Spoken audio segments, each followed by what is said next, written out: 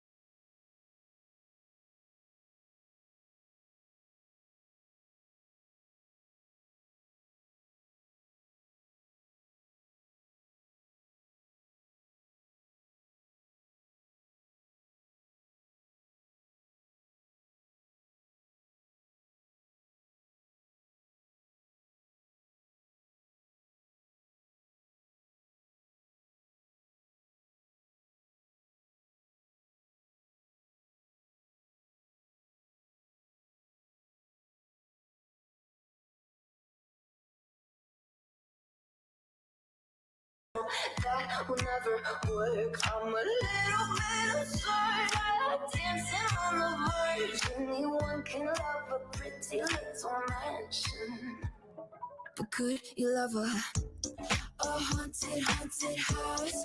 Or could you love me now? A haunted, haunted. I'm a haunted house. A haunted, haunted house. If you'll just take it out. A haunted, haunted. I'm a haunted house.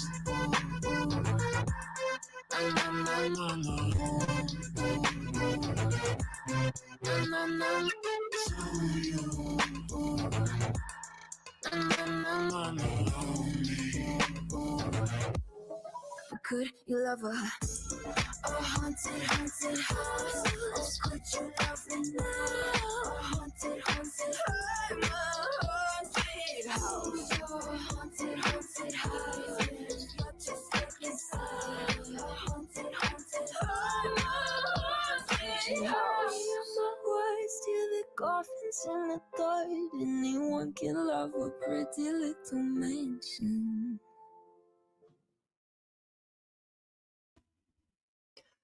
Woohoo! Welcome, welcome, welcome. Who all caught that I just screwed up? I'm so nervous and nobody else is here yet. I'm writing solo on this and I'm supposed to have a whole panel. Oh my goodness. And you guys in chat are awesome. Like, chat has been flying and I love it. I love it. I threw some wrenches out there from different channels to kind of help, just in case. And Justin, get up here. What are you doing? Cher sent you. Well, I am so happy that you guys are here. Okay, usually I don't do live streams. Okay. No, I text you a link, Justin, earlier. I usually don't do live streams. I used to, and I think that I live streamed myself out. And so I started just doing uploads, and I enjoy uploads, but I miss being live too, because I love being able to interact with you guys live. So, I've been kind of panel hopping lately, and last night, Cher's little girls decided that we were going to host this panel party on my panel, and I'm up here by myself. Oh, here's Cher. All right, we got our first guest. And here's Justin. We got our second. Bonjour. Yay! I messed up already. Why? What happened? No, you didn't. I started playing my intro video, and it started playing, like, echoing. Like, I heard it twice, and I was like, why am I hearing it twice? And so I tried to close out. I thought I had YouTube open on my laptop, so I tried to close it out, and I closed out StreamYard, and I kicked myself off. It's like, oops, that's a great way to start it. Well, you're a true streamer now. We all done that. That's right. Welcome, We're- YouTuber. YouTuber. Oh, and I have memberships to give away. Okay, so since I don't go live, my mods are very slim. You know, my members are very slim. I appreciate each new member that has joined tonight. I know that there was one earlier, I think, during the chat. I'm so excited to hand out 10. I'm going to just do all 10 tonight for the month. Yes. So They I'll do don't that. let me do it. I can't. They don't give me 10. That's so weird. When They you don't go give Josh in, 10 either. like you're gonna buy a membership to your own channel. It doesn't say, "Would you like to gift 5 now?" Nope. That's so crazy. And yep, Josh doesn't either. I mean, I've bought memberships for my own channel, but Okay, now I've only done it once because I did a gifts. premiere, Hmm. but I don't remember where to go to do it. So you have to go in through YouTube. So you're gonna go in your YouTube live chat not through StreamYard, and you're gonna go right on the dollar icon, just like you're gonna go buy yourself a membership or a super chat or whatever.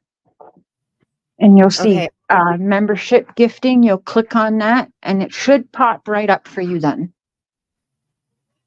Okay, so I have to do it on the Guitar. computer, right? John's You can here. go through your phone or through wherever. Just has to be done through YouTube, not StreamYard. I read you're supposed to get them, Justin. Yeah, you're supposed to. Yeah, we're all supposed to get them. And I know that I had. Not necessarily true, because I do think I remember reading. Well, I don't know. You know how YouTube is with creators. Sometimes creators get to try something first before they roll it out to all.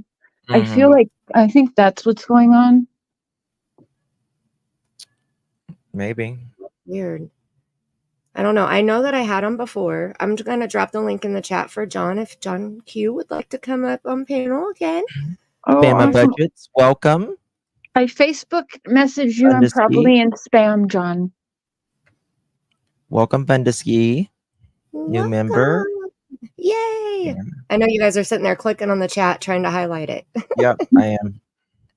I do that. I haven't done it yet tonight, but I'm going to do it 100 times. I tell you, it's ridiculous. Or I'll be on someone's like community post or whatever, and I'm like, why am I not able to heart this comment? Yep. It's not my post, but it sure is a good one. Right? Okay, so we had Diane. Cher gave a few super stickers here. Thank you, Cher. Had to. In September, Virgo. And Chris rejoined, and Connie joined, and YouTuber, and Bama, and Funtuski. So thank you so much. Oh. I've never used the starred over here because they didn't have that the last time I went live. So I'm excited. Oh, really? Yeah. They've updated streaming last time I used it. Yes, it's different. It's different. Oh, wait, why are people saying thank you? I didn't do anything. Well, Tammy. And here's, yeah. Here's John. Hi, John. Good evening. Good evening, everybody. Hey, John. I was going to scream if it wasn't. We have the beard of reason over here as well. Hello, everybody. How you doing, Mark? I'm doing good, bud. How about you? Good, good. How you doing, Justin? Good. Thank you. How are you? For true crime. Absolutely. And the one and only truth seeker. How are you? I am good. You can call me Mandy. We don't have to Mandy, be formal. okay. Well, we're all truth seekers. Amen. That's Right. But That's thank right. you for the invite. Absolutely. Yes, Well, last thank night you. went so well. Like the chat was saying it during the live stream, and then there were comments on after, and it was so good. So I'm excited to do it again tonight. And I do have a little bit of a plan kind of mapped out, which we all know how that goes. But I have a video. I have a couple of videos that I started making back in the beginning of Summer's case. So just FYI, we're going to talk about Summer Wells and the last 3 years that she's been missing. And so I started making videos of all of the interviews that Don and Candus have done. And I made them in sections. So they're like 2-hour long videos. So we're going to start with the very first interview that Don did. And we're going to work our way through as far as we get, because I know we're going to pause it and, all of that. So I think I have 3 videos total of all of the interviews. Like I only did, when they stopped doing news interviews, I think I stopped. But I clipped like when Dawn was on Cher's panel, in the very first, in the very, very beginning, I started clipping that and try to put them all together. So they're all in one place in the order that they did them to the best of my ability. There are some that are a little bit out of order. Good. So that's what we're going to do tonight. And we're having crazy, crazy storms here right now. And the lightning is right outside my window. So I already sent the link to the video that we're going to use to Justin and Cher, just in case I get kicked off panel, then you guys can keep rolling without me. So, Okay. Crazy train takeover. Where is Brittany? She's going to be here in a minute, I heard her say. Yeah, She's she was like- live. She was talking about Maddie Soto over there. So Yeah. I figured she'd probably take a break in between. She'll probably send everyone over here. Bama with the 5 gifted. You are awesome. My goodness. Yay. Okay, now look, I have a thank you video. I haven't played it in so long. And Play it. I'm about to play it. Let me find it. Scroll down. Okay, here we go. Not going to worry if it's out of my control. Ooh, ooh, ooh, ooh, ooh. And I just want to say thank you, thank you, thank you, thank you, thank you for loving me. Thank you, thank you, thank you for loving me. Thank you for loving me. I love that. That's cute. It sounded really loud on my laptop, so I hope I didn't blow anybody's earbuds out with it. It's fun. I made that a long time ago. There's actually a song that I sped up because it's a slower beat, and I sped it up because it worked better for what I wanted it for. But I have it on my channel. I can share it so you guys can go hear it because it's a beautiful song. Hey, Mimi. I just want to remind people that Mandy here is, when I met her, she did live stream, but she didn't really show her. She had her camera at whatever craft she was doing at the time. And I was complaining and whining how I want to go live like everybody else can go live, but I don't have 1,000 subs. And she, in the middle of doing her thing, like schooled me on StreamYards. I downloaded it that day. She taught me how to use it, told me what to do, how to run it, and she created this monster ever since that day. Hey, I didn't have anything to do with the monster. I just gave you the path. And Brittany's here. Hi, Brittany. Brittany. Might I say, this is an all-star panel tonight. All right. Welcome to our all-star panel. Yeah. Big That was the perfect warm-up, starting a live, especially when you're inviting folks on panel and everything. In the beginning of it, it seems like you're all ready, set to go. You're the only one there.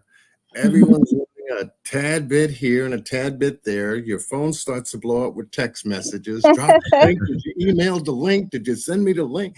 And it's like, okay, this is going wrong right now, you know. But as a content creator, you begin to work through it. You go through a 5 or 10-minute warm up, and magically, lo and behold, everything comes together even better than you expected. You know, so that was perfect. Absolutely. Mandy, Perfect can timing. you drop the? Sorry, I'm gonna be difficult. Can you or share one of y'all drop the link to me in our messages so I can come back in through my computer? Yeah, of course. I'll do that right now. All right, thank you so much. I'll be right back. Okay. Muscles and Mascara, thank you for gifting a membership. And Fun Size gifted 5 membership. I'm sorry. I'm just so used to this. No, you're fine. I was scrolling down here. I was just letting her finish, and we're gonna play this thank you song. You know, each time there's gifts, we're gonna play it. So here we go again. Not going to worry if it's out of my control. Ooh, ooh, ooh, ooh, ooh. And I just want to say thank you, thank you, thank you, thank you, thank you for loving me. Thank you, thank you, thank you for loving me. Thank you for loving me. You guys are awesome. Thank you so much. So much. Like I was not expecting this. Here's Brittany's back. We I feel have flustered very because good people. I'm just telling you, I've got like the best people. Just the greatest people. I think we all do. You know what? 'Cause we all share some of these people, so we all definitely do. Share, yeah, exactly. We share. We all share. absolutely. And I've met some of the best people too. Like, I mean, just from being on all of your channels and then, you know, I've had some, I guess I could call my own, but you know, I think it's nice because we refer them to other channels, and you know, I wouldn't be a mod or have you on my panel or share you out if I didn't respect you. And so, you know, I enjoy each one of you so much. So SL, thank you. I was gifted a membership. Yay! Woo woo. Somebody gift me next month when it runs out. I'll become a member. This is exciting. I'm so happy to see Mandy go live. Me too. It is It's awesome. weird, right? It's great. I was so nervous. I'll tell you what, this is my hope. Okay, this is my hope. My hope is I'm so close to 10K. Like I'm less than 400 subscribers away. Oh, My hope is that I can get to 10K, and on my birthday, I want to do a fundraiser stream, because once you hit the 10K, you can do, you know, where people chats and they go directly to. That's what I want to do for my birthday celebration stream. So, and when's your birthday? on the 22nd. In 9 days. 9 days. Okay, You well, can we do can it. get you part way there. No, we're going to manifest that. We can get you there. We need, 400 subs? Oh, yeah, she Less could than knock that 400. out. And 400 subs so she can use her platform to give back, y'all. Share this out with your mom, your grandma, your friend, your mom's friends, and all that. yeah, and just look, 2 or 3 lives, and I believe you could do that. Yeah, that's what I was gonna say. Yeah. Definitely. Yeah. Yep. If you carry your topic that you're carrying tonight, all those 9 days, you'll definitely get it done. Yep. Yes. I'm at 9,800.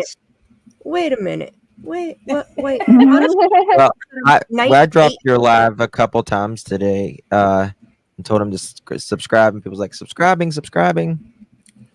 Oh. Yep. You know, it's a good goal to have, but don't let yourself also focus on that, right? Yeah. You're gonna make it. Summer, You're gonna make it. this is so full circle for you because I think tonight, can you start us off tonight for the people that never heard about, because I love it. It gives me goosebumps every time. How did you, Mandy, come across Summer's case? Okay. Sorry for all of you who already heard it last night on Cher's panel. Okay, so Summer Wells was reported missing on June 15th, 2021, from her home on Ben Hill Road in Tennessee. And she, I believe, came to me in a dream on either June 19th or June 20th. I still didn't go back and look, but it was 5 something in the morning, and I woke up with tears rolling down my face because I had a dream that I kept hearing a little girl repeat over and over, "Dad is bad. Dad is bad." And it felt so real. Like it felt like I was, like the little girl was there with me. And I said this too. I've the only time that I've had dreams like that in the past was when I was pregnant. I've had 3 pregnancies. I have 2 children. I had a miscarriage my first pregnancy, and I'm so sorry she's in there screaming. I told you she would. All 3 times, like I knew that my second 2 pregnancies were going to be good, and I knew that my first one was not. So when I had the "dad is bad," it felt like that. It felt so real. So I woke up and I started writing everything down, like everything that I could remember, that I heard, that I felt, that I smelled, that I, anything. And then later I got on YouTube and I was scrolling through and I saw Summer's picture on a thumbnail, and I don't remember whose channel, but I knew right then, as soon as I saw her face, I knew that was who I heard. And so I started deep diving, and I learned everything that we knew up to that day. I learned that day. Whoa, wait a minute. Okay, I misunderstood you last night. I'm sorry for interrupting, but You're okay. You didn't know Summer before the dream? Right. No. Wow. Okay. Thank you for clarifying. Yeah, and I wasn't like, I knew when I saw her picture that it was her, but it really solidified it for me when the short that Candace had shared where Summer was asking about the lightning. When I heard Summer's voice in that video, that's what solidified what I heard was for sure Summer. Like that was her voice, and I can't even explain it. Like, I don't know how this shit works, like it's just, I heard it and it was weird. Oh, sorry. Welcome, Mama Bear. Oh, you guys, I'm shaking again. I was shaking when I tell this story. Like, it's crazy for me.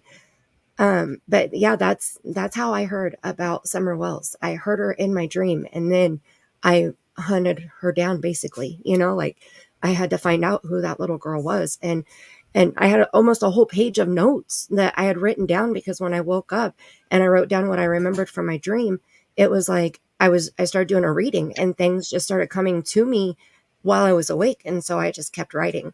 And one of the and you can go back and look on my channel, my first reading for Summer Wells, I have a video about it, and I shared my notes. I put on there that I knew that there was like drugs, alcohol around her.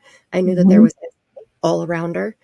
And we had no idea about anything at that point. It was only 5 days in. So it was, yeah. Wow. Surreal. Wow. That's crazy. So you were guided to be in this case. Cases pull us each individually, differently. So we all have our ways of how we were led to, especially beautiful Summer's case, right? So I love that story. So would you guys like to share how you heard about Summer, and anything that you would like to say about the case before we start? I already have the video pulled up for the interviews. So if there's anything that you would like to share, maybe about Don or Candus, and then we'll go from there. I just pray that we get justice one day and we have answers. Yeah. For sure. So Cher, I know that you have a lot about Don and Candus, because Don had a permanent position on your panel off and on for the last 3 years. Valentine. Yeah, they're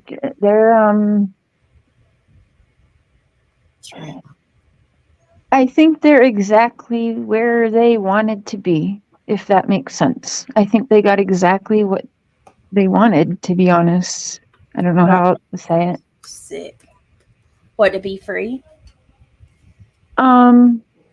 Well, I have the recording and the phone call that I've played for you guys before, and to hear that all of their kids have been removed, and to hear Candus say that, or Don say, I never wanted any kids with Candus. Candus's dumbass had to go and get pregnant. And then Candus saying that, now mind you, Summer's missing.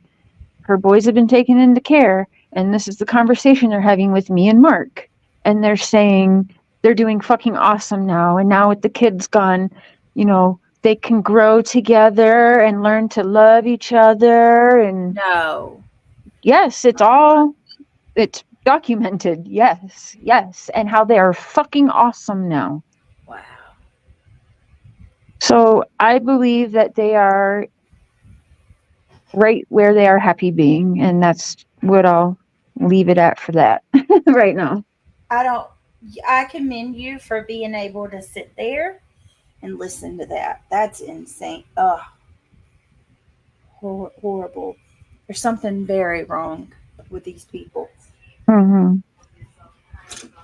You do, Scott? Yes, Scott. Yes. I mean, I got it documented and I can find it for a different time. But yeah, absolutely. It was a conversation they thought they were having with Mark and I, and it was very disturbing. And they can say I'm a liar because it's recorded. So,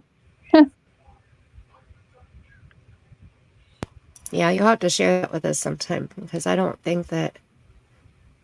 remember Dawn saying that Candus was never supposed to get pregnant.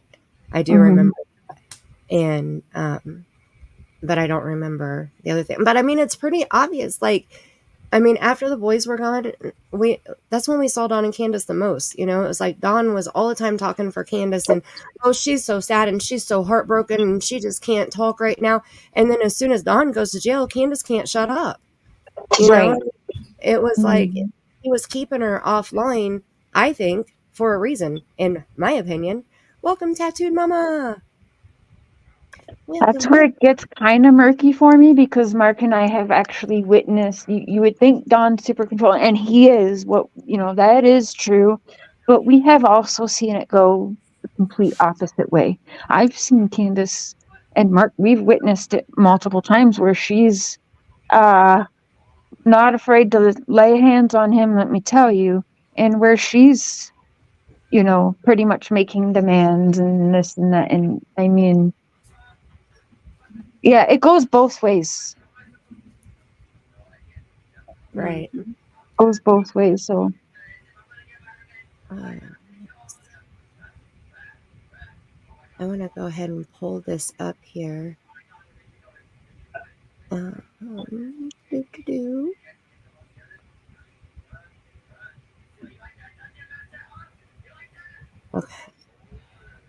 So you guys all remember the very first interview that Don Wells did was with his oldest son under his arm. Let me get it up here. There we go. I remember that. I think that was one of the very first videos that was emailed to me about the Summer Wells case. And I guess I was doing some lives on another case. I don't know if I was coming off of Cash Gernon's case. And then someone had suggested, did you hear about the little 5-year-old who went missing in Tennessee? And I said, no. I said, what's going on? So they gave me a little summary of it and said that they would send me stuff, and they did. And no sooner than that, it started popping up on YouTube. And this was one of the very first videos that I had seen. I said, well, I'll look into it. And ever since then, I've got grandchildren, at that time, which was near about Summer's age. And it was reminiscent to me to say, well, what happened to her? She's that small. I mean, that young. Why did she go missing? And so it intrigued me to dig further into it. And shortly thereafter, I came across several content creators carrying the story, having discussions. And I would say one of the main content creators, if I can mention their name because they're in the chat. Yeah, you can. As long as you're respectful to other creators, you can mention any creator. Oh, okay. I just want to make sure that we cover the ground rules. Yes, I had overheard a conversation. I think it was a telephone conversation that someone who was out of that area having with a content creator, and they spoke in great detail of the area.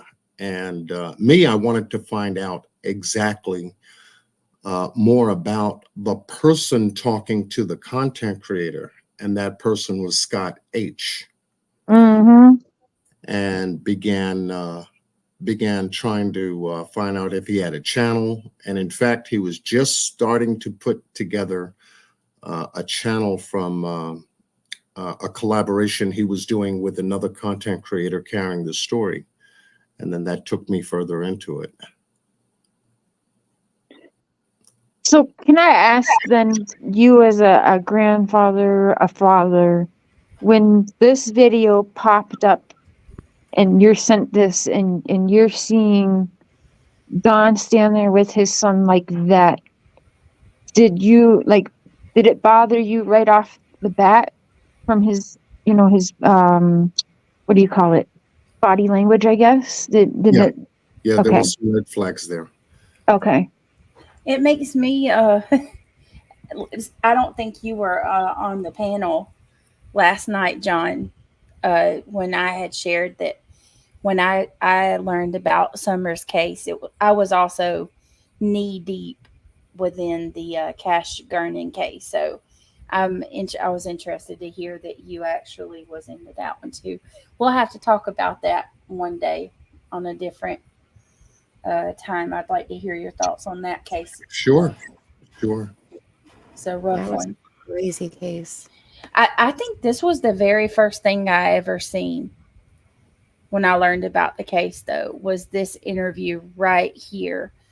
And I honestly wanted to ask that little boy to blink twice if he needed help. Right? So that's why I was asking John, because a lot of people were like, I've heard some other men on these streets say, well, no, I don't see that at all. That's just women that are like the kind of like sexist remark. But I'm like, what? I know that Mark felt uneasy when he first saw it. He was like, that's kind of aggressive at the time. I'd have to show him again because we've been through so much and there's so much for him to maybe remember this video. But it's interesting because I know it bothered Justin. So to hear John say, yeah, like right away, it made him uncomfortable. It's not just us women or moms that felt that then. So Yeah. there's something definitely wrong there. This little boy, he's got a million things going in his head, Right. And what really pulled me was the fact that Don was speaking in a way that I would say created a finality of something when he said something about the resurrection. It was over as quick as it began, for him. Yeah. That was a very huge trigger for me. And then I said, let me go back over that. And let me watch it in slow motion. And let me take the sound off of it. And let me see how I'm reading this in its entirety. And I said, no, there's a whole lot more to this. And then I went backwards from there. Wow. So,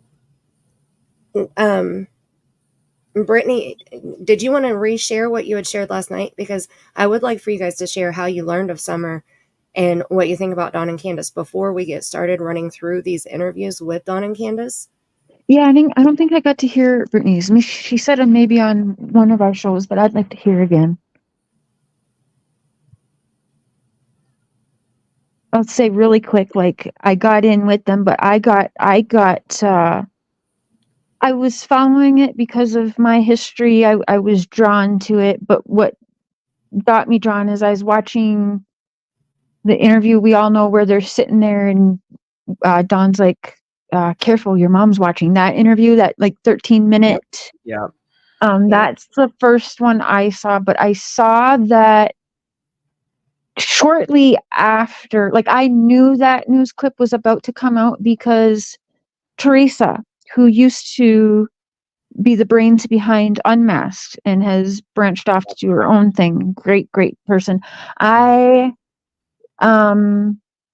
actually went into her private messages because I heard some rumors that people were getting paid for interviews, and because I was already drawn to the situation, thinking of my past, and I'm like, people don't want to know the big bad dark world that I know exists. People really don't know. Like, they know it exists, but they don't really want the truth, right? And so I was pissed, and I went in right away and I said, if you are paying suspects to talk to you on a YouTube channel, you've just destroyed justice for this little girl. And I was mad. And that's when that day I said, I'm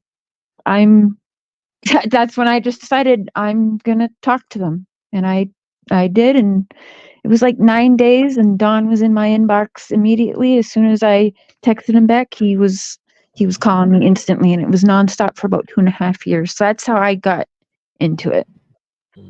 I remember when you first messaged Don, because you had shared that basically you called him out and was like, "Where's Summer?" Mm-hmm, And yeah.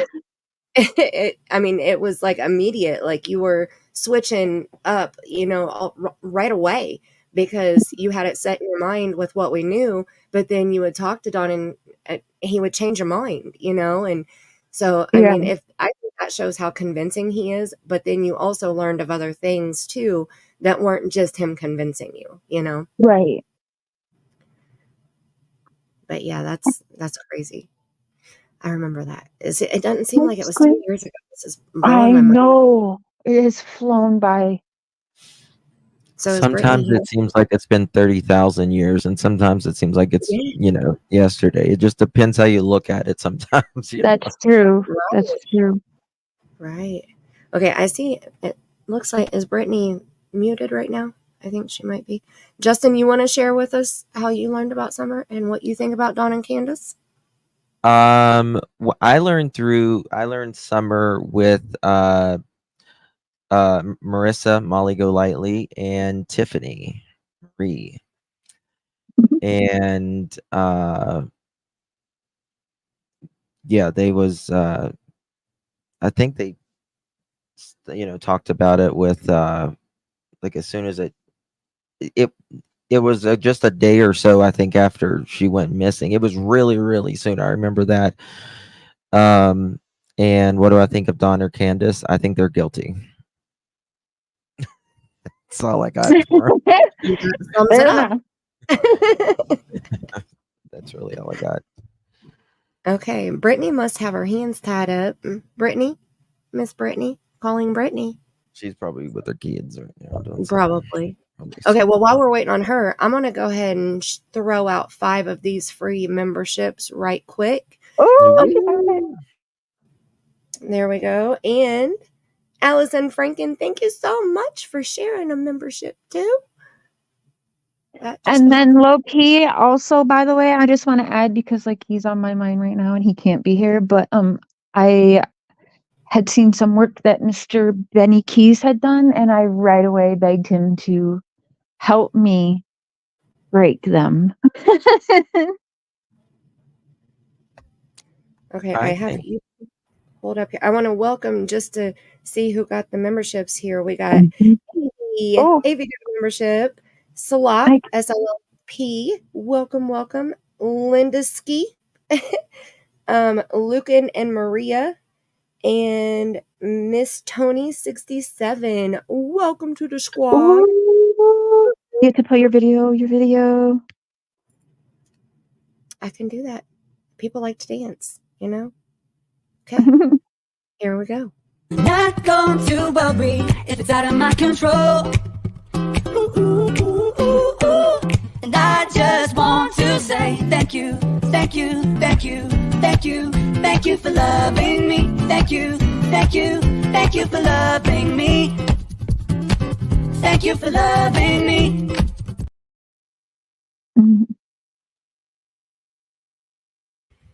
Well, girl, I'm going to have to get on my A game and get some damn clips for when I get super chats. Right? All I do is choo choo. Me too. I'm all like, thank you. Mandy, Woohoo! Okay, sorry. the super. I love that. That was adorable. I made that so long ago. Like, I don't even remember when I think I made it on my other channel.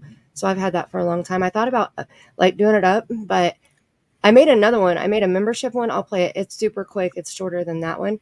And I'll show you this one too. Maybe we'll alternate between the two tonight, depending on, okay?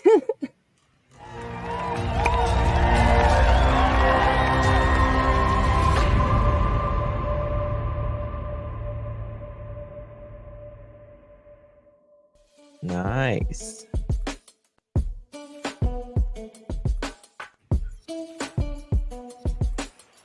Squad goals. I love that. That's beautiful. That's great. That one's a little bit more like chill, and I like that beat. I just can't get rid of my thank you song though. I like the beat on the thank you song. Every time I go over to Justin's, he'll have all this stuff, and I'm like, Jesus, you really know how to make a girl feel like she needs to go fix her channel. It's cute. Cher, would you like to update the Fun to Ski? Wait, what?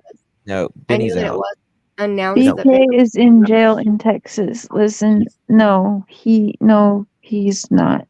But we're not. I mentioned him because he was on my mind. Yes, I got to talk to him. Mark and I talked to him. He's, that's that.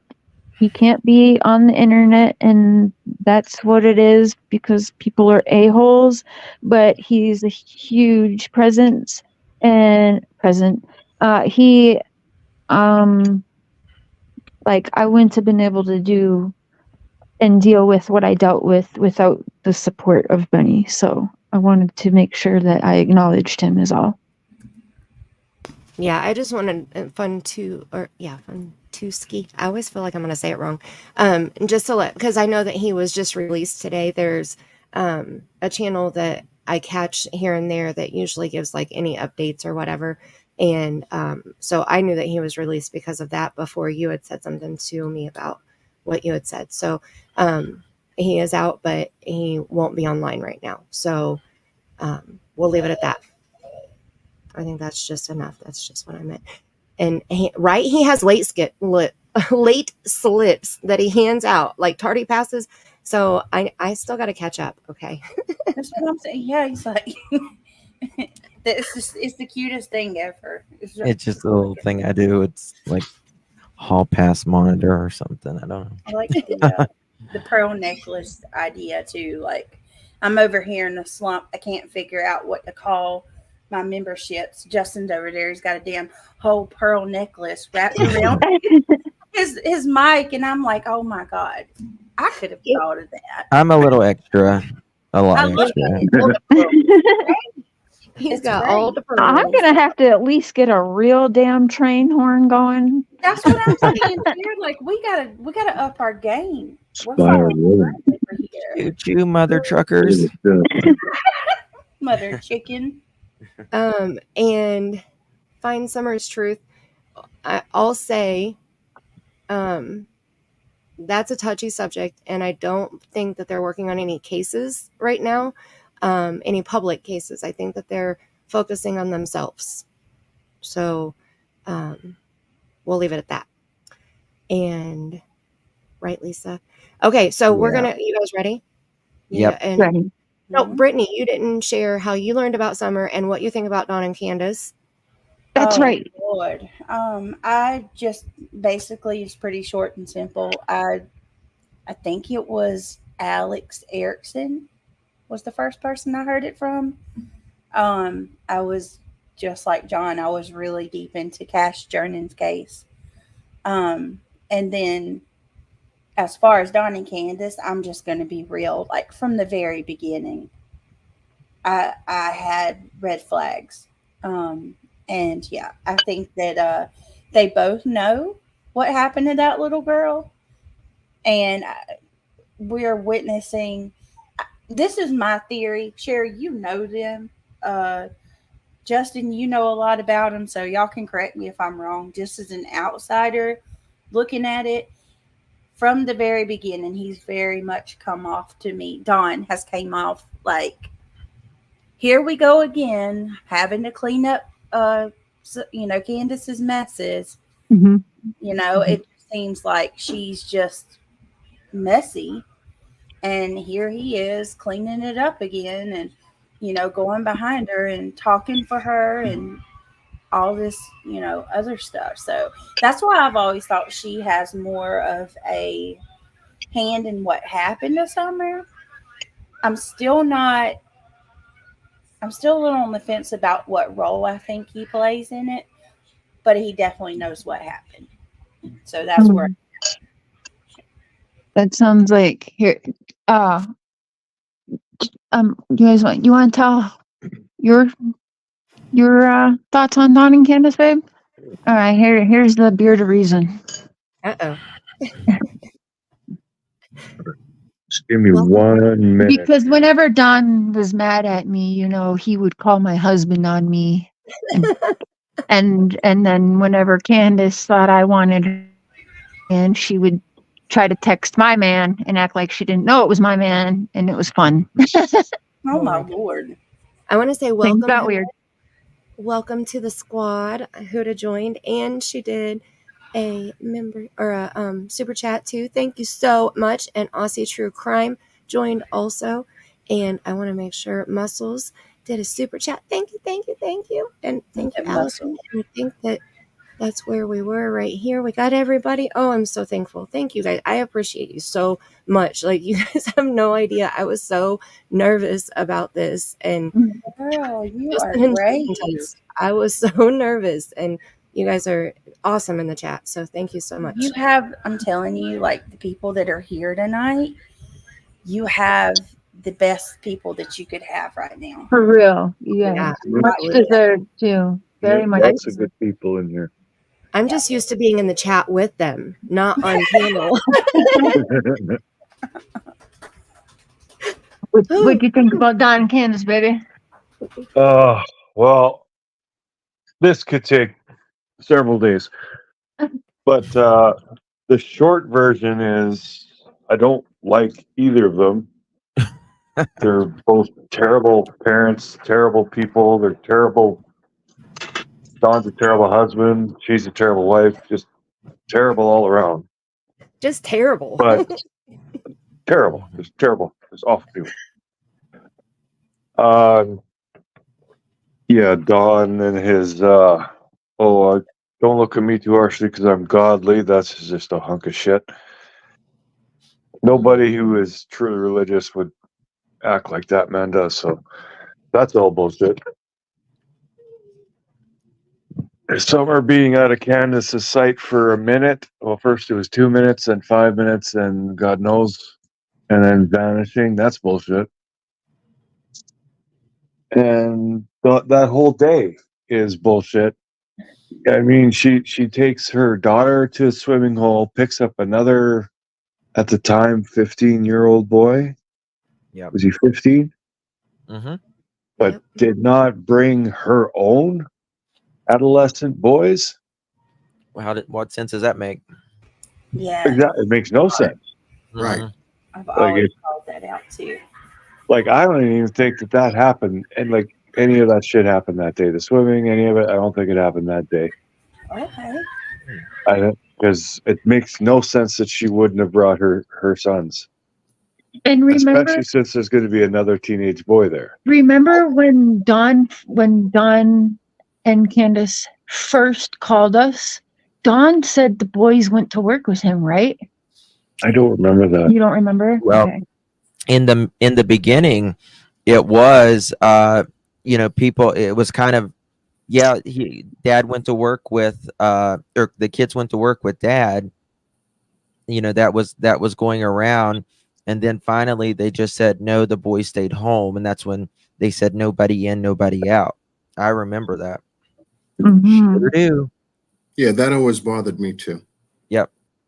Always bothered me. I said, why would you Well, leave your boys at home mhm. knowing that you're going to be out and about, you're going to be taking your mother to the hospital, and you're going to be When- also doing some leisure things like swimming. Mhm. And didn't they mention Jose said they never left the kids home, and you got to remember CPS was there the prior day. That's why I'm saying, why would they leave the boys You home if want to leave them home? CPS was snooping around? That's why I believe Don changed it on me. He told me the boys went to work with him, and Mhm. then I think I said it live, and then he freaked out, and it was like all of a sudden everything changed, and it confused me at the time, but I know what I was told at the very jump, and it was the boys went to work with Don. I And think. Oh, sorry. think of that mixed with Mark had asked Don privately. Don keeps telling all of the public, well, they were at the swim hole and getting the prescriptions. And so I just said, why bother going home? I'm just going to work late. Well, that was 1:20 in the afternoon. What do you mean No, working that was late? 11:30. 11:30 in the morning. 11:30? Oh, okay. Well, even then. Yeah. So what do you mean working late? And what do you Yes. mean you didn't want to go home alone when supposedly your sons were at home? You wouldn't be Yeah. home alone. correct So, me? so Go ahead, Justin. Sorry. what was I going to say? Damn. Sorry. Oh.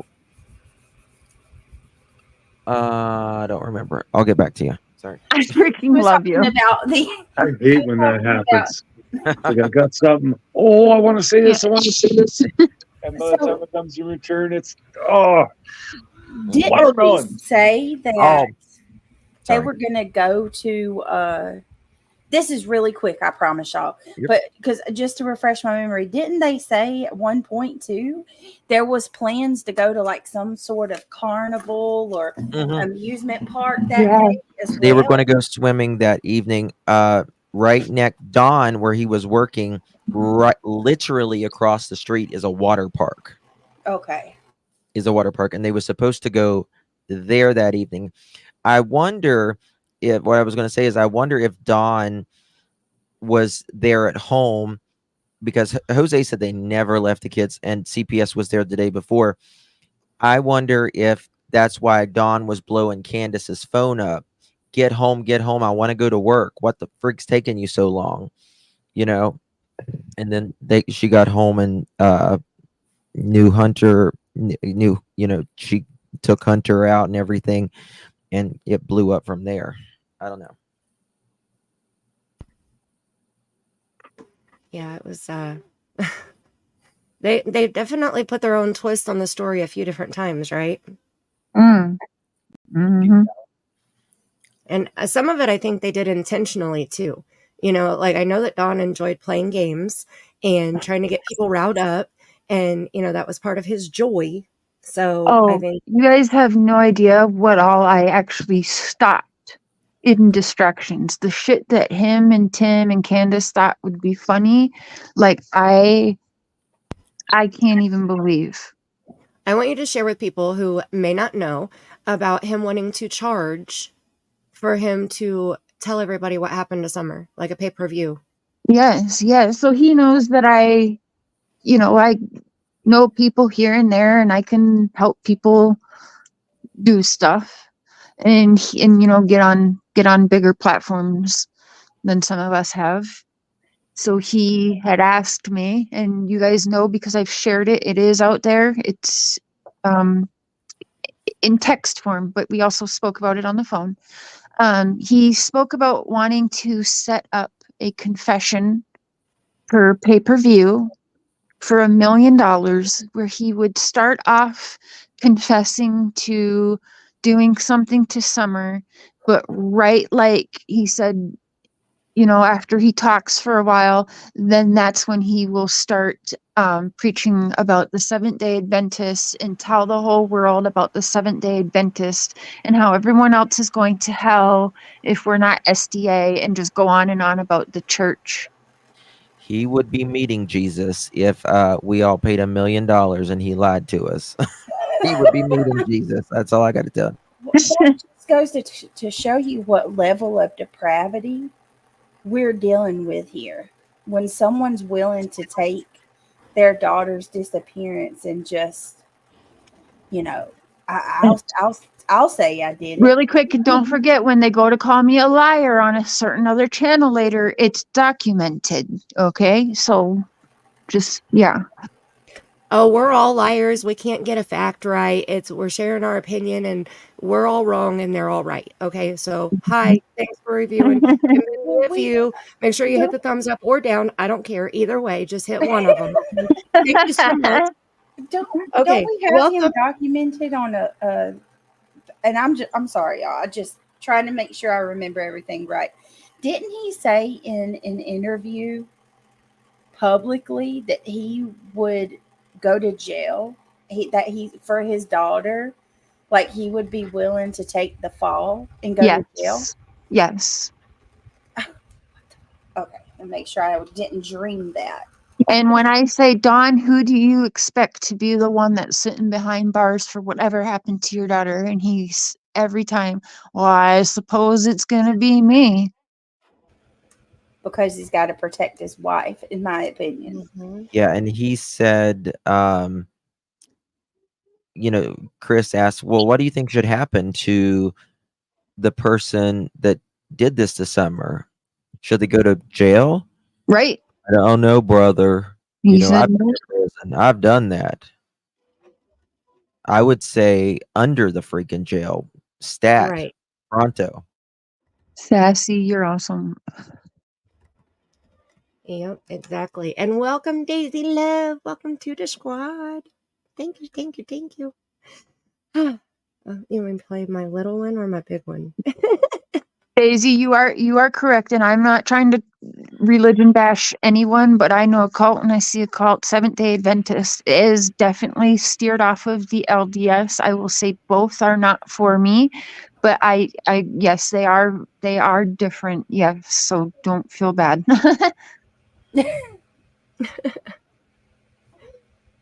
Right. All right. Let me see here. Okay, so are we ready to hit? No, wait, John. I wanted you to share what your thoughts are on Don and Candus also, and how I think you already shared how you found out about Summer, but anything that you'd like to share about Don and Candus and the case before we hit the play button. That they both know what happened this summer. Yes. Yep. Mm-hmm. Yep. I mean, that's my call. Yep. Mm-hmm. I think we're unanimous on that for sure. Absolutely. Okay. All right. Well, let me get over here. So when I leave the screen, I'm not going to be able to see the chat, but I'm trying to watch it on my phone. But when you want me to pause it, yell at me and I will hit the pause button. Are we ready for this? Yep. Ready. Now, you're going to play the article, and then are you able to blow it up so that, or is this a video? Oh, it's a video. Okay. Yeah. It's a collection. So if I scroll down here, you'll see I made it back on this one on July 26th, 2021. And it was all the words spoken. I put it that way because it was news clips, news articles, phone calls, Jeff Bobo's phone calls with Don. There's just several things here. And I even took all of Don Wells' Facebook posts and made those into other videos. I don't think that those are in here. But like when Don spoke at the church, the little trailer that everybody watched when you came in here tonight, that is in here also.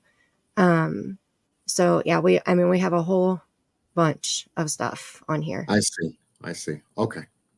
And I have it. I can share the link to this video, and each interview or each thing is separated by the timestamps.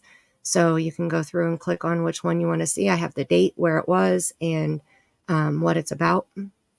And like on this, there's one where Crime Stories Obsessed right here at 3918. Candace Bly posted on Facebook, and Emma read the post and made a little video about it. So I took her reading it and clipped it and put it in here. So, just things like that. Oh, this is going to be so weird for me because I remember when Granda started talking out and then they all found out it was a Yes. YouTuber and it was going to go on. And then that's when I got my first phone call with the Grandis. Oh my gosh. Okay, this is going to be so crazy. I don't think that is in here because that was a whole thing with Emma. I don't think I included that in here. She had read, so Candace made a funky post on Facebook and she made a video about it and read the post. And it was that important that I felt like it needed to go in this video.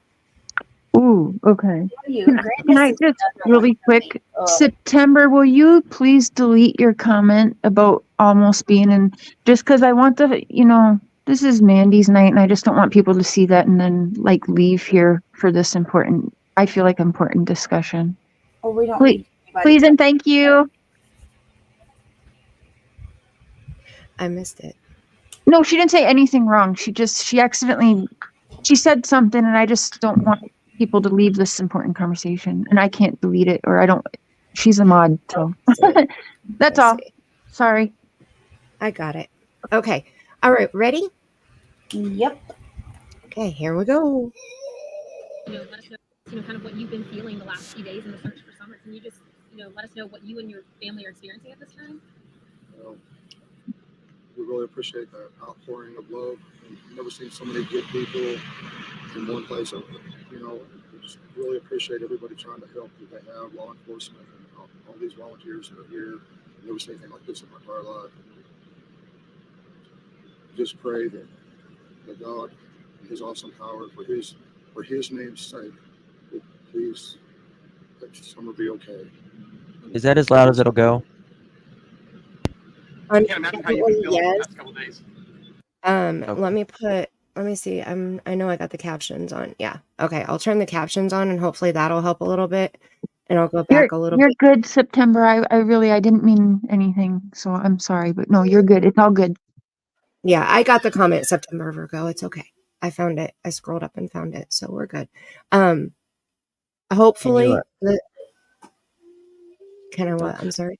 I was just gonna say, can you take the comment down for Marlena so they can? Oh, yep. I'm sorry. See, I told you I was on the other screen, so I couldn't see it. And I have a volume booster extension. Let me see if that helps. Volume booster. Okay. Is it as loud as it'll go on YouTube? Yes. Okay. Okay, let's see if this is any better. Please. Oh no, that sounds horrible. That poor little boy, Josie. My goodness. Let me go back. Let's see if this. Let Summer be okay. Please. Does that sound better? Did you hear it? I'll try it again. His awesome power, for His name's a little bit better. Yep. Please. Yep. Let Summer be okay. Please come home. I can't imagine how you've been feeling these past couple of days. Yeah, it's been rough, but I believe in the resurrection. Never seen so many Christians in one place in my life. Like I say, that's pretty awesome to see that. I just hope God in His mercies will deliver someone home to us. Pretty unlikely for something for her to do to walk off like that. Yeah, she wouldn't do that. We even had one of our neighbors say they pulled up in the driveway and she ran to the door. So we warn her all the time. There's bears, and other things that we try to. Wait, what was that? Can you rewind that for a second? With bears. No. Right before that, if someone pulled into the driveway, she would run to the door. Yep, that's what he said. Sure. Right here. Okay. I forgot about that. Me too. And I'm sorry. No, you're fine. When I'm playing it, I'm muting just because my granddaughter's loud in there. So I want you guys to be able to hear it the best you can. So if I don't respond, I may still be muted. But here we go. Yeah, she wouldn't do that. We even had one of our neighbors say they pulled up in the driveway and she ran to the door. You know, so we warn her all the time. There's bears and other things that, you know, we try to warn our kids about. How many excuses are you gonna do? And can you tell us a little bit, what Summer was doing that afternoon or that evening? She was planting flowers with her mother and her grandmother, and she wanted to go into the house. So my wife watched her go into the door, and she went into the house, and the boys were on the internet, of course, and she wanted to go downstairs. That part right there has always bothered me. The boys were on the internet, of course. And Don tells this story like he was there. Yes, he was there. He was there. He was there. I'm Dude, glad he they have finally these- screamed that he was there at the last live we did together. He finally told his truth. What's really bothering me, I'm glad you paused it for a second though, but I just can't get over that part now. He said we had the neighbor pull into the driveway and she would run up to the door. What does that mean? Like, Right. what does that mean? Why A did lot you of kids have the run up to neighbor the pull? door when they But hear why did something. you have your neighbor do that for? Was this a test? Again, does this go back to the Seventh-day Adventist doing some weird drill that we've found out? But like, that part, I don't know. I don't know why I didn't really hear it like that before. But yeah, I'm taking a note of that. That's all. Do they do okay? Because I know the cell service. They talk weird. about the cell service being horrific. I mean, we've heard that so many times. Their internet, they have internet, good internet where the boys can, Well, Justin, how was your internet or your cell service when you were down there? The last time I had service on Ben Hill Road. Oh wow. Okay. I was live at the bottom of the hill. That's of right. the driveway. But the year before that, you didn't get it. You know where you get 0 bars, and then when you get the circle with the line through it, Oh God, yeah. it was that one. The circle with the See? line through it. You wouldn't even get no like, there was just no service. So I was thinking, like, it's so bad that she had to use another phone just to call for help. Yeah, how I'm supposed to believe that these kids are sitting there watching YouTube with no issues? Me too, Grace. But Don says he spoke to Candus the whole way home while he was driving 90 miles an hour. No, you didn't. And that's what I was getting ready to say too. And that was so strange that they were able to stay on the I phone. was just gonna say that. It was so weird. All right. How is Both Candus of them on the driving? phone together Yeah. for the whole ride, just like the Proudfoots, and just like Sebastian would never run off. We're being told right here, Summer would never run off. That wasn't her thing. Yep. How would Candus keep service while she's going up and down the holler? Great. Right. No way in Unless she hell. wasn't in the holler, because we can't forget JLR went to the water hole, I call it, and the horse stables are there with the employees. And let's not forget their words, not just what they're saying, but their actual words were, their truck was parked here all afternoon that day. Mm-hmm. Not we saw them here swimming all afternoon, but their truck was parked here all afternoon. That's important, you guys. Very. Sorry, she is in there screaming. I don't know why, but she loves Miss Rachel. If you guys don't, if you have kids, Rachel, Miss Rachel, I think is her channel, the name of her channel. I call her Miss Rach because that's how close we are now, because she's on my TV 24/7. My hungry ass was thinking Rachel Ray for some reason. That's what I was thinking too. Okay, Justin. That's exactly what I was thinking. I was thinking Rachel, right? It's like, damn. No, this lady, her name is Miss Rachel, and she is fantabulous. Like, I swear, I have never, and we were told about Miss Rach when my grandbaby was a baby. Okay. She's 16 months old now. And she has been watching the entire time, and I have never seen a baby focus on a TV screen for longer than 5 minutes at most, right? She will watch a whole episode, like a half-hour long episode, and laugh and dance with it. And there's this one episode she's listening to right now, and the phone rings, and when it rings, she screams like that. That's why I had to keep muting, because I mean, this high-pitched, like, going breaking your eardrums scream, but it's only when the phone rings, and I don't know why. So How old there is you go. She is 16 months old. Oh my God. Baby Oh. fever. Look, I got mean little 9 and 10-year-olds over here. watch Oh. this. Ready? Mandy, Tammy Barnes wanted me to congratulate you on being close to 10,000. She had to go to bed and didn't want to interrupt you, but she said congratulations and your show is great. She'll catch the rest tomorrow. Yay. Oh, thank you, So happy Tammy. for you. You're so sweet. See where we're at. I appreciate that so much. Okay, now watch this. You ready? Hold on, let me take this. Let me hide the current comment. Okay, here we go. Ready? Watch this.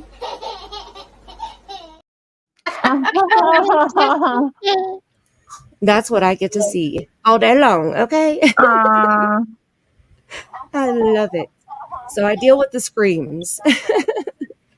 It's beautiful. Okay, so you are super close to 10,000. Are you serious? I Yeah. believe you could get there like one more live, Yeah. one more, and you could pull it. Yeah, people I'm are gonna- y'all are amazing. Thank Yeah, you. because people are texting me to like they've got the countdown going for you, like they're excited. So Oh my god! You got me excited for you too. Yeah. That's I'm awesome. seriously gonna cry. You deserve it. You're so sweet. I never expected when I started this channel. I didn't even know what I wanted to do. I just knew I wanted it to be something about paranormal. And then, I stumbled upon the West Boys, and they stole my entire heart right then, and I knew from that point on where my channel was going to go. But I never expected to hit 5,000 subscribers, let alone 10,000. I never either. Yeah, I Never. think you need That's 150, right? Is that right? 150? It's surreal.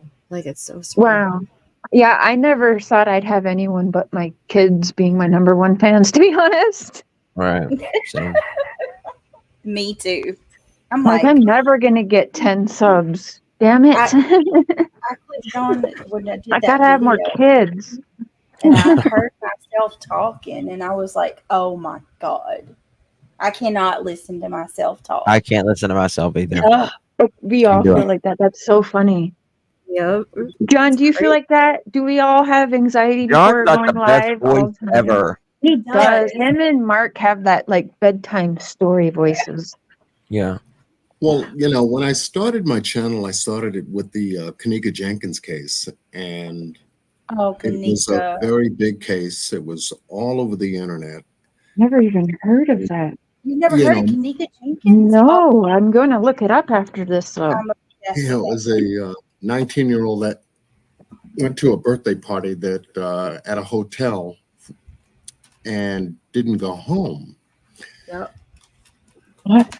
And it seemed like no one knew what happened to her. She goes missing, and the next thing you know, there's video of her walking the hallways, inebriated, not knowing where to go. She's looking for a way out, and then she ends up in an industrial freezer Yep. in What? the hotel. Yeah. Girl, you got to see it. It's another case of like Clue, kind of, Yeah. who done it. Because she's really crappy friends that just kind of neglected her. And then you have this guy who came out not long after she passed and claimed that he saw what happened. Mm. You remember that, John? Where the guy Yeah. said he saw. Oh man, I believe that, man. I Yeah. believe. So, I mean, for me, I said, well, I began looking into it. I wasn't really thinking about analytics as we know them today, numbers. I just said, well, I got to figure this stuff out about, how to do videos. And just began putting together, my observations and, what I felt the timeline would be in regards to how did she get there? How did she end up going to a party, but yet end up in the freezer? And then just from there, people began chiming in on my channel. And I said, okay, well, there's a few listeners. And as the story grew, my channel grew, and really didn't think about, the numbers, always the story, always the work to put the content together to make it make sense was my focus, as it is every case that I do cover. So I don't necessarily, look at numbers or and analytics to say, oh, certain things I want to be here and I want to be there, type thing. But that was pretty much, for me, that was pretty much it. But it's good to know that you're reaching people, and it's good to know that people can connect with you, you connect with them. There's a balance of harmony for every channel. And this is how we have all grown as content creators. So, the numbers that I have on my channel, I'm blessed. That's what I look at. Exactly. You deserve every bit of it. I tell you, I appreciate all you do, and your take. You have a very knowledgeable take on these cases, and I like the way in which you present them. I've always listened to Johnny. He does so calm too. So not in the drama. I love Justin's comment about we've been here for an hour and 13 minutes and have covered only 2 minutes of the video. But earlier I had the best compliment of us of the last few panels, the best compliment I could ever have, and we are the view of YouTube. I love that. Oh, I've gotten a lot of compliments. I want to be Joy. Can I be Whoopi? I'm Whoopi. Sorry. I don't even know who's on there anymore. Okay, me neither. I don't even know. Yeah, I don't either. That's what Joy. She doesn't have any other opportunities, so it's kind of like me. I'm the wild card that's always about to get fired. I'm the one that's always late. Okay. Me too. I think we're all on that one right there. Okay. Yeah. I think 3 girls. You all make me feel much better. I wanted to share this real quick. Grammy said something about my drawings. So I'm very proud of my drawings. I am an artist. That's what my first channel is. And my first picture that I drew was of the boys. Oh my goodness. Orrin and Orson West, also known as Passive and Sincere. That's incredible. And I drew it a long time ago, and this is actually their Aunt Roro. And I love Roro. Beautiful. Yeah, they didn't know who did the drawings, but they put them on a shirt, and they actually put them on one of the birthday cakes also, and the balloons for the birthday celebration. So I was honored when I saw that shirt. I was like, oh, I was in the chat, and I was like, I drew that. Oh my gosh, so that was just such an honor. And I did one of Summer also. I remember that. Yeah, I actually have that printed on a shirt, and I wear it all the time. And I did one of Maya Maletti also. These are the 3 cases I did. And I put the original picture down on my drawing so you can see what my focus was. But so good. Wow. And they never found any of them. Everyone that you drew, they've never found any one of them. Yep. They're all 4 still missing. Yet, absolutely. Yet. Yep. May's husband is in the trial process right now, and I hope that they put him under the prison. Oh my gosh, we could talk all day about him. We should do a deep dive on that one. I'm pretty well versed into that one too. That case, that would be awesome. He's psycho. Oh yeah, like narcissist times 1,000,000. Like crazy. And The West boys are still missing. And their adoptive parents are serving 15 to life currently. So they've Right. already been through the trial process. And then we have Summer. Wait, serving for, okay, so I'm sorry. I didn't get into this case, but I know little bits of it. It's They're horrible. still missing these twin boys. Yep. But Yep. the They're not foster, twins. what are they arrested for They're, then if there's, Murder. yeah, so it was they think. do murder. know that the boys definitely are not alive. Yes. They have They enough were evidence to Oh prove my beyond gosh. a Okay. reasonable doubt that the boys were brutally murdered brutally. by Oh my not gosh. parents, but Okay, the so older children. they have enough evidence to know they're no longer alive. Well, Okay, so they're the, just being a-holes and won't they give had the the kids. remains up. They had the Yes. kids help them, Mhm. and So they're not they twins. had Yeah, they're not 6. twins. Oh, okay. They Sorry. had But 6. the kids told. For Yeah. those of you that Wow. for those of you that do know the details of that, Sorry, that I was, thought they were twins. you know how like we all learn lessons through this journey we're on YouTube. That was a hard lesson for me because with Classic and Sincere, that was the very first time that I read a probable cause affidavit live without reading it first by myself. Oh no. I'll never Mm, do that No. again. That was horrible. That was Yeah. awful. Yeah. I'm glad I did not get into that one then. This sounds Yeah. so they are just being demons really, and they just won't give up the remains and is what's happening, but they're still going to do their time. Yeah. The prosecutor was able to put together a timeline of all of the events concerning the boys when they were alive and got to a certain point within the timeline between Bakersfield and California City, California, where they ended up moving. And between the transition is where the prosecutor found the holes in the timeline, because that's when the boys disappeared.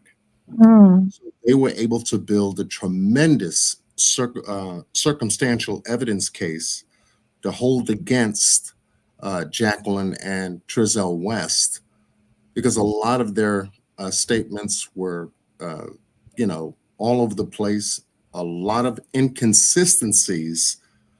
They told the law enforcement in regards to what happened to the boys. And yes, they're still missing.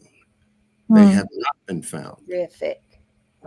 And so, they draw their conclusions from the circumstantial evidence to prove without a doubt that the parents were responsible for unaliving both children. Hmm. That's terrible. And, And I Wow. covered that case as well on my channel as well. So I thought it's you sad. had. Yeah, it's Yeah. very sad, but to see the outcome was very good. They handled the case properly. The indictments came down properly. There was no rush to judgment, and I thought the prosecutor did a very good job. Mm-hmm. Well, and Yeah, to it find was. out that the mother was worse than she ended up being, like way worse, in my opinion. They're both bad, but she was, oh my, Jacqueline, a lot of people thought that she was like a victim of DV. I think Yeah. it's quite, I think she very much ruled the roost, if you will. I agree. But for this particular case, concerning Summer and how this began to take off, was very interesting, being that you have the video piece up right now, and not seeing Candus up until she was ready to do her interview with Don. That's what grabbed me as well. But for him to come out of the gate and to begin building the narrative from this particular video. And then the way he did it caused a lot of red flags for me. I said, where is the mother? Yep. Why aren't they together? Mm-hmm. And that's You know, what I mean when I say we have to compare cases. We're not comparing children. We're not comparing the families. We're comparing the cases. Yeah. And the behaviors, and the detectives and people Patterns. do that. Yes. You do that. You have Patterns to are do major. that. It's called Yep. researching and knowing patterns and behaviors of things, and that's how you I people. was going to say, I'm over here thinking this reminds me of Sebastian's case. Yeah. And Katie's people give me hiding. hell all the time for comparing. I'm like, you guys, there's nothing new to report, but I would like to continue saying her name and showing her face. So yes, I'm comparing, Right. And not Funky comparing the children, like Mandy pointed out. Like some people, I guess they take it like that, not comparing the children at all, because there's no comparisons. They're all gifts and precious gifts from God that are missing. I'm comparing these asshole adults that behave and have neglected from the beginning, and the parents and the system has failed in all of these cases. That's what I'm comparing. Yeah. You can Right. only compare the facts of the case concerning behavior patterns. Yep. Yeah. Exactly. And so, no, the boys are not related to Summer's case, but the red flags are similar, is where we were going with that. Yes. Right. So to answer Funky's question And there. that's what sparked my curiosity comparing the West case to the Summer Wells case, where in the West case, you have the parents giving a news conference together, and you could see the body language. Oh, You it could was see where the narrative was coming from, and the story that they told about how the boys went missing from the yard. In Summer Wells's case, I'm looking for the two of them to be together, like Jacqueline and Giselle, and then you automatically have a separation here because Candus is not in this video piece. So the parents, I said, well, are they together? Are they separate? Where is mother? So that began to spark red flags for me. Right. Right. Exactly. All right. Okay. Well, and just for anybody asking in the chat, we're not on a total time schedule. This is the first time that we've done this type of panel on my channel. It's the second time that we've done us five together. And so we're just kind of chilling and chatting. We've all had similar cases that we've covered, or case, or red flags from case to case. So we're going to kind of be all over the place, but the focus is Summer. So It was crazy. We mingled amongst each other for 3 years in just a couple of days, but we hadn't had these kinds of conversations together like this. So it's great. true. I love it. Yep, I love it too. I'm so excited. Seriously. Reality wins. If you want to shoot me an email and let me know what your red flags were, then when I watch it, I'll email you back and kind of chit chat with you about that if you want.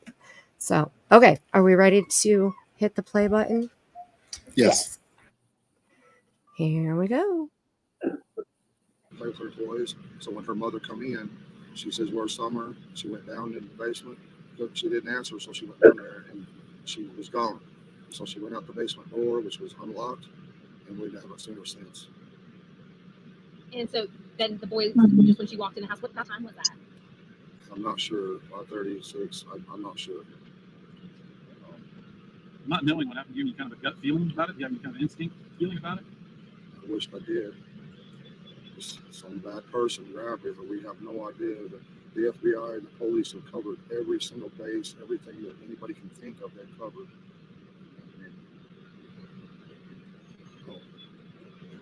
what would you say to people, as you're searching, what are you asking from other people? I know there's so many prayers coming out right now. Is there anything else you want to ask of the community and the public? I just want to thank everybody for your outpouring of love. That's all.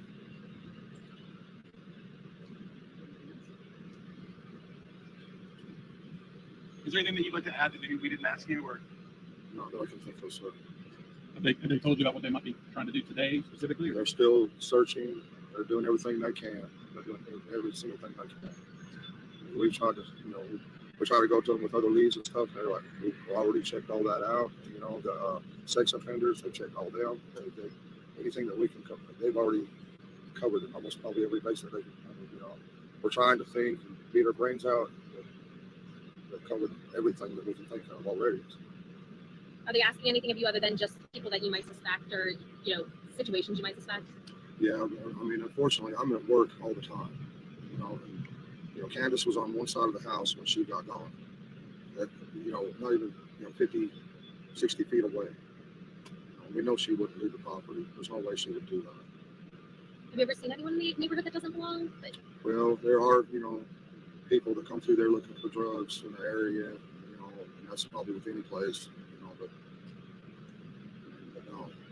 They've checked all them things out too. They've got a hold of everybody. They tracked everybody down that they possibly can. I mean, they've covered all the bases they can.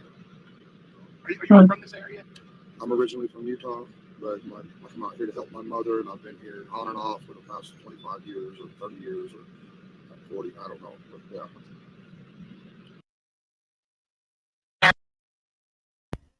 Okay, so that was the first one. I think I'm going to take the oh my goodness, turn her volume down. I'm going to take the volume boost off because this is the scanner radio from the June 21st. Did you guys have anything that you wanted to comment about the first interview? I saw chat was so mad that Don had Josie in that interview. Oh, I just noticed.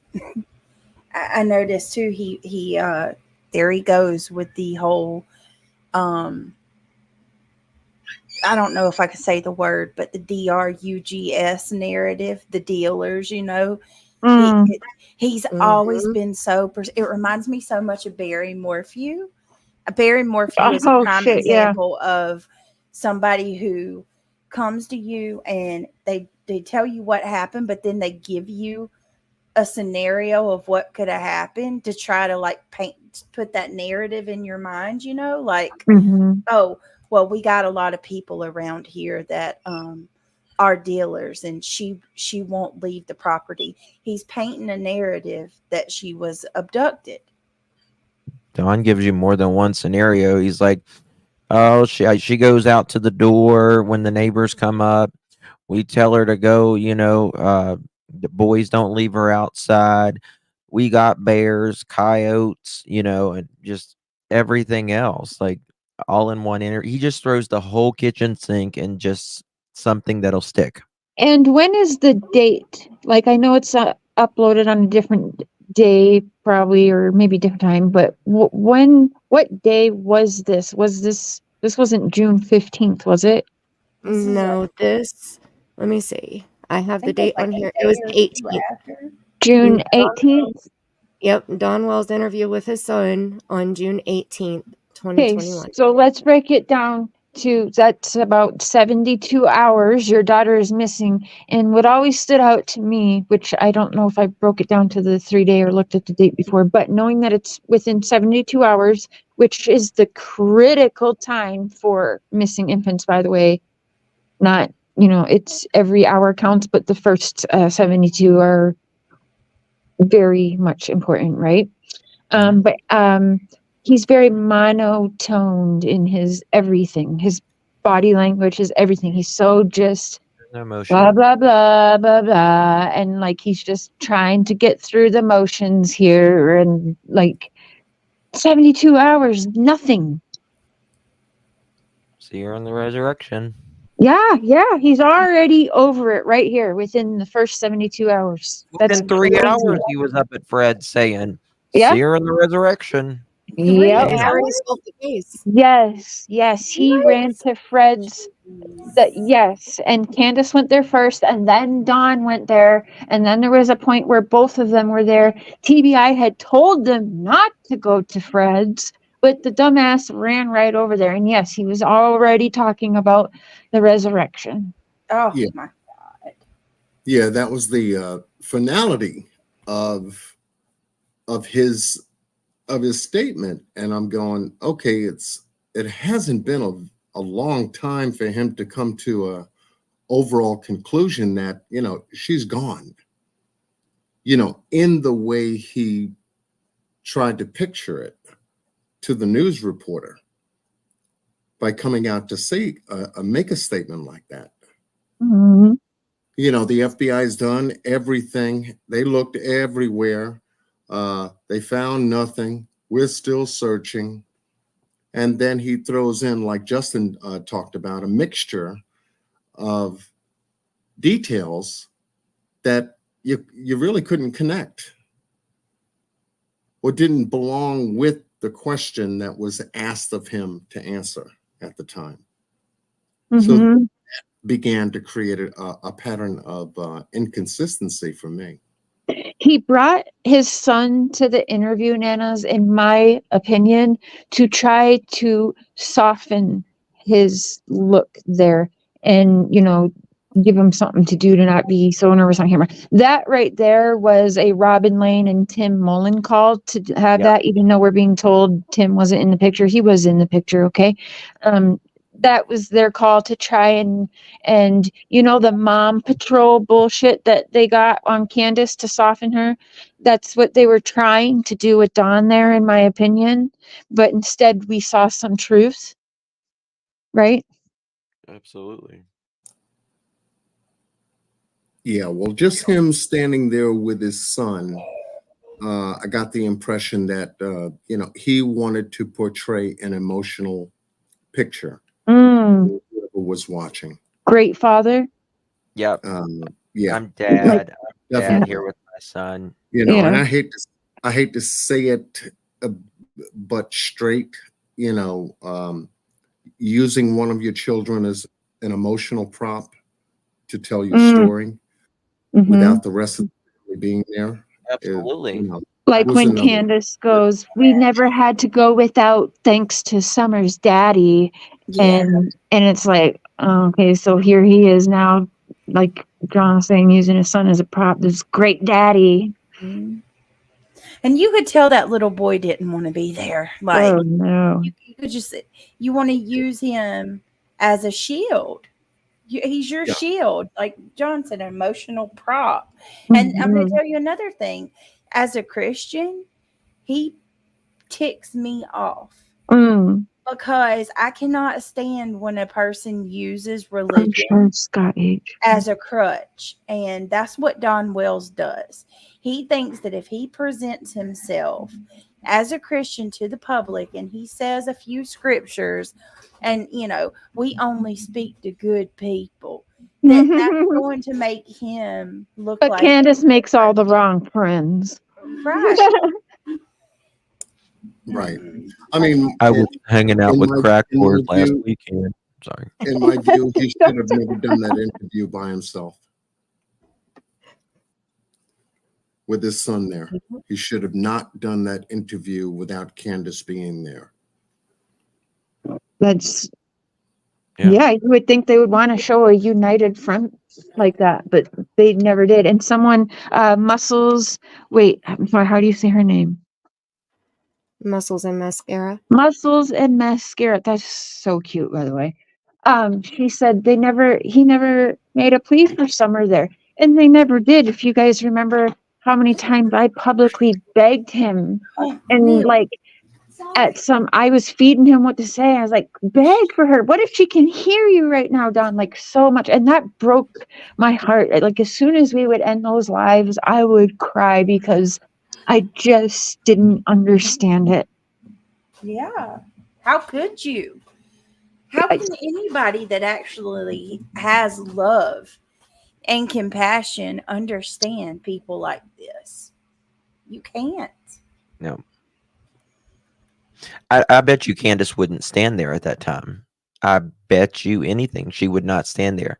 I mean, the woman had to be thrown up against a car and thrown in the back of a squad car to go down to the office. Yeah. Well, remember what Allie said? If what Allie says is true, when she called, or they called and reported Summer missing, and TBI was in her front yard, she's in the kitchen on FaceTime with them talking about how I ain't going out there. Yeah, that Dawn, was that night. I right? was playing with her ball hat. Mm-hmm. I believe Allie about that. Well, and like I said, remember that little clip that you guys watched, the little trailer, that was Dawn at Summer's vigil at the church. And the pastor went around and asked who wanted to speak. And everybody took the mic. I mean, they were passing that mic like it was a hot mic, going to every single person almost in that church. And he offered it to Dawn, and Dawn kind of turned away. And then he went to a couple more, and then he said, all right, last chance. That's when Dawn stepped up to the podium. And that's what he said. Talking about himself bearing his own cross, all of that bullshit that he ran through. Well, and then at the very end, he was like, oh, and Summer too. I dubbed that Summer's eulogy. Right. I dubbed that Exactly. that was Summer's eulogy, and in my opinion, that was Dawn at that very moment promising God this onway for what do you say? Onward, forward, something like that. God, let us take up your cross or something. He was promising God right then and there, which, I mean, obviously he's, been done. Mandy, sorry to interrupt, Justin. I just wanted to let you know I did send an invite to Andy Bernard. Okay. So he might pop in chat and check it out, but I did give him the panel link as well. So I don't know if he will. I just wanted to let you know I did that. Okay. And no, she did not ask. I asked because we were already texting behind the scenes. So I said, come on over and check it out. I mean, any of them are welcome to a link, like I wouldn't say no if they have something that they would like to share or, whatever. That would be just fine with me. So, yeah. Okay. I have this video pulled up where, it's his, I'm going to switch it over here real quick and play this real quick. It's only 39 seconds. That's all he spoke was 39 seconds. Mm-hmm. And I'm going to play it again so we can hear his exact words. Okay. On the 19th. This was June 19th. Okay. 2021. Right. 4 days. Okay. The fourth day. Here we go. Dear Lord God, all respect and love, we thank you for everything, God. Just pray that you'll please forgive us our sins and help us carry on, and let us all give our lives to you, God, in every way. Let me carry my cross from here on out, Lord. We thank you, God, for everything. In the name of Jesus Christ, please watch over Summer. She's been the light of my life for 5 years. I thank you for that, God. In the name of Jesus Christ, we thank you, Father. Amen.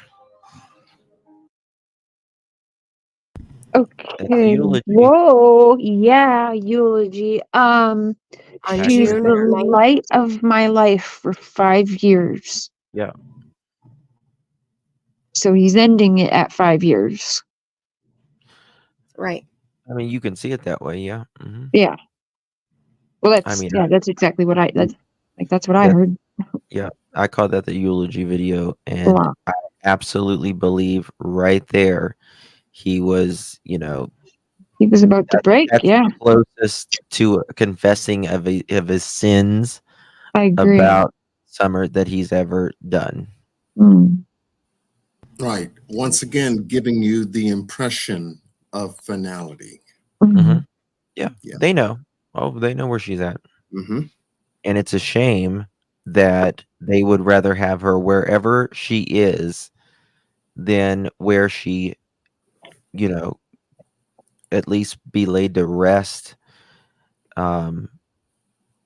where people can, memorialize her, Right. remember her. I'm going to guess her 5 very in a way, quick years on Earth was nothing but a hell, but it was probably all that she knew. Yeah. And so the least, Don and Candus, because I know you guys are listening, the very, very, very least you could do to be somewhat of a decent parent is to give her a proper closure in this world and life, and a place where people that actually have love for her that hasn't even met her before can go and pay respects and love on her like she didn't get with you guys. Have some damn decency. Let your kids know that the hell, because you have 3 remaining children, those boys, and let them know that the hell they have to continue living through, okay, was for nothing. I'm gonna get to that. There's just, for the love of God, Don, I am talking to you because I know you're listening. And I am going to say, even though people hate when I say this, be Summer's hero and give her what she deserves.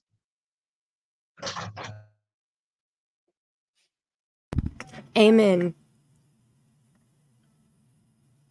Step up and do the right thing. How about just be a man and He own wants to it? be a hero so bad. Be Summer's hero. Yeah. Yep, I agree. All right, so the next one that we're about to hear, and these two were backwards, obviously. This is the radio scanner from June 15th, 2021. So this is when the 911 call was made. What happened on the scanner. Here we go. 40, I don't know, but yeah. 110 Bridge Hill Road off of Beach Creek should be the first residence on your right. Reference to a missing 4-year-old. The parents have called in and advised that the mother had went for a walk.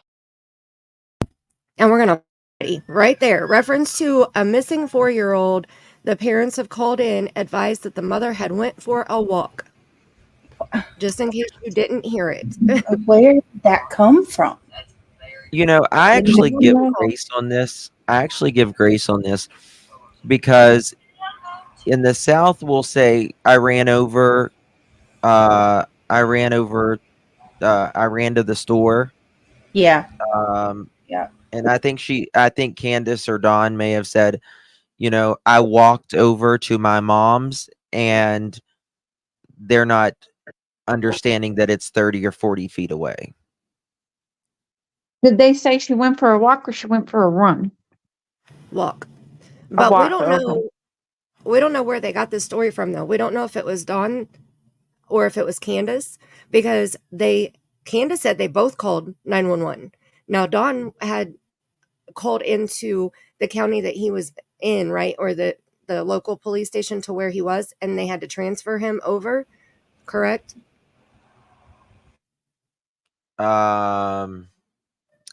Yes, they live at literally they live on the county line, but he wouldn't have been there at home. So I don't know where. Yeah, he was in crap. What county was it at where he was working? I can't remember. Yeah, it was in Jonesboro, but I forget the county. Oh. Anyway. Hold on a second. Yeah. I'll look it up. But so we don't know if that. I'm assuming that they got this information from Dawn because they said she's a missing 4-year-old. Yeah. We know Dawn. They had a lot of stuff wrong on that. Right. Washington. Thank you. I should have remembered that. Thank you, Scott. Yep, Washington County. Wow. Awesome. I knew somebody would know. Right. They live in Rogersville. Their home is on Yes. is at 110 Ben Hill Road in Rogersville, Tennessee. Yes. Hawkins But County. Don was allegedly at work 45 minutes away in Jonesboro, Tennessee. So, according to Candus, she called Don and told him, I can't find Summer. And then he said, hang up and call 911. He hung up and called 911 himself. And Candus said she threw the phone down that she was talking on, ran over and got her mom's phone and called 911 herself. That's the story that we got. In Johnson City. Hey, Natasha, she's a screamer. I'm so sorry. I love it. She is so happy today. Oh, okay. Well, that wasn't happy. She can't reach her toy. Baby. Oh. Okay, I'm going to hit play and go grab her toy for her. Came home, now they can't find her. They've been yelling for her. She's been gone for about 10 minutes now. 10 for 1 around. And 110. 10 for 1 house, Madison. 3035, I'll be around as well.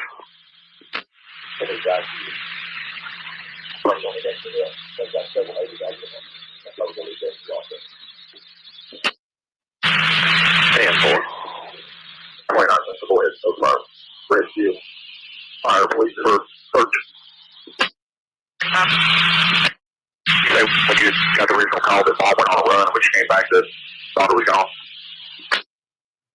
That's what the father is. He's at Okay, so right there, he just verified or confirmed what she had said originally. And she said 10-4, that's what the father advised. He's at work about an hour away trying to make his way home. So that's what's written. This is a video from Plunder. And she put the words on the screen down here at the bottom of what she could make out from the call. So I turned the captions off so that we could read what she had put on here. And can I say it's very convenient Don called from work too, or he was just as soon as he got on the road. I think that's, in my opinion, another similarity with the Sebastian Rogers case. Mm-hmm. They both, neither one of them call 911. They call them non-emergency line. Yes. And dads do both of the mothers call dad or stepdad Exactly from the same, work, Justin. and then they call the non-emergency line, and they're both at work allegedly. And are those calls recorded? Because Chris Proudfoot, I believe I heard him, his words were, I called my buddy's line. Yeah, he did. He called someone he knew line. Mm-hmm. Sure did. And this is one of Don's 7 alibis. Mm-hmm. You know, he has 7 alibis and Candus has none, and she's going down, according to Mr. Donald Wells himself. Yeah. Why would you say your wife is the mother of your child is going down whenever you should see some of our private conversations, you guys, where he is like sending me all of the Dr. Phil stuff, the newspaper articles, and he's like, he'll randomly send me stuff that's basically calling Candus a liar and making Candus look bad. And so I texted him back one day because I was confused. I'm like, okay.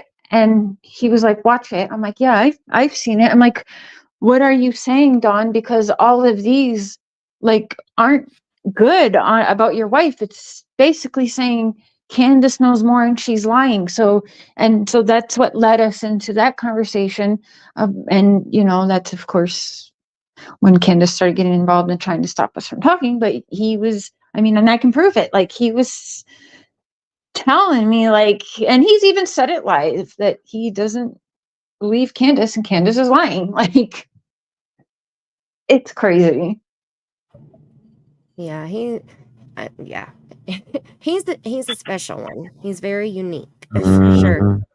He hops the fence, you know. One minute he's defending Candus, and the next he's, you know, saying she's going down. So that's what I mean about they both strong arm each other, because like Candus sure can put her foot down and she's listening, but the thing is it's more he's being controlled more by, like, he listens to the Tim Mullen more than his wife. Screw Candus. Don is married to Tim Mullen.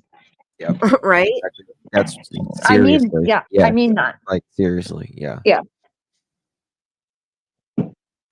Yeah, that's I came across one of my videos that I made specifically about Tim, and Sherry, I meant to send you the link and I forgot, but I'm going to send it to you because something I remember I clipped something that he had said, and it was in where he was talking about I might have taken pictures of Candace and the kids and all that. I have that. Yep, I have that in my files, and he definitely said that. That's why I believe Right. Tim Mullen's channel and videos are his alibi. He's making alibi videos. But That's he why, said because why else would he say that if he really wanted to be so secret? He had to say that because, like, he knows things that he's saying can and may be used against him. Let's not forget, the law did say, Ansley Daniels reported it, that there is church folk who was close to Summer are still suspect too. Tim Mullen was the cameraman for that church. And yeah, so anyways, I think he had to say that. That's why, yeah, I think those are alibi videos, but yeah, he said that shit. right. But he said something during one of his videos that sparked my red flags, and I clipped it and made a video about it. I don't know. I don't remember. I didn't go back and watch the video, so I don't remember what it was. And it was like 2 years ago. So I clipped a part of that video too, and I put it on my TikTok, right? And so I have that same video where, and the part I clipped of the video, Mandy, is where he says, I was driving and I was like looking and doing my own searches for Summer, and I was walking in this field, and all of a sudden it hit me, the smell of rotting flesh and decaying, blah, blah, blah. And it was a dead deer carcass.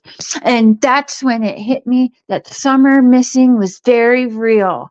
And I was like, what the fuck? And so I clipped that. I put it on my YouTube. It's still on my YouTube. It's been there for years playing. I went and within the last several months, I put that on my TikTok, and that shit got like 120,000 views. damn. Tim Mullen actually reported it to have it removed. So I appealed it, and I showed TikTok that I took it, and I showed them that it's a YouTube video, public video. All I did was clip, and I captioned, and actually it's not even captioned. He wrote it on his video. I said, I just clipped his own video. That's his own words. And I put it there. Within 18 hours, they put that video back up. And the only reason that it was hit by Mullen over there and not YouTube is because I go look at my YouTube. There's maybe several hundred views, if that, on that video, not 130,000 views. So that's very interesting that he doesn't want very many people hearing that. I mean, that is why even say that? Like that's first of all, it's disgusting. But Right. wow. Well, Summer sells, right? Right. I think that I want to say the part that I had clipped that's like sparked me was he said that at one point he said that when he drove by the Wells house that there were no law enforcement there, but then later in his video he said something about that he drove by and there were officers there. So he put himself there at two different times. I would have to go, it's only a 12-minute video, but I don't remember what the main focus was, but it was something about him talking to the police and seeing police there and then saying he was there when no police were there. So yeah, there were just red flags, like it was wrong. Whatever he said was wrong. Enough for me to clip it. In my opinion, it was wrong. Well, isn't this the video? Y'all remember Don? And I ran away for just a second. So if y'all said this, I apologize. But remember in the beginning, Don wanted this video out. He said that this is the one that he wanted everybody to see. Do y'all remember that? The video he wanted everyone to see. Can you describe it a little bit? The one of her dancing in the rain. He said this is he told Candace Oh yeah, to Dawn said that. put this out and share it. This was what he wanted everyone to see. That's so weird. I don't remember him saying that, but that's weird. I would not want people to see that. I think That video shouldn't exist. Okay, hold on.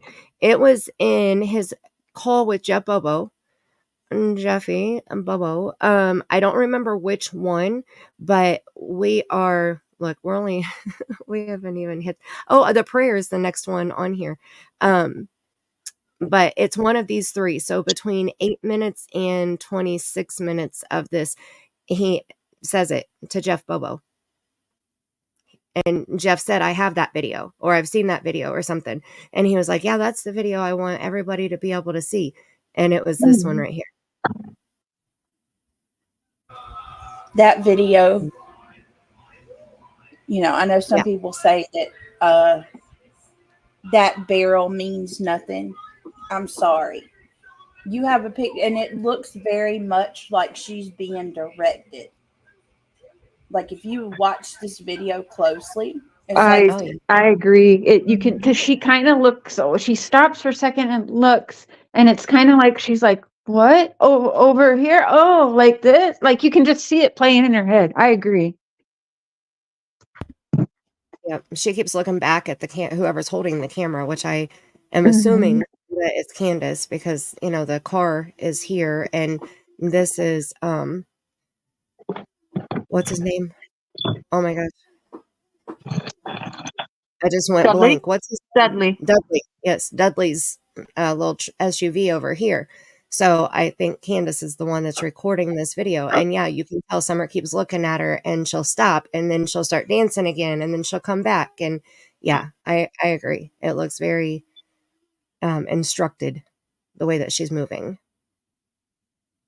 All right, I'm going to hit play and let me see. The next is at 5:57. So we're at 4:57 right now. So we have one more minute of the scanner. And so I'm going to let it play the rest of the way through.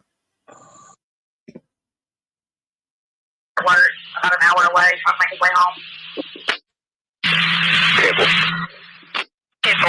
You want to try to contact Tina? Let 302 know, and I think he's going to rescue my death determination.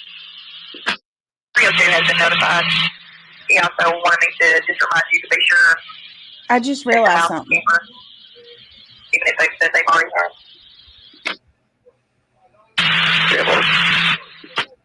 Hawkins County Rescue Squad, all members, mutual aid request, search and rescue with Churchill Rescue Squad. The staging area is going to be at Mount Carmel Baptist Church on Beach Creek. Hawkins County Rescue Squad, all members, mutual aid request from Churchill Rescue on a search and rescue. Staging area is going to be at Mount Carmel Baptist Church on Beach Creek. Also requesting a respond with 6-wheeler and command trailer. First page 911. Okay, so there it is. We're listening. Okay, and then I watched 2 times now, but we're going to just let it play. This is a little bit further back. I think I have this in here twice because there were 2 different angles. This one is further back and he's really hard to hear. And then I have the one where Plunder had where it was more up close and you could hear him way better. So real quick, I just want to real quick because before it goes by too quick, Sherry, you remember last night when we were looking at that photo with Don holding Summer, and you were saying that you felt like that was the last picture, like that was what she went missing in? Yeah. Okay, if you look at, I just realized in the barrel video, she has that dress on. Yes, ma'am. Okay, that's bizarre. And don't forget that I put Don on the spot while live one day, and I said, "Don't tell any YouTubers what Summer really went missing in." And he said, "Oh, I won't. I won't." Remember? No, I didn't remember that. Yep. And people gave me so much hell for that. Why did you say that? I said, because I needed his honest reaction. I needed to see what he would say to that, because it should be like, well, it's already like, you're dumb, Cher. Like, it's already out there. There's an Amber Alert. Everyone knows what she went missing in. Not, don't worry, I won't. I won't tell what she really went missing in. I know that we've been lied to the entire time, and he solidified it for me. He confirmed it on a live. That's That crazy. is really weird. Really weird. Whew. Do you remember that, John? Justin?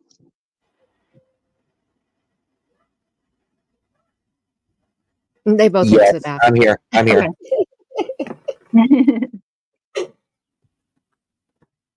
Do you remember him saying that? Say that again. My thing's messing up, so I was trying to will have fix to find it, but it's in one of my lives. I just don't know which one. But Justin, I was telling him about the time where I put Don on the spot live and made people mad, and I said, "Don't ever tell YouTubers what Summer really went missing in." And he said, "I won't. Don't worry, I won't." Same time he said, "They're never going to find the evidence because there isn't any." Remember? Yep, I remember the second part, but I don't remember the first part. But yes, Yep. I do said, remember. "Don't tell any YouTubers what Summer really went missing in." He goes, "I won't. Don't worry, I won't. I would never do that." That's what he said. I'll have to find it, but that conversation happened during a live stream. Got you. Yep. Yeah, I want to hear that. I don't remember him saying that. I remember him talking about the evidence, about him saying they'll never find the evidence. And then he quickly said, because there isn't any. But, that was like, as he was, Stacey Wandra did that too with in Monkey's case. Like when he was panel hopping, he would say, there wasn't a gun used because I know how to, and start saying something else. But it was like he heard the own words come out of his mouth. So he had to add something to it real quick. So I do remember him saying they won't find any evidence. He shouldn't even have firsthand knowledge of the clothes she was wearing anyway. So that is a very interesting way to respond to that. Mm-hmm. God. Yeah, for him to have even brought that up. It's weird. Even to say that. There is no evidence. Well, how would you know? Right. Yeah. How would you know that? Why are you so sure of it? Exactly. When you're not sure, most of the things that he talked about. Right. He doesn't even know when her birthday is, but he is sure they won't find the evidence. Yeah. Right. Which one of them got the tattoo of the kids' birthdays? So that to me is an admission of certainty. Sure is. From if that's what he said. And that's a weird part of this case, listening to what he says and then trying to find certainty about what he says versus that which it may be, a hypothetical. And so to me, he always spoken like riddles. Yes. That's why you had to pay careful attention. And for Cher to have had the interviews that she had on her channel with Don, I gathered a wealth of behavior from him. Looking at it from a man's perspective, what is this guy saying? Does he realize what he's saying?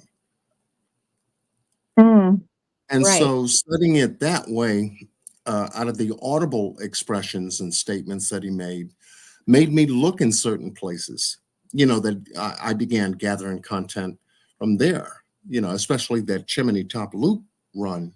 Yeah, you guys, when he sent me those videos, he was like,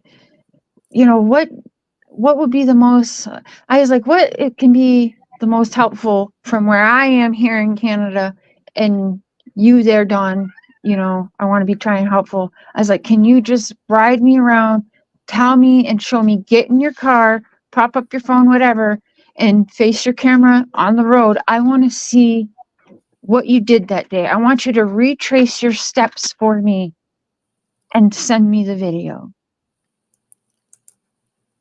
Right. And for him, out of all places to go, he took that drive directly to Chimney Top Loop. And I said, Don, that's interesting, you know. Don And said then- that there was, oh, sorry. And then to measure from the house how long it takes to drive from the house to Chimney Top Loop, about 17 minutes, give or take.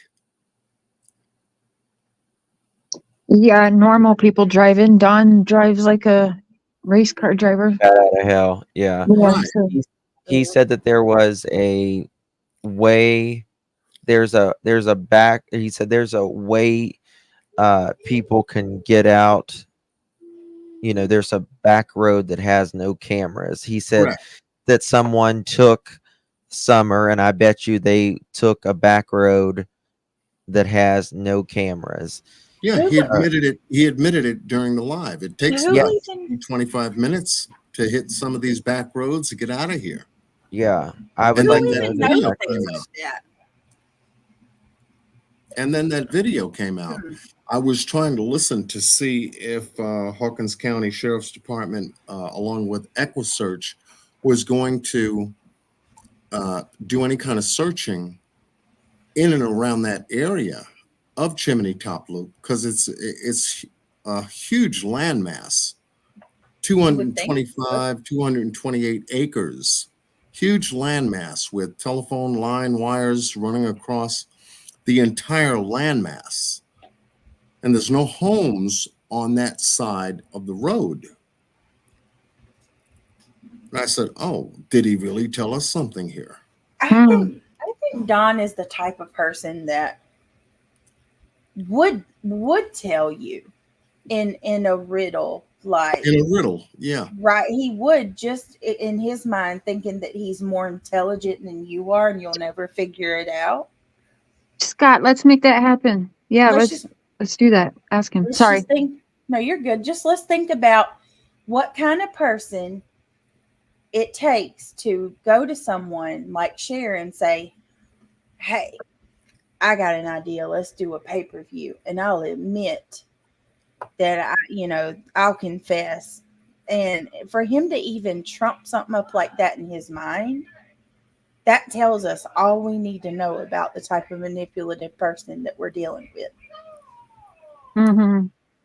Right. And that would go back to law enforcement focusing in on the culprits, because the only ones that they zeroed in on are Don and Candus. And if you go back over just their narrative alone and isolate everything else, which I tried to do, I said, I need to know what both are truly saying, both to each other and then outside of each other. And then Cher brought up a very good point, which was on video, capturing Don and Candus having a argument or something like that, where he brings up he's got 7 alibis and she doesn't. I said, well, why would he say that? Right. Is he pointing the finger literally at Candus for something that he knows about, has guilty knowledge about, but is not bringing forward to tell Right. people about in an indirect way that happened? Right. Hey, Andy. Cher, can I ask you a question? I'm just curious. I can't believe I've never asked you these things privately. What does Don and Candus say about Grandis? Because I've just always been puzzled and blown away that law enforcement let her leave. They say that she is the smartest one out of everyone and that they need to listen to her more, even though Grandis straight up asked me to lie for her multiple times, cussed me out. She is crazy. Okay, grandma, like sweet grandma, bake you cookies, like Santa's coming. No, okay, no. This chick was like, mean, aggressive. She seemed like she almost controlled the show, even with Don and Candus. I think Don was a little like scared of her, if I'm being honest. And I asked Candus and Don, like, can you trust your mother? Like, you want me to go out here right now and lie for her, because I know that she was talking to this person. You know, it's gonna go on the YouTube. They're gonna know. And no. So yeah, Grandis was on a call with me and Don, and when Grandis hung up and was like, I didn't fucking do it. I didn't. You're gonna tell him I didn't fucking do it. Fuck you.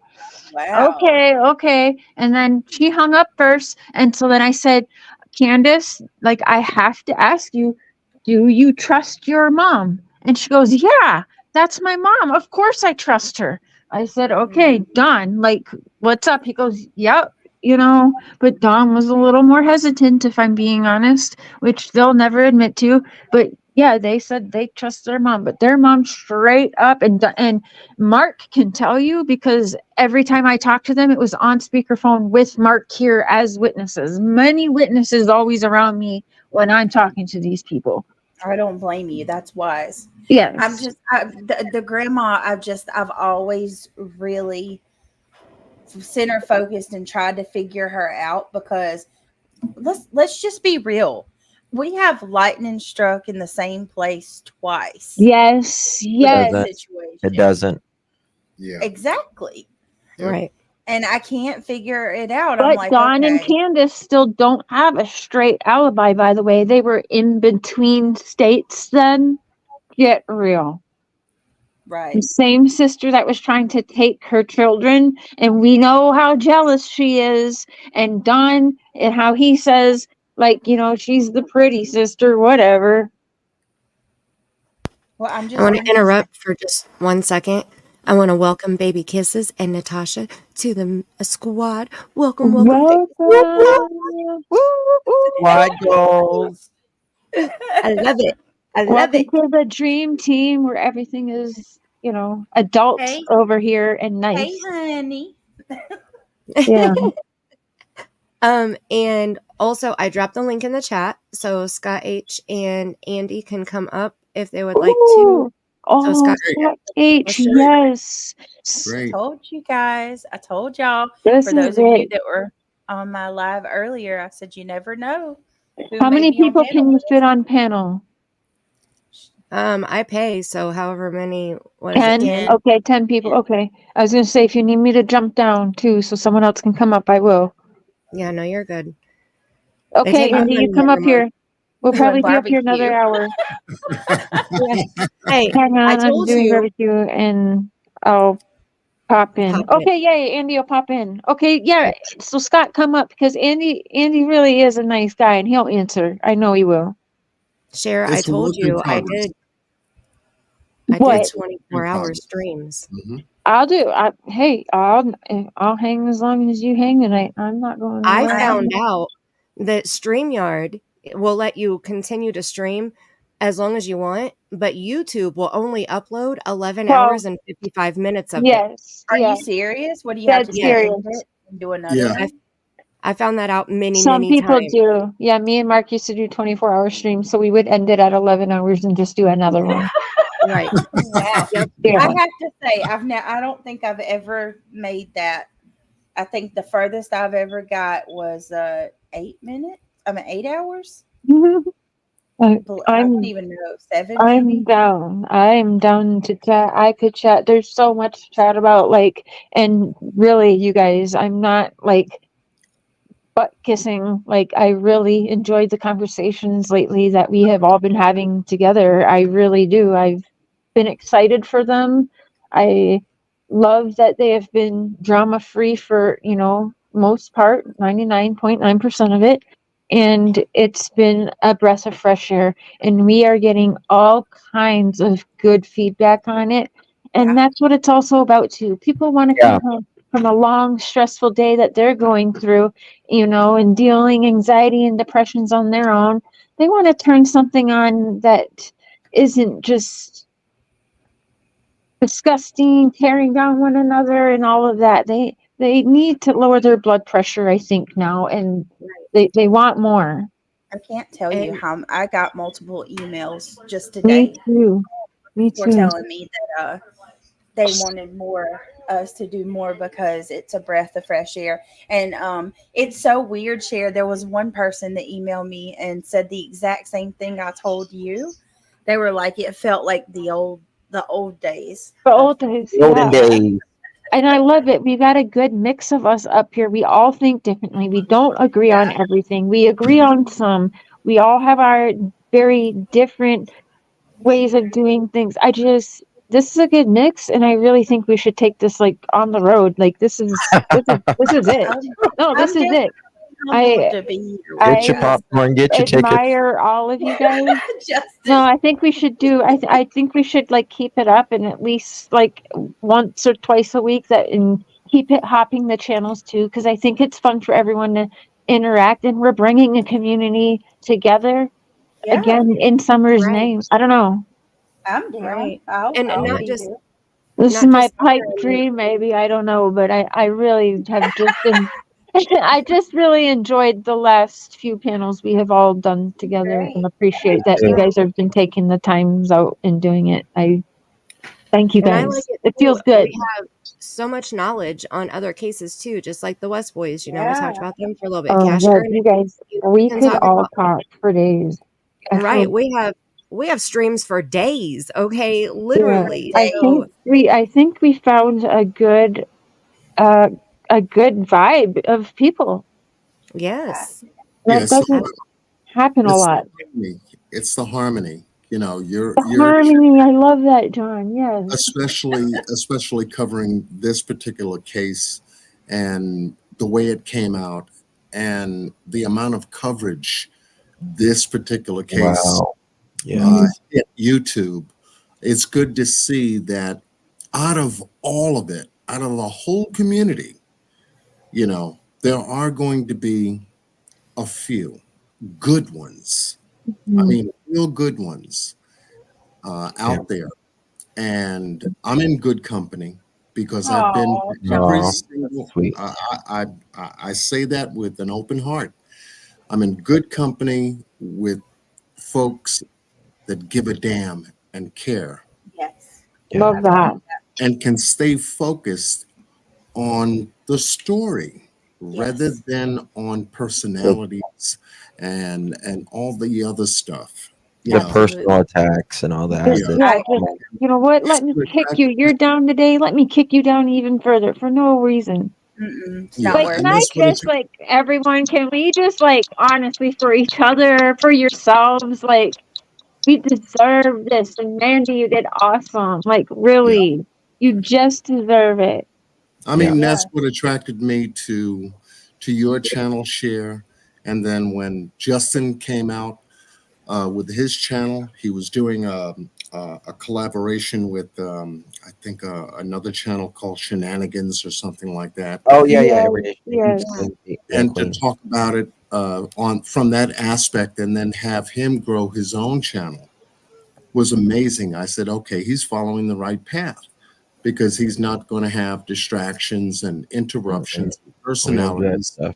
get in the way of this case. And I'm glad he Yeah. did that. And thank you, If Justin. we're here, well, I appreciate that. If we're here for, you know, the missing, then be here for the missing. If you're, you know, if you're here for some drama or anything else, then go do that. But Right. that ain't And to see also Scott is now on panel. Hey, Scott. Long I'm time no glad- talk, brother.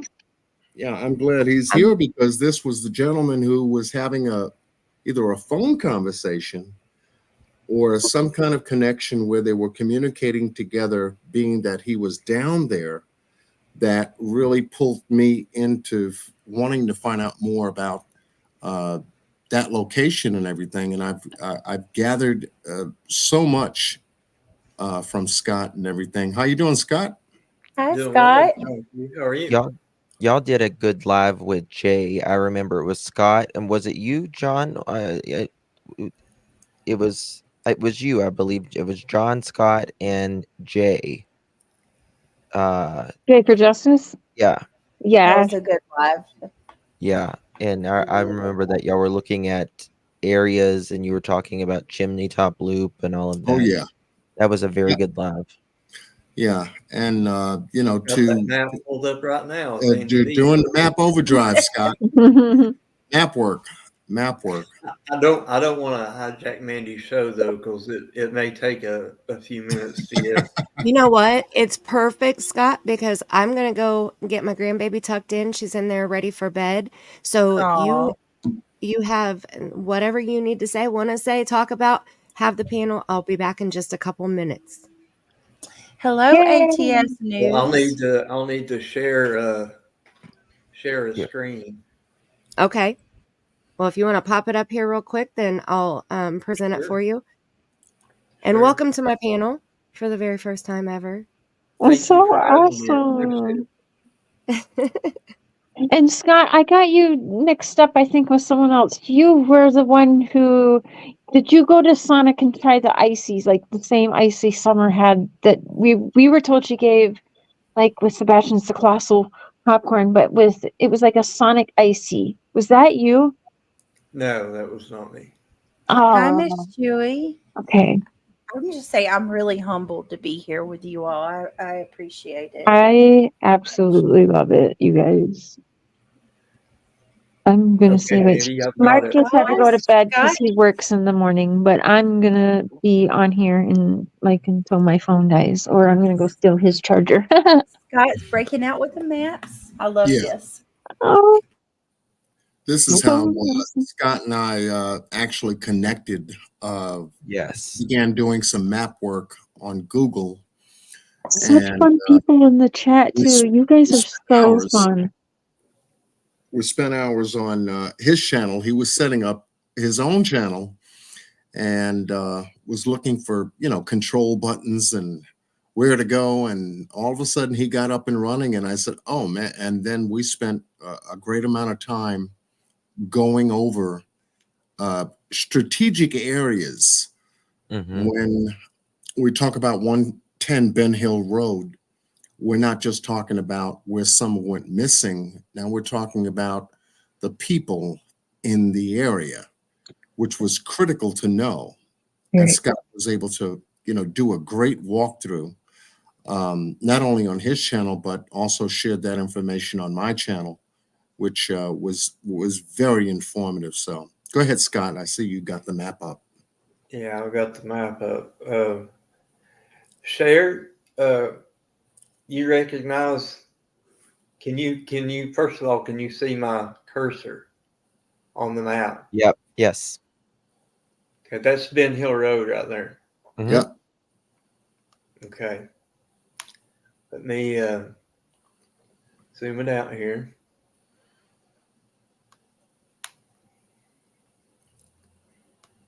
Here we go. The back roads. There's the end of Ben Hill Road. But Okay. but you can go up. Yeah, I mean it's the end, but there's you can go up that hill with a trail. I'm getting there. Okay, sorry. Just the satellite view now. Yep, that's it. Now, Ben Hill Road ends, but it doesn't really end. Oh yeah, I remember the dirt road back there. Okay, so y'all know all about the road, the trail going on back and everything. Yep. With the See well right off there. to the side of it. Still right there. Look at that. And it continues. Just completely Continues hidden. on. All the way through. Right there. Look at that. Right there. Wow. Now, I guess I didn't know. I think that's about as far as it's going to go. So what I'm going to do right here is now, from what I've measured, Ben Hill Road is 0.9 miles. Good grief. 0.9. Yeah, Oh. 0.9 miles. 0.9.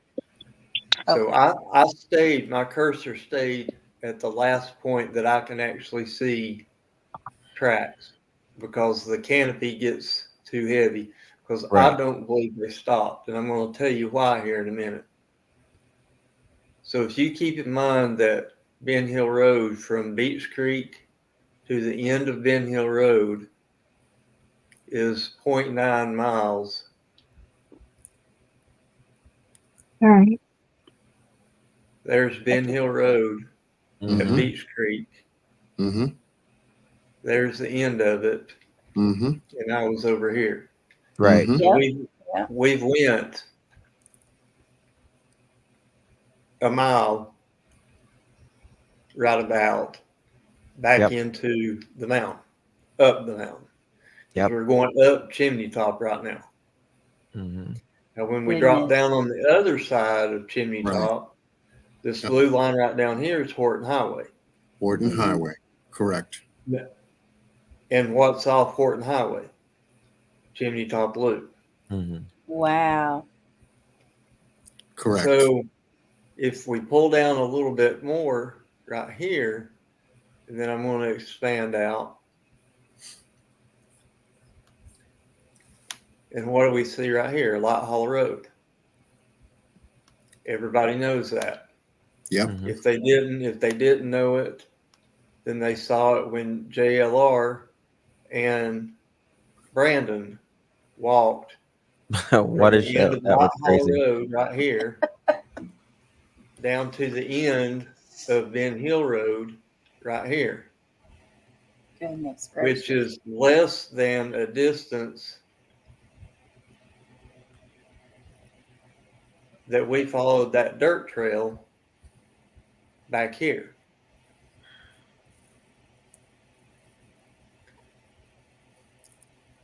Fred Hill was talking about, if you go on behind there, y'all recognize the name Marlena Crawford?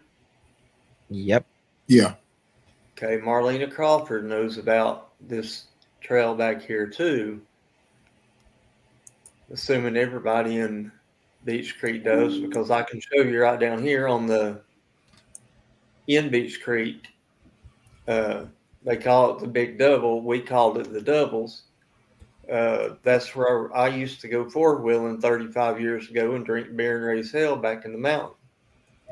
Mhm. And I can drop off to the other side here, and the road that runs parallel to Ben Hill Road is Grassy Creek Road. And then the road that runs parallel to it is Goshen Valley Road, which my first wife, back when I was dating her, her mother lived off of it. So I used to drink beer and raise hell all around in here. And I know at the end of every one of these roads, these haulers, they don't stop. Just like they don't stop at the end of Light Holler, and they don't stop at the end of Ben Hill Road. That's no big secret. Now, I was on Ziggy's panel a while back and was talking with Fred Hill. Now, he wasn't on panel, but Ziggy was asking him the questions, and then he would reply to me. So it was like we were having a conversation. He talked about at the end of Ben Hill Road, they used to ride horses up through there. And somewhere back here, Fred said, between Old Blair's Gap, which is the road that runs east to west here, and Horton Highway, which is down here, somewhere in here, there was a teepee. And that's where everybody would stop when they would ride their horses and let their horses rest or camp out or do whatever that they were going to do. So I made a short video and I brought this map up. There was no audio on it. And I just circled my cursor around like this and ended the video, just a short upload, just for my memory, if nothing more. So if I had the opportunity to talk to Andy on a panel or talk to Fred again, I would remember that he said between Blair's Gap and Horton Highway is where that trail came out, but they would stop halfway, or I don't know if it was halfway, where the teepee was, but the teepee now is torn down or rotted away, whatever. So way back when I met John, what we were doing was we were looking at Chimney Top Loop, which is right here, right off of Horton Highway. I don't know why, but it does circle on around and come back down to Horton Highway right here. I don't know why the map doesn't show it. Scott, can you do me a favor while you're right there? Can you zoom in on Chimney Top Loop so people can get a visual as to how that area looks? Yeah, I will just in a second. Oh, okay. Literally like in 5 seconds. Okay. So when Cher asked Don, well, longer than 5 seconds, I can't say nothing in 5 seconds. Y'all know that. When Cher asked Don to show her, here's Ben Hill Road. When he's first driving, he's coming down Ben Hill Road and he passes, or he's coming down Beach Creek and he passes Ben Hill Road and he turns inside the shed. Yeah. Then the video picks back up and he's turning on Chimney Top Loop. That's right. Wow. He's all the way on the other side of the mountain. That's What in the right. world? That is So right. why would he be showing Okay, wait. Cher So what happened? I don't understand this. So what does that mean, though? Well, that's what I was trying to figure out. The question, yeah. Why in the world would he be looking for Summer on the other side of the mountain on Chimney Top Loop? And that's Andy Bernard on Ben Hill Road. That's a good Chimney Top Loop owned by Andy Bernard's like family down the line or something. Well, is that the rumor?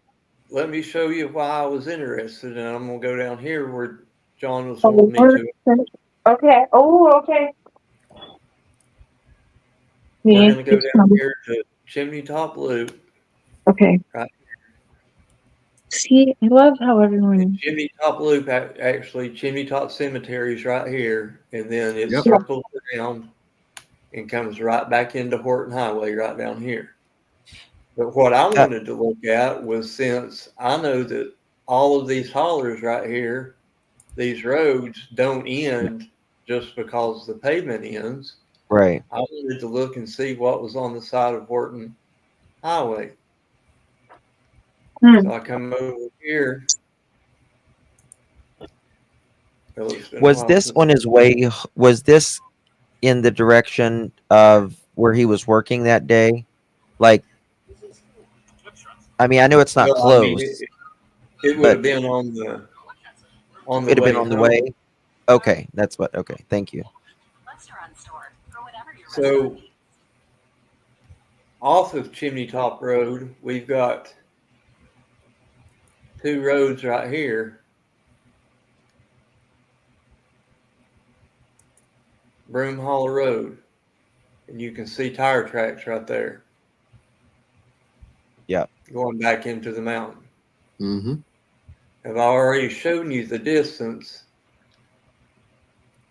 You can see they probably come right up through here. I've already shown you what the distance looks like for a mile, or 0.9 miles. And right here is Light Hollow Road.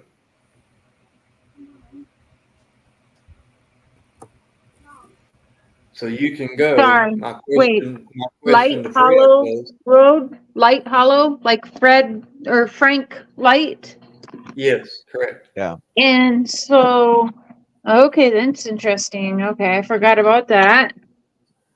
So you can go We know that you can go, according to Fred, from Ben Hill Road on a horse trail that comes out somewhere between Old Blair's Gap and Horton Highway. Now, what I asked Fred was, is this road right here connect to Light Hollow Road? Right. And I also asked him, if you come on down here, like John was talking about, all this acreage that's down here is crazy. It's huge. It's Huge. That's Vast, vast. Yeah. That's a lot of land. Come down here. Right here's Highborn Lane. Off of Horton Highway. There's Horton Highway. So we go to the end of Highborn Lane.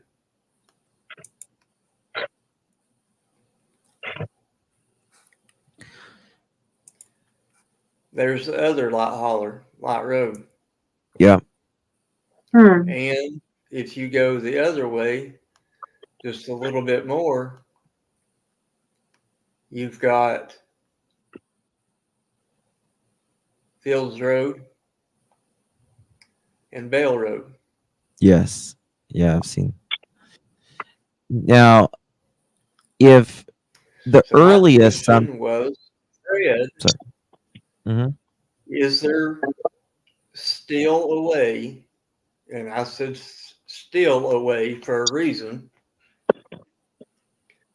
to get between Bible and Fields Road, and is there a way to get from the Fire Tower Road over to Light Holler? And then I found out, just from listening to Fred, apparently there's another trail that comes out somewhere between Blair's Gap Road and All Horton Highway. underground? Sorry, Scott. Are they underground? No, just horse trails, four-wheeler Okay. trails, dirt bike trails. Okay.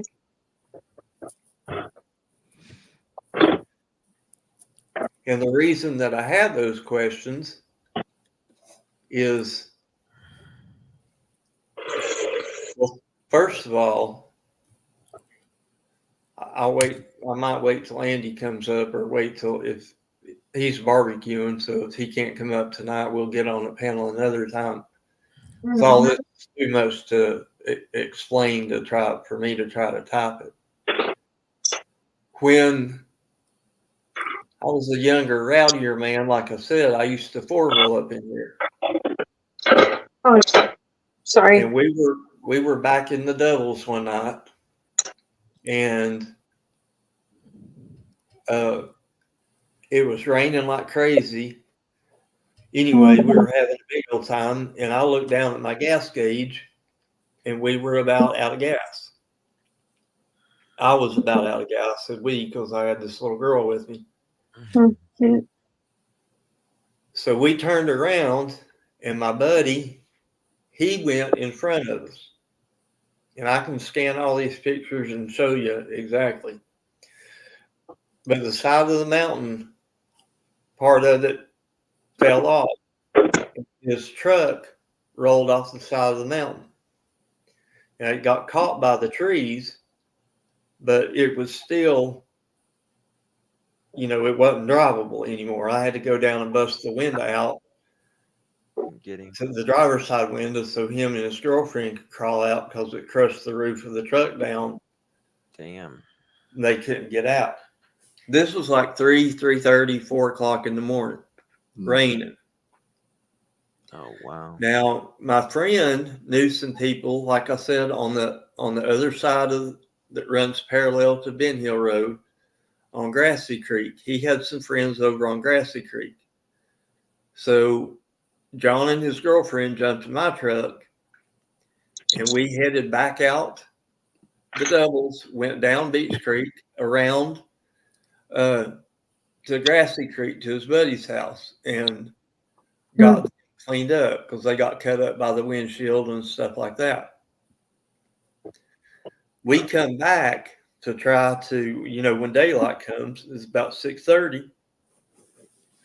We come back to see if I can pull John's truck back up onto the road. Well, we get back there, and like I said, the truck rolled off the mountain, but it got caught by the trees. So the driver's side wheels were up in the, you know, facing up because the truck was sideways. Both of those wheels were gone. The radio and speakers were gone. The toolbox was gone. The carburetor and the intake manifold on the engine, they had already started disassembling the engine. Damn. Was gone.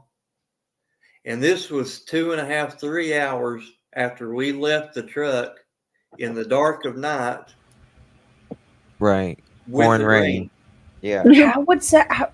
How would people in the? So the first thing Wow. I started doing was tracking to see who come back there. Yeah. Well, the only tracks that was there coming in that way was mine in a dirt box. So the only person that had been back there coming in that way, besides me and John leaving out, or me leaving out, was a dirt bike. Well, there's no way a dirt bike can carry all that stuff. So there was another trail somewhere coming in from the Grassy Creek side in order to get that stuff. Well, trust me, and you've heard Jody Sue say this, and Andy will tell you the same thing. As soon as you hit Mount Carmel Church or Solomon's Temple, if you don't live in Beach Creek, everybody in Beach Creek knows that you're in Beach Creek. Yep. That quick. So, Okay, listen to that. That's what I mean. So what I'm wondering, knowing all this from way back, you know, in my adventures down there, and then we can go decades back. My dad worked for Kingsport Power Company, and when they would take the big line trucks down there, y'all seen them before, you know, they got the big arms that come out and the bucket that goes up and the guys work up in the bucket. Yeah. Y'all seen that, right? Yes, sir. Dad would no sooner get up to the top working on the power lines, and guys would come running out of the damn mountain stealing the tools off of the Kingsport Power Company truck. Damn. Disappear into nowhere. And of course, you want to go back, well, you don't even have to go back decades for that, but Beach Creek is well known in this area, has always been well known for this area for some of the best moonshine there ever was. Most of it comes from Grady Light off Light Hollow Road. And everybody knows when you run moonshine, you try not to run it where the law is going to get you. Mm-hmm. Or where you're going to stash it. You don't want people, say somebody wants to buy 20 quarts off of you. Well, you don't want to, you know, hide it right off Beach Creek Road where everybody in the world's passing by and seeing you hiding 20 quarts of moonshine, because they're going to go out there and get it. Mm-hmm. And the customer ain't going to get it. So you're going to hide it somewhere to where people, number one, ain't going to know you're hiding it. And number two, ain't going to know when the buyer comes and picks it up. I mean, that's just the way it works. So me knowing all this stuff made me really question why Don was on Horton Highway showing Cher where he was looking. Did he think in his mind that somebody took Summer over the mountain, got on Horton Highway, and took off, you know, to Fall Branch, to Jonesboro, to Ducktown, to, you know, Baileyton, to wherever? Or did somebody just take her back there and hide her and sit on her for a while until everything cooled off a little bit, and then took off with her? Right. You know, hid her out for a couple of days, or, I'm sorry to say this, do whatever they wanted to do with her and just leave her be. Because I still know people down in Beach Creek, and they've told me stories. They're the same age as what I am right now. And they've told me stories of things that happen in Beach Creek. Daddy's told me things that's happened down in Beach Creek. I know of things that have happened down in Beach Creek. And things like that happen down in Beach Creek. Then mountains are full of shacks and sheds that you never know when you run up on them what in the hell's going to be going on inside of them. Somebody's, you know, cooking dope. Somebody's hiding out because they broke the law. Somebody's hiding a dead body back there. Somebody's, you know, got somebody tied up back there having their way. I mean, you just don't know. So, and Don knows that. You've heard Don talk to Cher many a times. Yes. About it's a rough place and you don't go down there after dark. Right. And all those things. You've heard Chasing Truth talk about getting chased out of there in broad daylight. You've heard about schools getting chased out of there in broad daylight. I forgot about that, but you're right.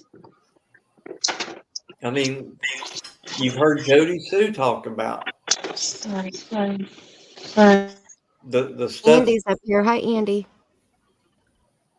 Oh, is Andy up? Hey. What's going on? And the most important thing. Cooking. How you doing, Andy? The most important thing that I want everyone in the chat to take a look at the map that you know, that I and Scott both studied, is the time it takes to get from 110 Ben Hill Road, and it's critical to the video that was sent to Cher. It's 16 minutes. I said 17, 16, give or take, depending on traffic, to get to Horton Highway and to get to the very beginning of where Chimney Top Loop is, down below, just above Miss Brittany, and how big that is. If I could, Scott, not to interrupt what you're saying, if I could present just to give a visual as to what that looks like in its entirety, if I could do that real quick, and then I'll pop right off. Appreciate that.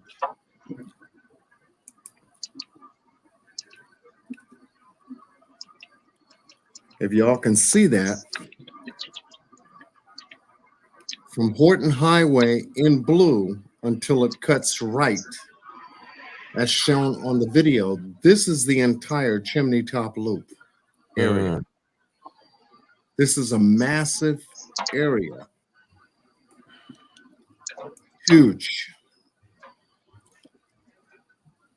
And I always question, why did Don send Cher this video out of all places that he could have thought someone could take in summer?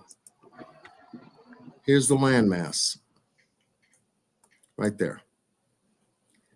Off of Horton Highway, this is 228 acres of a massive landmass.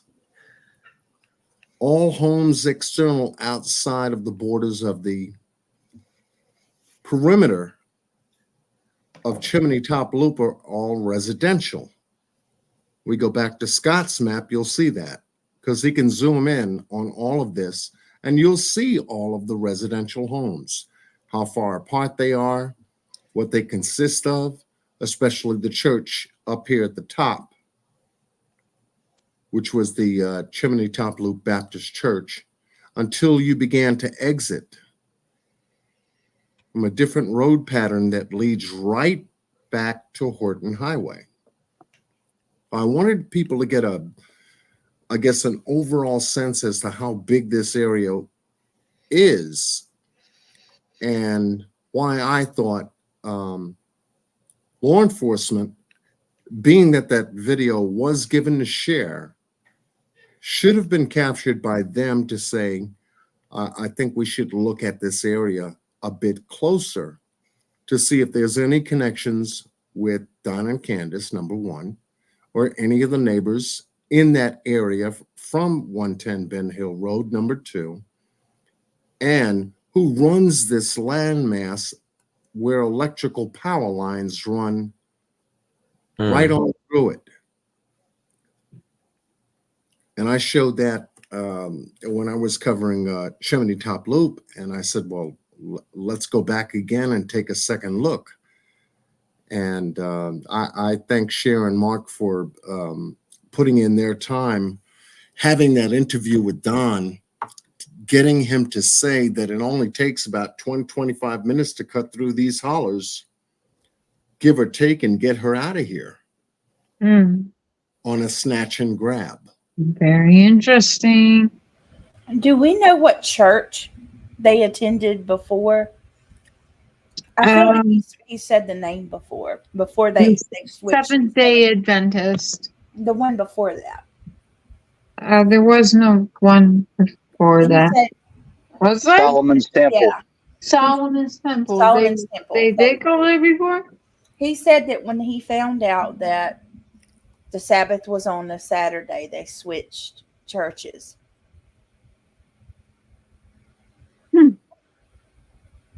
So it was Solomon's Temple. Okay, thank you. So that was important. It was an important part of the timeline because Cher asked him specifically, can you walk me through your day, that day Summer went missing? Where did you go? What did you do? And so he takes his drive from Jonesboro all the way back home. The word "we" comes up in the video when he makes a left turn off of Beach Creek. Yep. I remember that. Cher, do you still have that video? Yeah, it's important to watch because I was wondering, I said, what is he doing? I said, he's doing a walkthrough, but his language was being, it was very descriptive as to what he was saying. He said, we turn, I turned. Yeah, exactly. And he got to that bottom end shed area. Yeah. You know, I said, okay, this is right off Beach Creek. He drives a little bit further, right down where the creek part to the left is located, and shows you the portion as to where he saw the boys searching for someone to his left. He saw his neighbor to the right. Didn't mention who that neighbor was, but that's what he saw.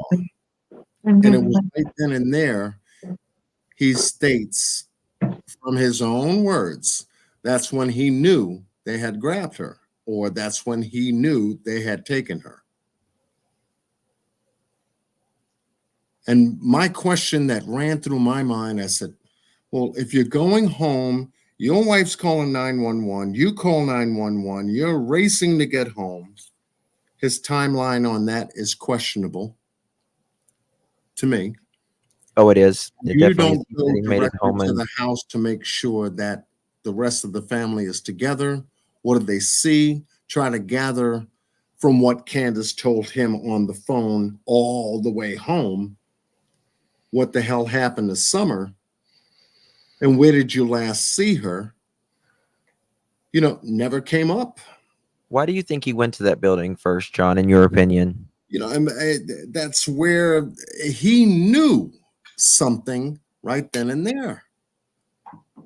Now, Well, he says right then and there, I knew Summer was gone. That's what he says. That is what he says. I think he was something could have been taking place there, or he went there to collect his shit, to get it all together, to get his mind together, to be like, all right, because when I get up on that hill, it's getting real. Yep. Right. Yeah. Mhm. That was something that I thought of too. I said, you're going to go where it's going to be hot. Why would you go cut left off of Beach Creek Road and not take Ben Hill Road to the house? There was something there at the bottom end of the house where that shack was that he needed to get to first before he went to the house. Could it be something that it's like some type of substance or something? It could have been anything that Don was involved in doing at the time, and Maybe they knowing owed you. him, Which was a lot. yeah, and knowing him, go figure. Don Well, is all over the place. Why He's a couldn't deceitful anything else asshole be is all what over he the is. place? Well, Right. I've thought about that too. Like maybe they owed a debt or something like that. And that's on the table. It's still on the table. Here's my Money biggest. is always on the table when it comes to people doing things like obviously Don and Candus did. We spoke about it earlier in the live, regarding the pill pickup from the hospital. When you're out of money, you're going to look for resources that can convert those resources to money. So Candus could have had her thing running on the side, and that along with Mom. They're gonna cover for each other and run with each other. Okay, got it. Don's running something else on his side. At the same time, these are people not living on the hill in the White House. These are people living in basic squalor. The way Chris Madonna covered his interview with Candus, you could see it. It's self-evident how they were living. Yeah. So once again, he's down there at that shed at that particular time, coming to his house, but he goes passes it up. Yeah. Like, this is where I went first, because this is where I believed she was. Mm-hmm. How would he know that? And the boys are in the creek back there. If Candus went for a walk, what would make Candus think Summer was all the way down to where Beach Creek Road was at that shed? Right. Not unless she told him, or didn't tell him, but yet not unless he knew that's where she would go. If that was some kind of a meeting place. In my mind, this is the way I was looking at all of the parts to that timeline. From the time he got the call, from the time he traveled, he was on the phone with her until the time he got to his resident location. Mm-hmm. I said, why go there? Why not go to the house to make sure the whole entire family is okay, and to try to get the story a bit more for clarification with the family, rather than separate himself before he ever got there? And something, he could not have been on the phone the entire time, because the police was already up on the hill by the time he got to that building. You get what I mean?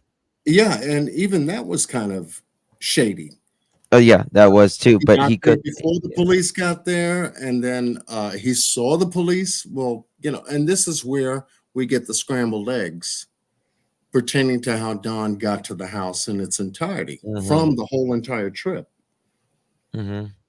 He said, from the moment I got there, they separated us. They're questioning us. They're doubt, and then he like pauses. He goes, "They're doubting," and then I think I think he said they're doubting us.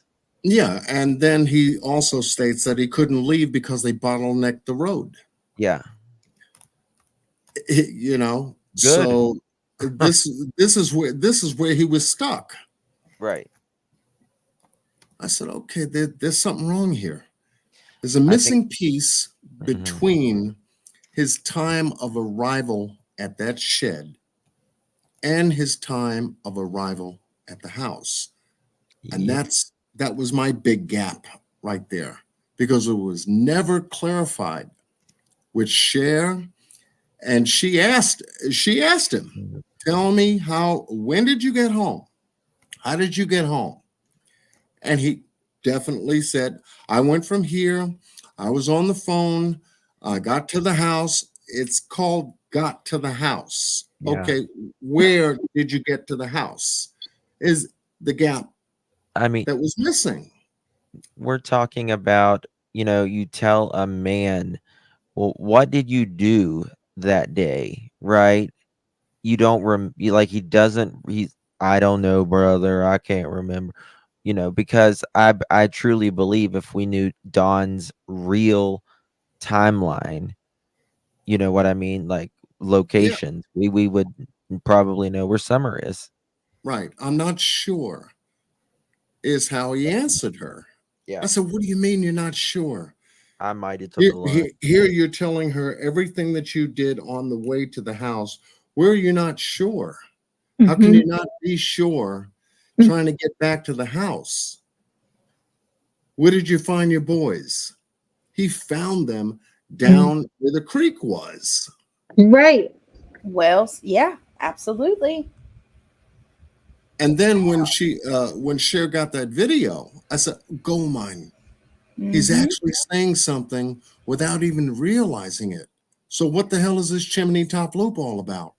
And why out of all that entire area, they're on 11 acres over there, 11.2 or whatever. Out of all of the area he goes to Chimney Top Loop, 16 minutes away, around and through that holler. He took Mhm. Blair's Gap Road, Horton Highway. All of a sudden, the video cuts off of Horton Highway, cuts right, and you see Chimney Top Loop. And I said, well, what the hell's that? Where's this? Why is the Now, video? sorry, go ahead. When she specifically asked him, can you show me what you did and how Yeah. you got home that day? And I said, there's something. Exactly right. Yep. Yeah. Now, what's the very earliest something could have happened to Summer? Now we go back to your timeline from yesterday. Right, right. We It's talked about what, 3:15? yeah, about I was 3:15. gonna, I was gonna say 3:15. Well, I was gonna say 3:20 to 3:30. Yeah, well, 3:30 is when the phones are wiped clean. 3 of them. That's where we left off, right there. And what time was the police called? 6:26. 6:23 and 6:28. 6:23. Yeah, yeah. 3:30, 4:30. So basically 3 hours. There Yeah. is 3 hours that What time they were the had. boots on the ground? What time did the police actually have boots on the ground? Now you got travel time between the phone call It was and then after the 7. actual boots on the ground. A At little like after 7:04.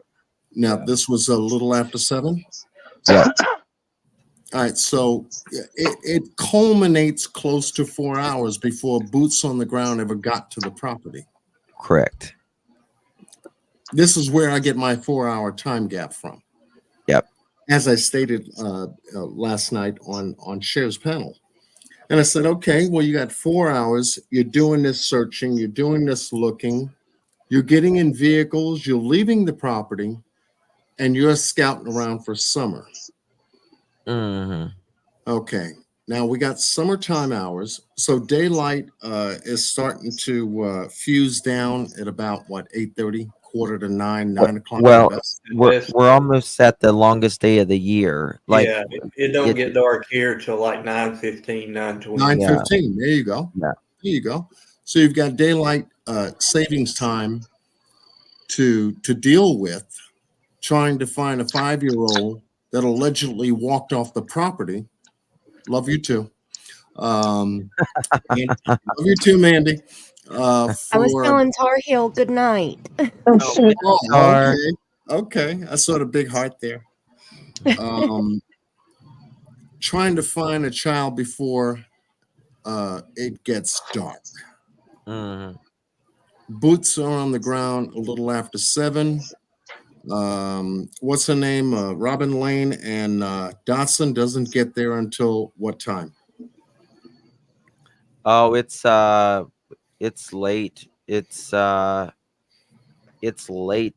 I mean, One at what like it was, 10 it something. was yeah, I was thinking closer to 11 or something, but it was Okay, so we're talking. It's dark now. You know, yeah, what did these people do for 4 hours? right. And that's Right. the isolation time. Yep.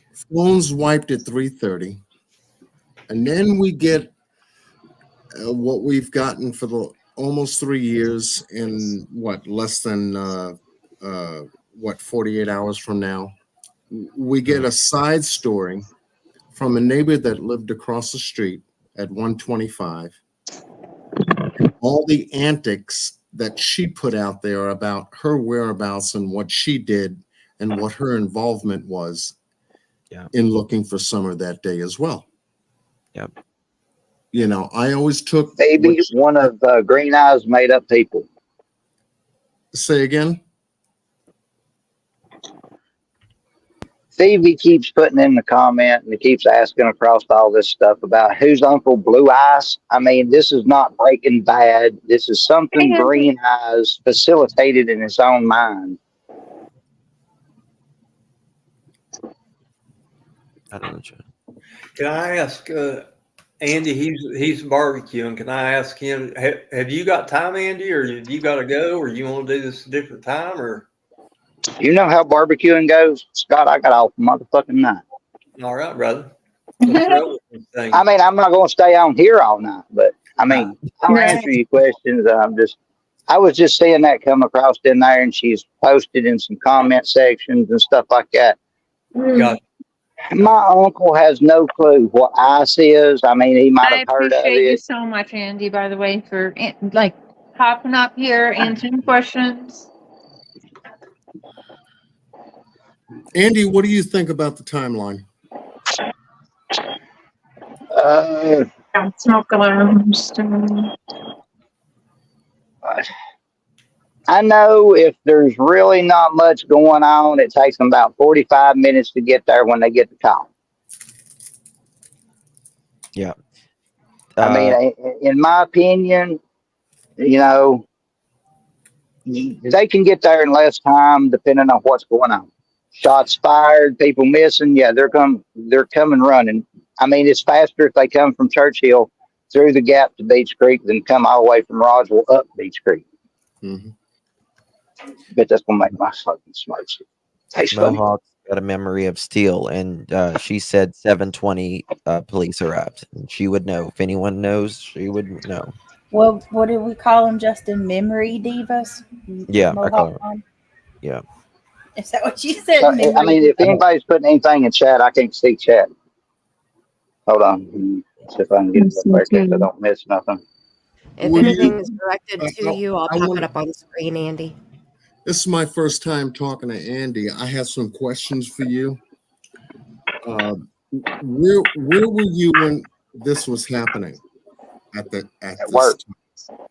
You were at work. Up until what time? A little bit after 6, right at 6, something like that.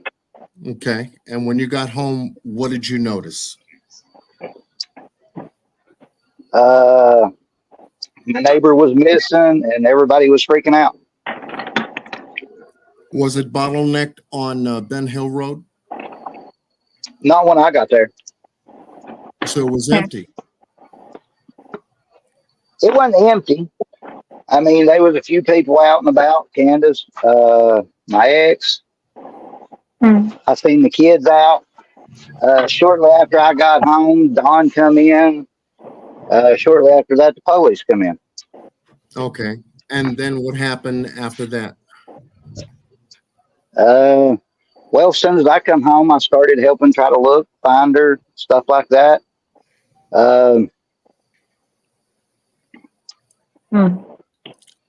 Let's see. I don't know. Then the light goes up. Did Don and Candus seem like they were or like desperate or worried? Yeah. Candace seemed panicked when I seen her. Dawn seemed panicked too. I mean, it's not on. Was that? I mean, to be panicked for them is Can I that just yeah, you can be panicked and, because all the shit that's going on, and yeah, I mean, you just lost your kid. You know what I mean? Like, if they know yeah. she died, for instance, well, they're going to be panicked. When you had first found out that Summer was missing, what was your first impression, Andy? Good question, John. I mean, mainly just to try to find her. I mean, I wasn't trying to process what had happened to her at this point because I didn't know that, maybe she didn't get pissed off and run off, or, maybe she was right there around the house hiding from them and nobody could find her. So, first initial was, hey, my neighbor kid has run off into the woods or hiding from mama because she got mad, or something, and they can't find her. Right. So yeah.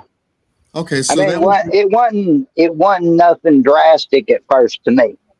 Right. Okay. I mean, it was, but it wasn't. Well, that's the normal response, Andy. Right. When somebody goes missing, you don't care about the why or the how. What your pinpoint focus is where. We need to find her, and then we'll worry about the why and the hows later. And that's what sticks out to me about Don and even other cases we cover. These parents are talking about how and why the same day their kid went missing. Like, that should be the furthest thing from your mind. You need to, where is what matters. Where. Yeah. So what I was saying, Andy, that was your first impression, and thank you for your answer. What did you feel moments after your impression? Like, what do you mean? After it kind of sunk in that we wasn't finding her? Right. Yeah. Honestly, what the hell's happened? I mean, look, I grew up in Beach Creek, on and off my whole growing up life. Like, if I wasn't in school when I was a kid, I was down there playing around, hanging out with my grandmother. Mm-hmm. So,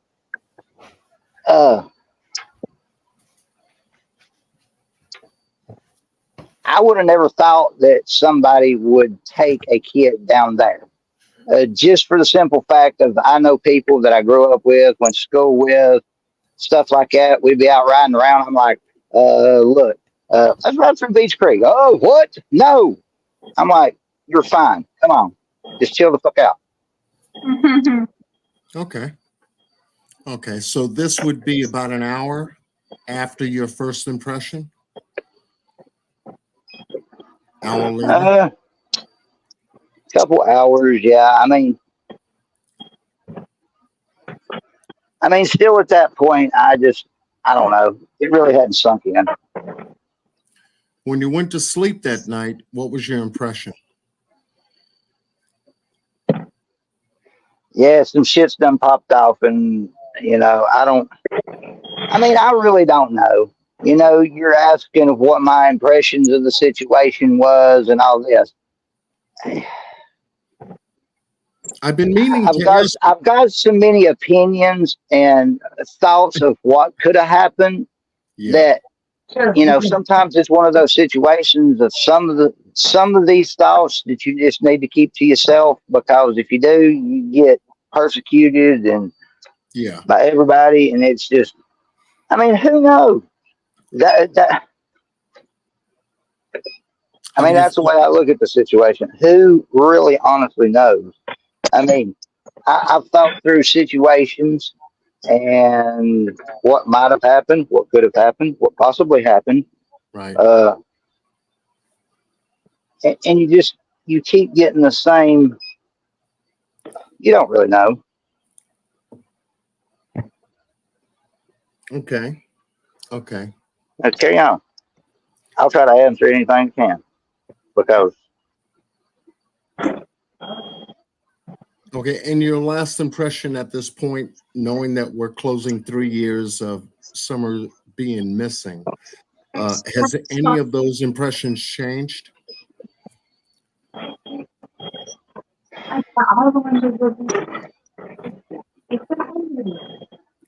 really just don't know. I mean, it honestly scares me to the fact that I just don't know. I don't know whether or not that, Don or Candus. I see Don on and off all the time. He looks just so distraught all the time. He don't look. I mean, I don't know. Who's got feedback? Where's the feedback come from? I don't Or know. is it just? I think it was Cher. I just muted her. Hold on, I might have just lost everybody. Uh-oh. We still hear you. No, you're still there. I'm bad about touching the wrong buttons. I'm sorry. Okay, but let me ask you, because you knew Don and Candus prior to Summer missing. Do you see a noticeable? You just hit the wrong button. We lost him. Yep, he's gone. He just fell off. I'd be curious to ask how they are today versus before she, disappeared. Because he said Don looks, sad and stuff all the time. Well, was he like that before? Yeah, because these would be the same questions I would ask Jody Sue. Yeah. It would be the same questions I would ask Fred Hill. It would be the same questions I would be asking. When did you know it? What was your first impressions? And then what did you feel? Yeah. Knowing Don and Candus. Oh my God, this damn. Oh. So. Hang on. I'm sorry, Scott. I hope he comes back. I just realized Scott's sitting backstage. I see you back there. Do you want to leave your camera on or you want to turn it back off? I'm so sorry. I thought you were up here and I was looking and I was like, wait, we're missing more than just Andy. Yeah, I kicked myself off. Sorry about that. Sorry. That's okay. And Andy's back too. So now we have our panel back. Okay. Oh, shit. Mandy. I mean, I hit the wrong button and it took me a minute. I'm sorry. I did the same thing. So before you popped off, Andy, I was asking. You guys, hey, really quick. Sorry to interrupt, Mandy. I love you. You guys, I love the conversation, but for the last couple minutes, my smoke alarm for some reason won't turn off, and it's. Oh, that's weird. Yeah, and it's like midnight. I'm on the outside of my house. It's gonna wake up my whole neighborhood. Anyway, so I'm gonna drop down, and then I'll be in the chat till you finish up until I fall asleep. Thank you so much for inviting me. And I love everyone up here on the panel guests. I've been loving, just absolutely enjoying thoroughly our conversations. And so let me know where the next round is because we like the rotations here. So I'll talk to you guys soon. I love you. So excited. Call me tomorrow. Love you back, Cher. Brandy, everybody. Scott, good to see you again. Okay. Good luck with that alarm. Yeah. Okay. Thanks, you guys. Have a good bye. Smack it with a hammer. Bye. Smack it with a Right? hammer. That's what I would do. Hey, I hate. Okay, anymore they've started hardwiring all them smoke alarms into the system. Yes. Yes. And you can't just jerk the battery out no more. It sets off the other whatever's in the apartment or house or whatever. It's kind of stupid. I don't like them. I wanted to really chime in to say thank you, Andy, for just going over that with me because it gives me a little bit more clarity for someone that was there during the time that Summer went missing, what their impressions and thoughts were. So I appreciate your answers. Thank you. Well, I mean, I know what people want to hear sometimes, and I know what people think I don't know. There's been a lot of scenarios go through my mind of what ifs, what happened. What might have happened? You know, it's that type of thing. I mean, I don't know. I was not there on the 15th. I was there the day before. And then they blame me for having something to do with Jackie Dobbs not being there. So you can't win for losing in this situation. So, I mean, I don't I know. got some questions. I just don't want to visit. You what? I said, I've got questions I want to ask you. I just don't want to visit. Not from you, Yeah. but, you know.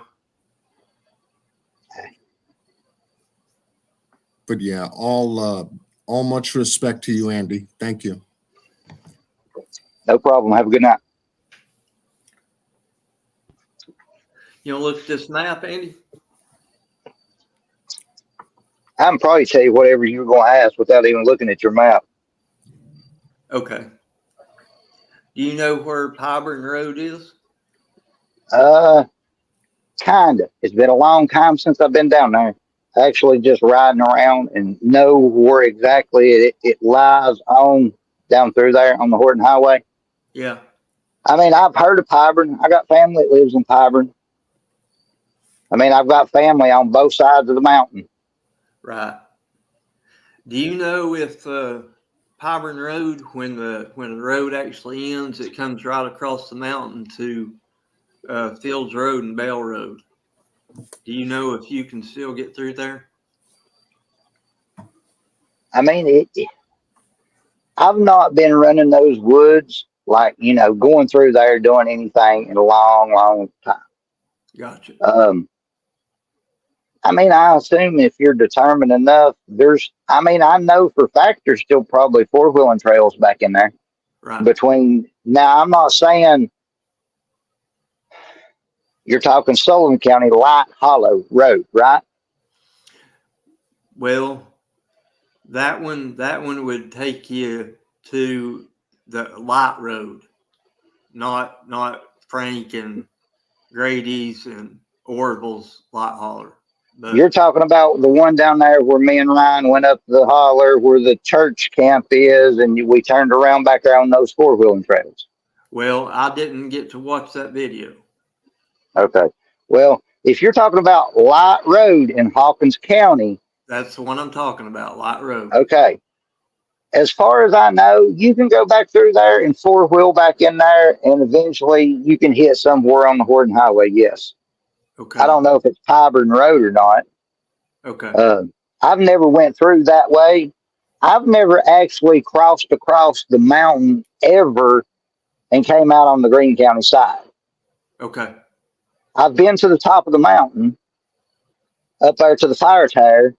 That was going to be my next question. Can you go from Light Holler in Sullivan County, Grady Lights Holler? They all three match up. You can come from that road, depending on if you know how to go up through there and get up to the fire tower. Yes, you can go up Ben Hill Road and get to the fire tower. Yes, and you can go up Fields Road and get to the fire tower. Yes, you can also jump to the Greene County side and let me see, Chimney Top Loop. You go up Broom Holler, right? I don't know if it's Broom Holler or not. I've not been over on that side, come up that way for a long, long time. Like I was probably 14, 15 in the dune buggy with my dad the last time I was over there. Honestly, trying to find that side to get up. Right. I know you used to be able to go up Chimney Top Loop and go up through there somewhere and get up toward the mountain. But I've never been on the Greene County side and came up to the fire tower on the Greene County side. I've never done that. Okay. I've always walked from either like Mamaw Hills up to the tower. Well, actually, I ain't never walked up from Fields Road to the tower. It's always been up toward the end of Ben Hill when they logged and a little bit before that. It takes you a half a day to walk to the top of that mountain. Right. Well, that's what I was going to ask too. And this was probably back when you was a kid too. These are questions that I've done asked Fred, and I wanted to see what your answer was before. See, Fred, see Fred what they rode got horses. spread. Fred rode horses up in there and shit. Well, that's what I was going to ask. Fred was talking about riding horses, going up at the end of Ben Hill, going up, and somewhere there was, and Marlena Crawford, he said Marlena Crawford knowed about it too, that there was a teepee up there. I ain't never seen no teepee, so I mean, I didn't. Well, he said it's fell down by now, but he said used to when they'd ride horses that they would stop and that's where they would rest for a little while, because he did say it was, you know, quite a ways back there, and then you could go on and you come out somewhere between Old Blair's Gap and Horton Highway. Well, I mean, if you know how to go through there on a horse, you can ride those ridges and you can make it anywhere. Right. That's basically what I'm trying to get confirmed to this community is it is possible and it could be probable that somebody went from Beach Creek Road or Ben Hill Road across that mountain without anybody seeing them, out of the way of law enforcement or anything like that. Yeah, but it ain't going to take you 25 minutes. Well, it's going to take you a day. Well, if you ain't on a dirt bike or a horse, it's going to take you a half a day to walk to the fire tire. So if you're walking out Ben Hill Road, or you leave out of Ben Hill Road and you go back through the gap and you go out Light Holler Road in Sullivan County where Brandon and them was, it don't matter. It's going to take you a day to walk it unless you're on a dirt bike or a horse, and then it might take you just a little bit less. Okay. I'm going to go ahead and ask them questions, and I don't want no visits, so don't name no names. Because I ain't aiming to make nobody mad unless they did something to Summer. And you might not even want to answer these questions, and if you don't, I understand why, because I ain't real sure, like I said, that I even want to ask them. There's been people that I know, you know that I'm older than you, and I'm older than Fred, and I'm older than Frank. But you know that I went to school with Donald Scherthy and Roy Light and Annie Light, and they was you kin to there's another Bernard boy down there. I can't remember his name now. Okay, so look, I'm gonna go ahead and divide that and conquer that one right there. So you're saying there's another Bernard boy in Beach Creek that I'm related to. Okay, no, I'm not saying that at all. I'm just saying that I know some people down there. Now, I ain't talked to a lot of them until Summer Wells went missing in 35 years, since 1988, when I graduated.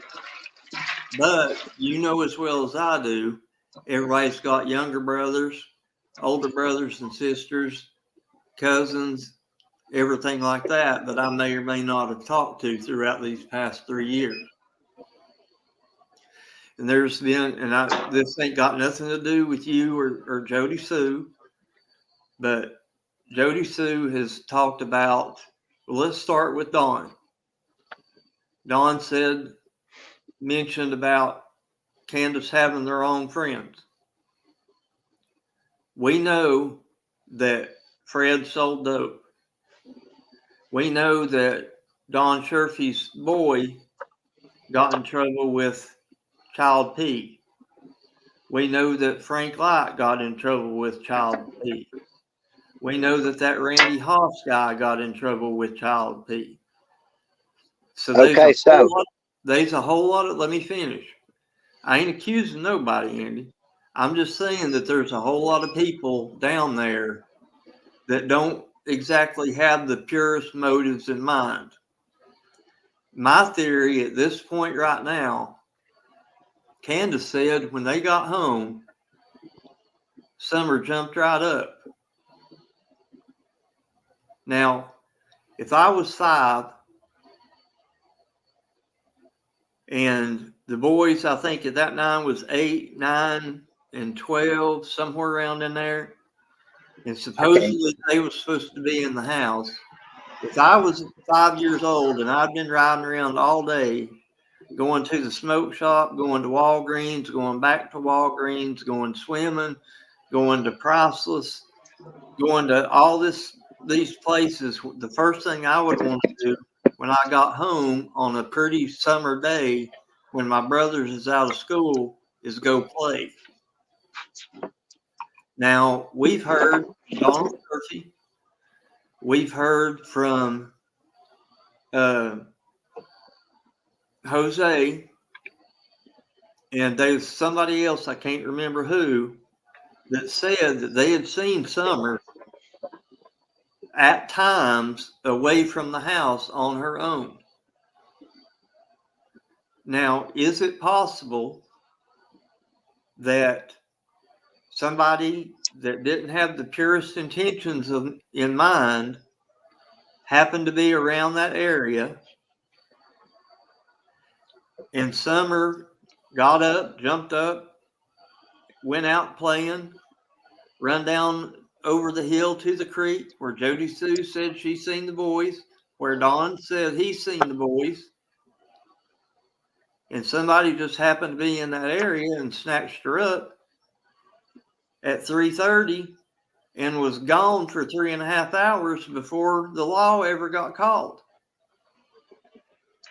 Or, and this is where I'm going to ask the questions, I'd like to ask Fred the same questions and Jody Sue. And there's some other people, and I know some of the names, have told me that YouTube ain't even talked about the real monsters that's down in Beach Creek.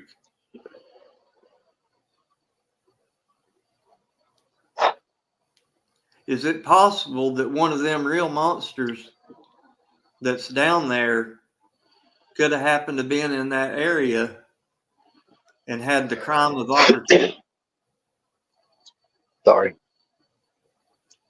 And snatched her up and got gone. Maybe went back in the mountain and hid out, like I said earlier before you come up here, to let the heat die down a little bit. And God forbid, I hate saying it, but done whatever they was going to do with her and left her to be, or took her on out to one of those exits out on the Greene County side and handed her off, or took her somewhere themselves, or done whatever.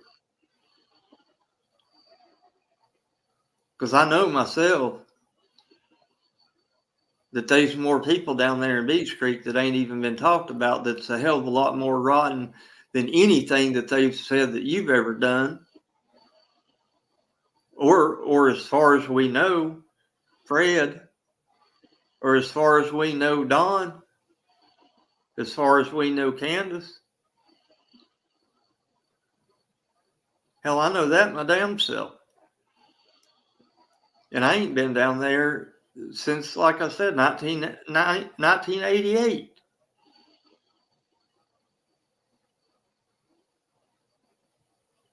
I mean, I kept to myself. I had no,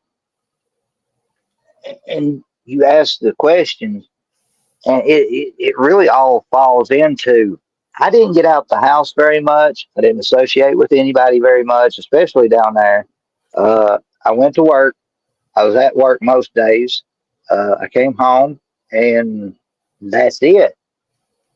And I believe you when you say that, because I trust Adrian, who called Hayworth, and to some extent I trust when Ryan called Hayworth and they verified that you was at work. Well, I mean, they showed up over there. I don't think that you had anything to do with Summer getting gone. But my question is, and I believe when you say that, I mean, I don't have no reason to doubt. Every time I've ever talked to you, you've never told me anything different than what you told me the very first time when me and Piper and Lean on Me talked to you.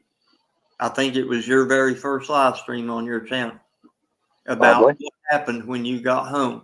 So I ain't got no reason to doubt that you come home and minded your own business, done what you done, whatever. I ain't worried about your and Jody Sue's relationship. What I'm interested in, I know you come home and you went to work, and to me, that's an easy way for you to say that you're not going to answer the question that I asked you. Is it possible that one of the real monsters down there could have had it? Could Summer disappearing could have been a crime of opportunity? And where would you place that on a scale of 1 to 10? Just from things that you might have heard at the store, or Okay, so or whatever. you know, I'm not telling I you mean, to I know. anybody. I'm not telling you to say, well, I think it was Ricky or No, Johnny or Bill or shit, whatever. you're not going to get me to say nobody's name that I ain't for sure of. Right, and I don't want you to. So, as far as you talking about the real monsters or whatever that's down in there, I really don't know nobody that is that bad anymore. Like, I don't know Frank, you know? Right. The only one that you named right there that I know is Randy. And the only reason I know him is because he's married to my cousin. Right. So, and just to go ahead and put this out there, and people fuss at me, and I probably get fussed at. I don't like him. I don't have nothing to do with him. It's kind of one of those situations that I don't like it at all. But I'm not going to put my ass in a cage because of something he did. No, hell no. So he's got to live with what he did. Everybody knows what he did. I don't like what he did. I don't stand for what he did. So I don't stand for none of that. It's bad if people take advantage of anybody, child, women, the weak, the elderly, anything. So, so you say the real monsters. Think about it. Do you think if anybody down there was the one hunting or taking or anything like that, most predators don't hunt. It's one of those like raccoon. They don't shit where they eat. Right. So I don't feel that it was. Maybe it was just some random dude, some random person.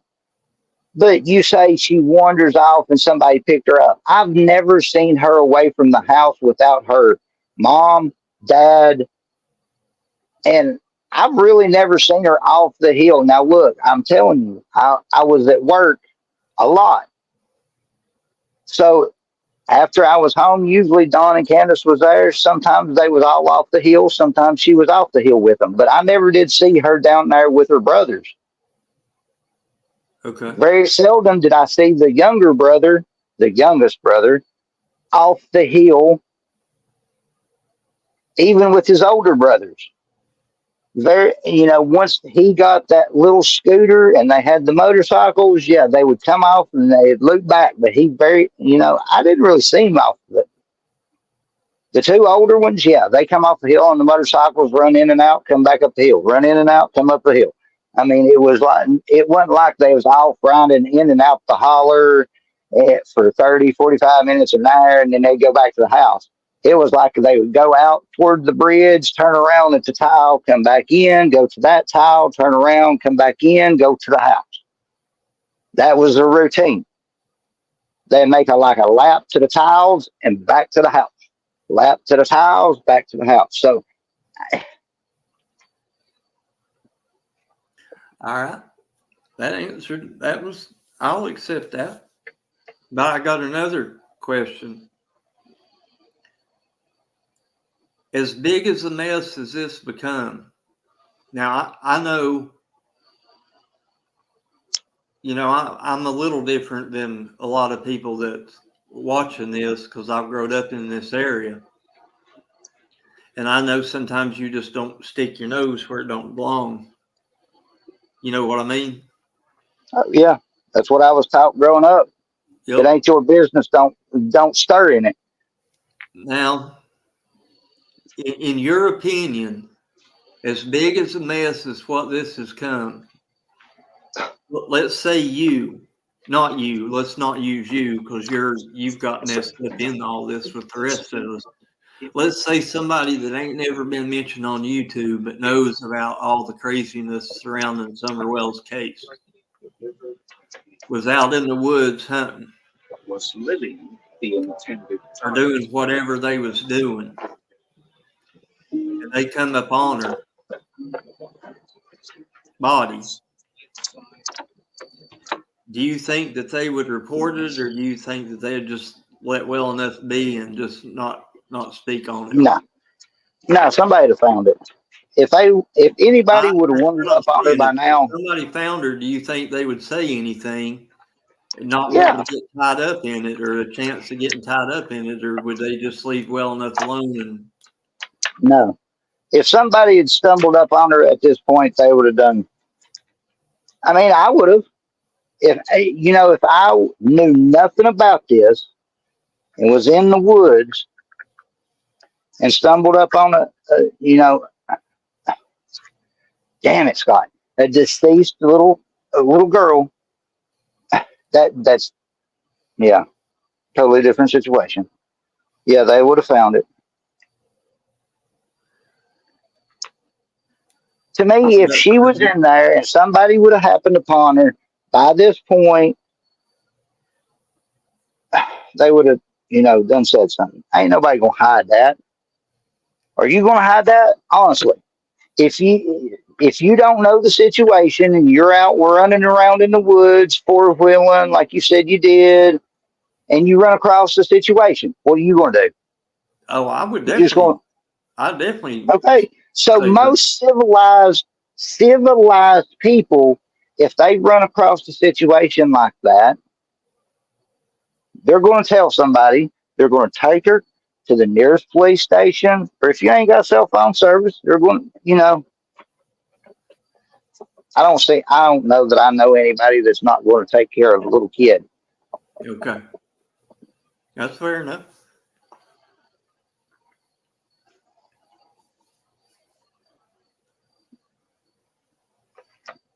But I know that gives Candus a lot of grace because I ain't no way I'm gonna blame a mama that lives out in the country for letting their kid jump out of the car and go play after they've been running around errands all day and they're tired of sitting in the back of a truck. They just want to go, chase grasshoppers or whatever they want to do. I'd never fault Candus for doing that. But nobody's run up on her in 3 years. I mean, not even a thread of her clothes. And there's been hundreds of people, big time, airplanes, helicopters. I mean, your place was crazy down there for 2 weeks. Mm-hmm. More than 2 weeks, but at least for 2 weeks, when they had the full on thing going down there. And not a freaking trace. So the only thing that's why I started thinking about the only thing that makes sense to me to not leave a trace is to completely disappear. And how do you do that? Well, it takes another human being to make you disappear. They got to grab you and take you away, put you in a car, drive you away. Something. But I mean, they ain't found when they was flying them that high dollar stuff all over Beach Creek. They didn't find no, soft spots like shallow graves or clothes or Nothing.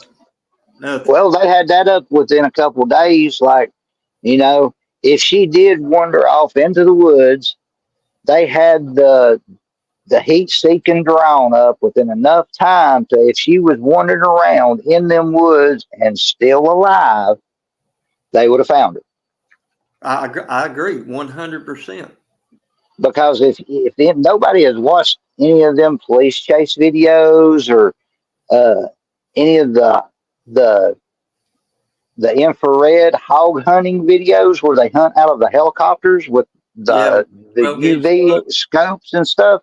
Yeah, I I watch them mean, all. you can see mice in the field Yes. from a helicopter. So don't tell me they couldn't have found a 5-year-old hunkered down somewhere, enough heat signature to show. I 100% agree with you. But as far as just making her disappear, to me, Candace, Don, Grandis, if they was there when everything started popping off, how did they have any involvement in getting her out of there? Unless it was somebody else involved, it was a whole big scheme, and it was all set up. So, Well, that was initially what I thought when I very first started looking at this. That was my first theory. That it was concocted in a big scheme? Yeah. Controlled disappearance. 4 hours. For what purpose? For what purpose? Now you go to motive. She was fixing to go to school, and maybe she has been. Okay, don't even. I could see that. I've had that Neglected in thought. some type of way to where she went to school. I've had that thought, yeah. I mean, does that make sense to you? Okay, but in that same circumstance, Scott, if you didn't want her to go to school, it's as simple as putting her on homebound. I mean, which one's going to be worse? You're worried about her telling something, them finding something. I am sorry, everybody. So, if you've committed a crime, so what are you going to do? You're going to commit a bigger crime and risk more to hide a smaller crime that you could easily come up with if you just did A, B, or C. So you eventually get caught for A, B, or C, or you did the disappearance. I mean, risk and reward. What's the outcome? Usually you get caught no matter what. Yeah, I get that. That's why I kind of had to start rethinking my theory. Is, you know, like you said, Candace and Grandma was the last ones, adults, to see her, but they had 1,000 damn people out there for 2 weeks, plus you all in there hunting. I mean, it's soonest before anybody. I mean, because we talked about this before. You know, the 911 call was like at 6:23, and you was rolling in there within the next 10, 15, 20 minutes. So I mean, you were like okay, from the get-go, I swear to God, you know what my initial thought is from the rip on that whole 6:23 call in, because I know I was there close to that time. Yeah. Because I had a certain amount of time to get from point A to point B's, and I had to be there. And, you know, she had done walked off the hill so that we could go get food or do whatever we was doing that evening. Right. That was the plan. Yep. So I had a certain amount of time to get there. And then when I roll in, bam. So, you know, I mean, That's what I'm saying. I think the 911. I think their 911 time is off. I think he didn't set back from daylight savings time. I think the call come in at whatever it says an hour later, and that's how everybody's getting their timeline misconstrued. But that's my opinion. That's what I thought. I don't know. I've not sat and went through all of this. I've not listened to everybody's lives. I've not listened to a lot of stuff in this. I tried to space myself from this because I had no part in it. I sold them weed. I mean, they got a dispensary in Virginia that you can go to and buy it. I don't, it's simple. Right. So that is my guilt in this. I mean, me and her relationship has no bearing on that across on 110 Hill. Oh yeah, I don't even want to talk about And that. it's got all misconstrued and mixed in. And he sold them weed. He sold them sedatives. Which one was it? Well, I mean, I personally don't know what you want to classify as a sedative, but I've smoked weed. I've did a little bit of other stuff, but I'm not no dopehead. Right. I'm a pothead. I'll agree with that. Right. Unless I start like some people do smoking and they get real paranoid and can't smoke no more, I'm going to smoke. I wanted to jump in here real quick. When you, Andy, when you say an hour later in your comment, meaning an hour later from what time, in your opinion?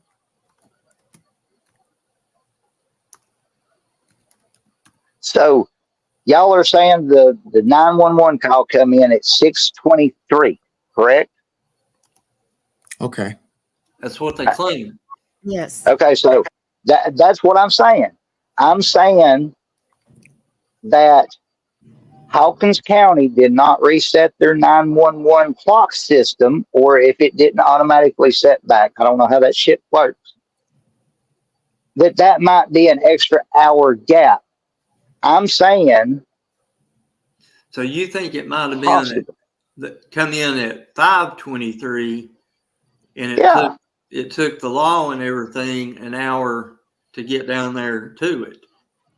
No, I'm saying that everybody's saying, and every system is saying that the call came in at 6:23, but it was actually technically 5:23 that the Hawkins County 911 EMS system call-in center, or Washington County 1, had the wrong time.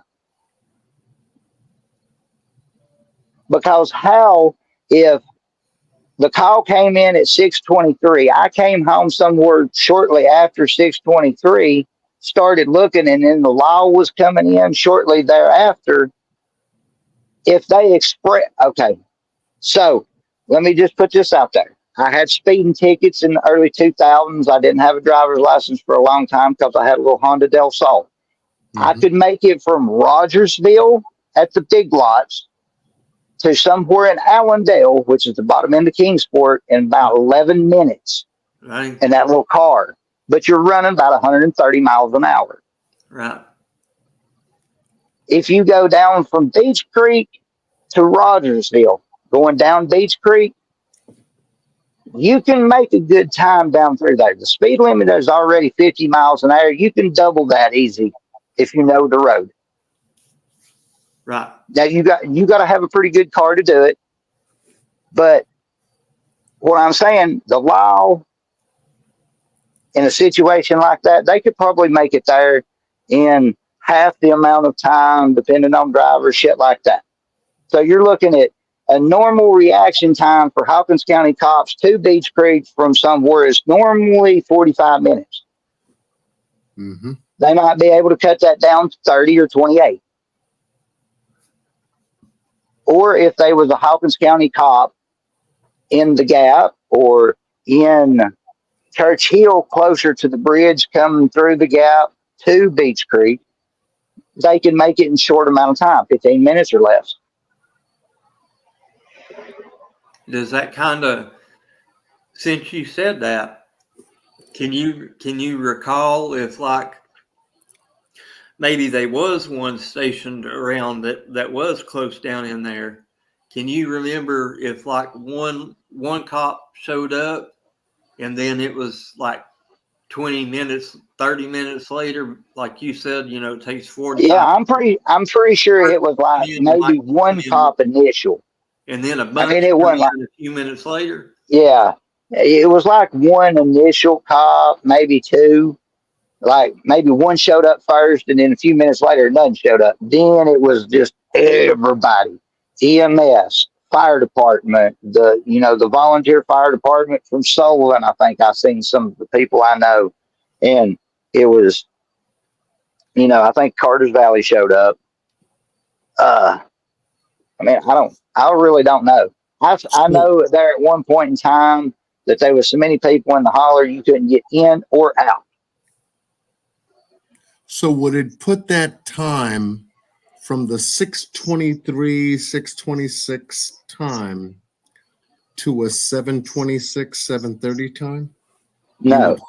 No. No, go backwards. Go backwards. Be backwards. So you're saying it so daylight saving time works what? The spring you spring forward. So correct. When do you spring forward? If they didn't set that forward, I don't know if the system automatically sets. Cell phones automatically set because they're connected to. How does 911 systems work? I don't know. Maybe some of y'all know better. Do they automatically reset when it springs forward? Do they automatically set back when it falls back of the fall? Well, if you're talking about cell phone down there systems, too, all their equipment was way outdated too. You know, everybody knows how much problem they had with the radio. Hawkins County in Beach Creek, their cell phones won't even work down there until they set up that little substation at Mount Carmel. Right. So half the time the radios don't even work if they don't have a good radio. If they're outside the car and they're not working on the car radio, their radios don't even work sometimes. That's why Hawkins County, if they come to Beach Creek or anywhere past Van Hill, they come in twos. In twos, yeah.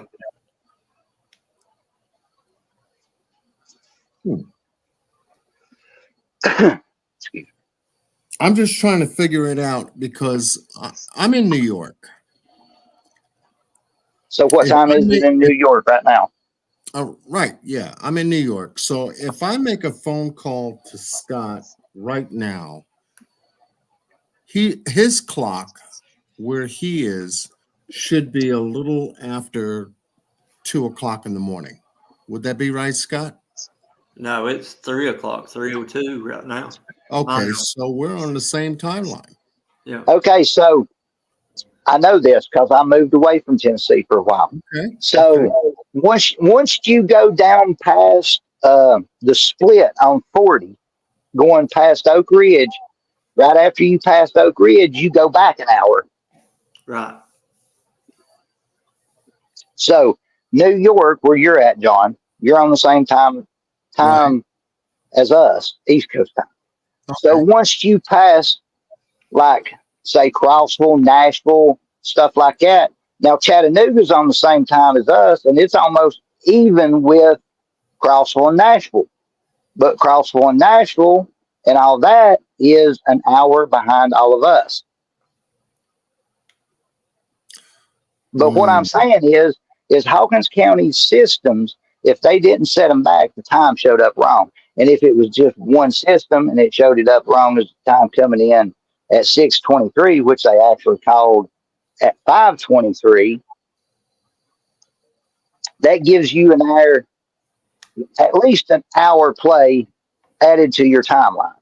Wouldn't that also go to the physical timeline of getting there from wherever they were?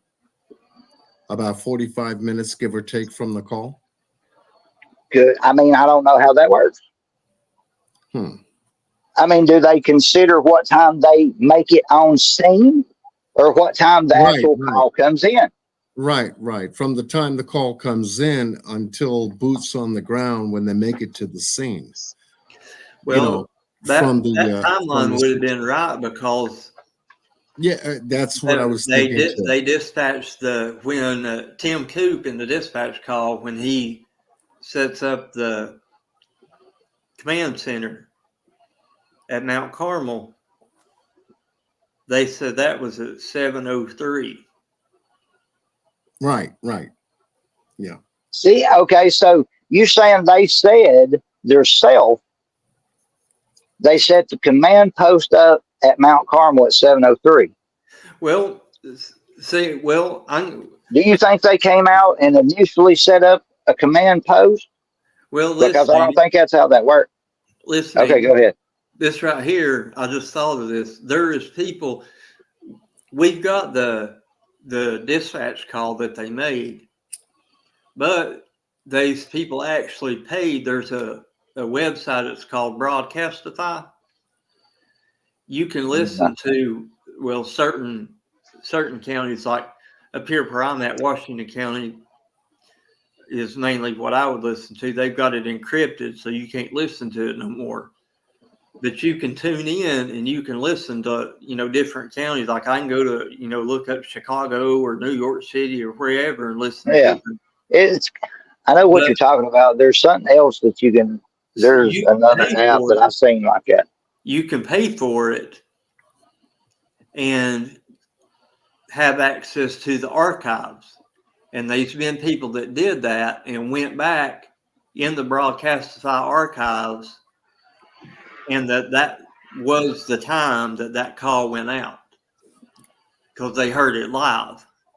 They didn't hear it live. 6:23 for the archives. They went back to June 25th or June 15th and set the time like at 5 o'clock or whatever and listened through until everything started happening. So I mean, I don't know. I wasn't there. I have no clue. The time would have had to have been right. Correct. Okay. I mean, see, that was just a thought I had. Right. Because that would leave the time, I mean, to me, being if it went out at 6:26, and then you had boots on the ground a little after 7, and then everyone getting together at around 7:25, 7:30 at a command station. Now we have, give or take, 7:30. Everybody's there. So that's why I had asked Andy, from that point on, as time grew, what did he feel? What were his thoughts at that time? Because by you being there, you saw the development of how everything was unfolding at the time. It was a little by little kind of thing.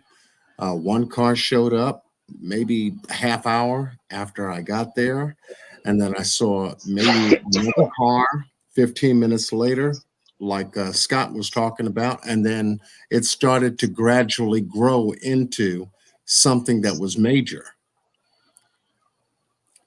from that point of time. So within an hour, give or take, you've got, a scene now from 6:26 to about 7:30, give or take, of a scene now growing and developing on Ben Hill Road that would bottleneck that entire road, right? Oh, yeah. Okay. Yeah, I mean, it was a drastic situation it escalated quickly, yes. Yeah, okay. And then within a few hours into the situation, and especially when you wake up the next morning, I personally can't say right here at this point in time, tell you whether or not I went to sleep that night or not. I cannot. But, I know I wasn't there on the 15th. The 14th I was there. That's when Jackie Dobbs. And then I took off a few days afterwards just to see. So, I mean, it was bad. I never thought nothing like that would happen. My kids used to walk off to the mailbox. I mean, it's hard to think about at this point in time. Right. So, I mean, I really don't know. It's hard for me to sit here and say, well, look, I'm not saying Don and Candus is innocent of anything or guilty of anything, but I'm saying they could have done a better job, a lot better job at what they was doing. I mean, I'm not a perfect parent. I've never claimed to be. I did the best I could do. So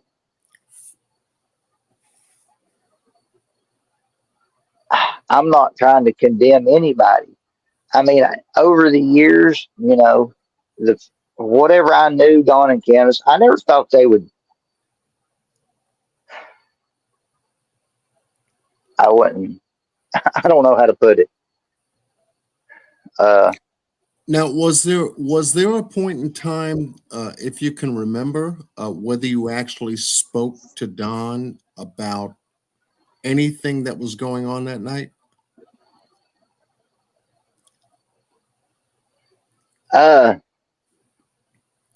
No, I can't. I can't tell you what I said to him, what we talked about, if I even talked to him that night. I mean, I know I've said something to Don that night. I don't know what I said to him. I don't know what we talked about. I just. I mean, there was a lot, and I'm not just saying, I'm going to put a perspective out there. Yeah, there was a lot going on with that. There was a lot going on in my life, and I'm not trying to take away anything to do with Summer. There was a lot going on in my life that necessarily took up more time than what I couldn't spend much time worrying about anybody else but myself and mine, That would make sense. Okay, I get it. So I didn't pay much attention to anybody else and their ongoings. Right. I took care of myself, my kids, her. I know what all y'all have heard, but that has nothing to do with Summer missing. Right, right. But I minded my business. Yeah, I sold them weed. I minded my business other than that, though. I got you. I was hoping you'd get there. I was hoping you would get there, and I appreciate that. I mean, whatever she did, whatever she paid attention to, I don't like saying anything bad because I have consequences and repercussions. But I don't know. I wasn't there a lot. She was there. She was there all the time. I got you. What if you can remember, if anything, was your impression of perhaps a conversation or any kind of communication with Jody Sue that night? Did she tell you anything? Was she hysterical? Was she? She was worried. She wasn't necessarily, I don't consider hysterical. I mean, she was upset. She was worried. She was scared. I was scared. I mean, their kids and my two kids were really the youngest kids on the road. I mean, that was really the only kids that I know of on that road was the Wells kids and my kids. So, yeah, it was a worrisome situation.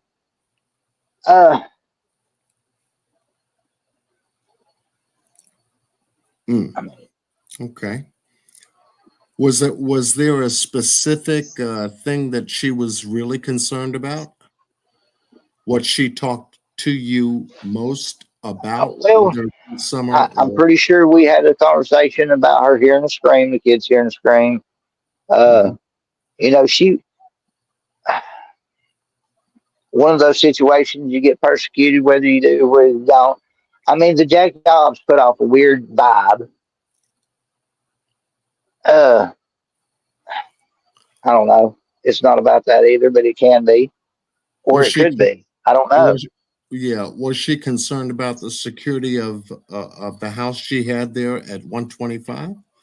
You know, locking Yeah, windows, yeah. closing Well, I doors. mean, we always kept pretty well. We didn't always keep the doors locked, but yeah, it was. She was worried about somebody coming back. You know, what had I don't know what had happened, who had done it.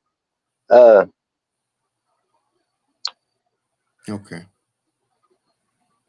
I mean, it's just I don't know. Because I feel, you know, it's a big difference between how a man would take on this information happening. You know, he comes home, he's coming home from work. All of a sudden, he's notified that, you know, hey, Yeah. one of the neighbor's children are missing. Mm-hmm. You know, versus a woman who was already there with children of her own. You know, having a dialogue, a conversation. You show up, she's there. Your impression of what the hell's going on. She tells you, Summer's missing. Candus and you know, her mother can't find her. They're looking all over the property. This, that, and the other thing. They call the police. Obviously, you might have asked that question. Did they call the police? Oh, yeah. Oh, okay.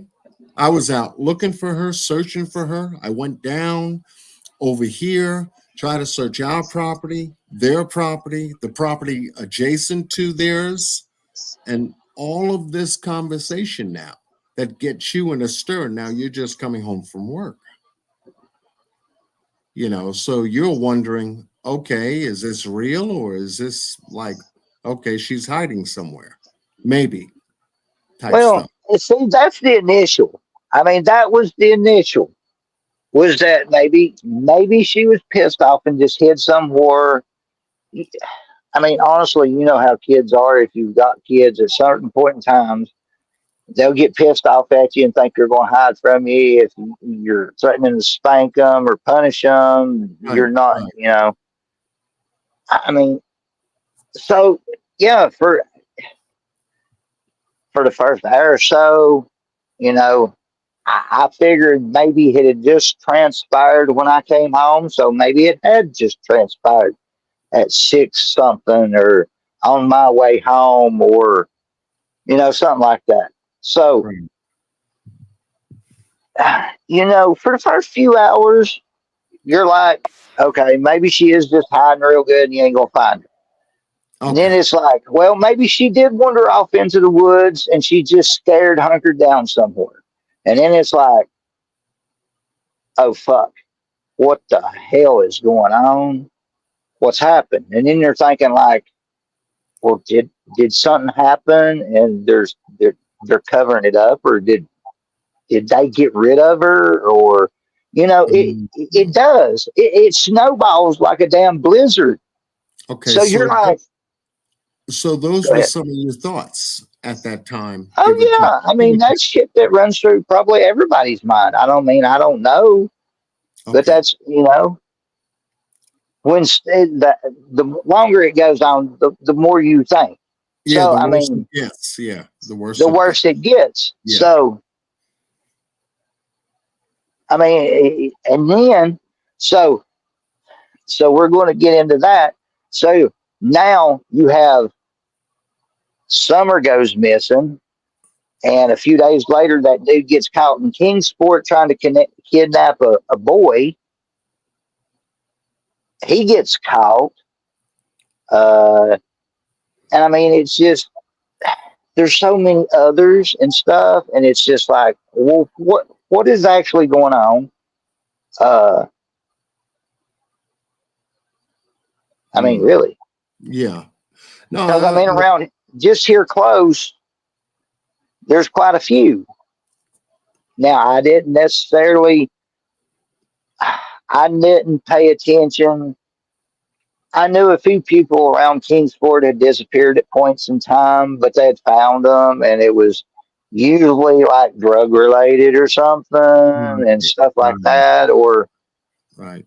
but this was grown adults, like 30s, upper 20s, 40s, stuff like that.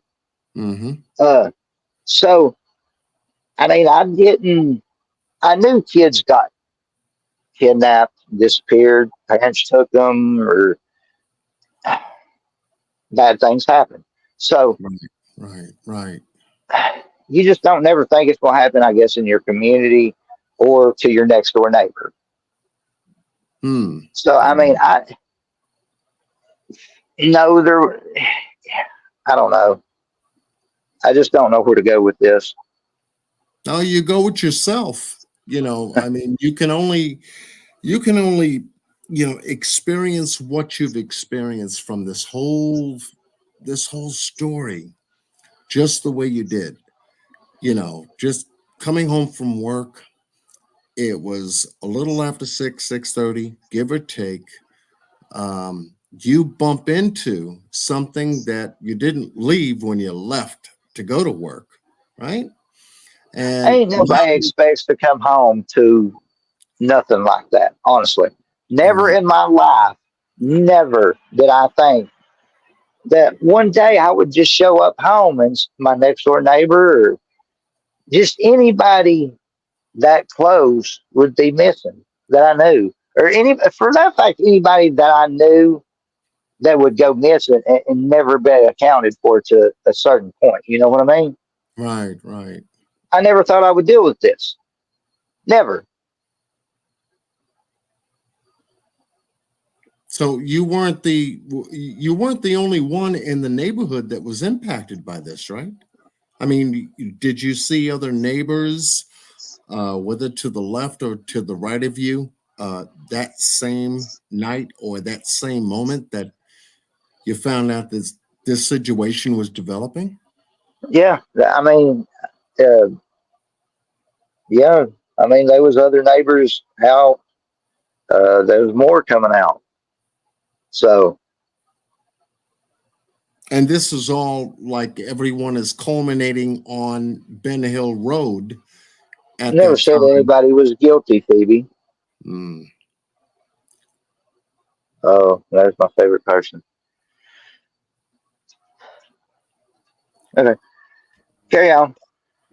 Yeah, because I'm trying to put myself in your shoes. I've seen that right before you said it, Amy. What? Which one? Which one, Scott? Your fanboy. Oh yeah. Yeah, I'm trying to put myself in Andy's shoes. To go back to June 15th, almost 3 years ago now, and come home from work on a normal day, and it's a Tuesday.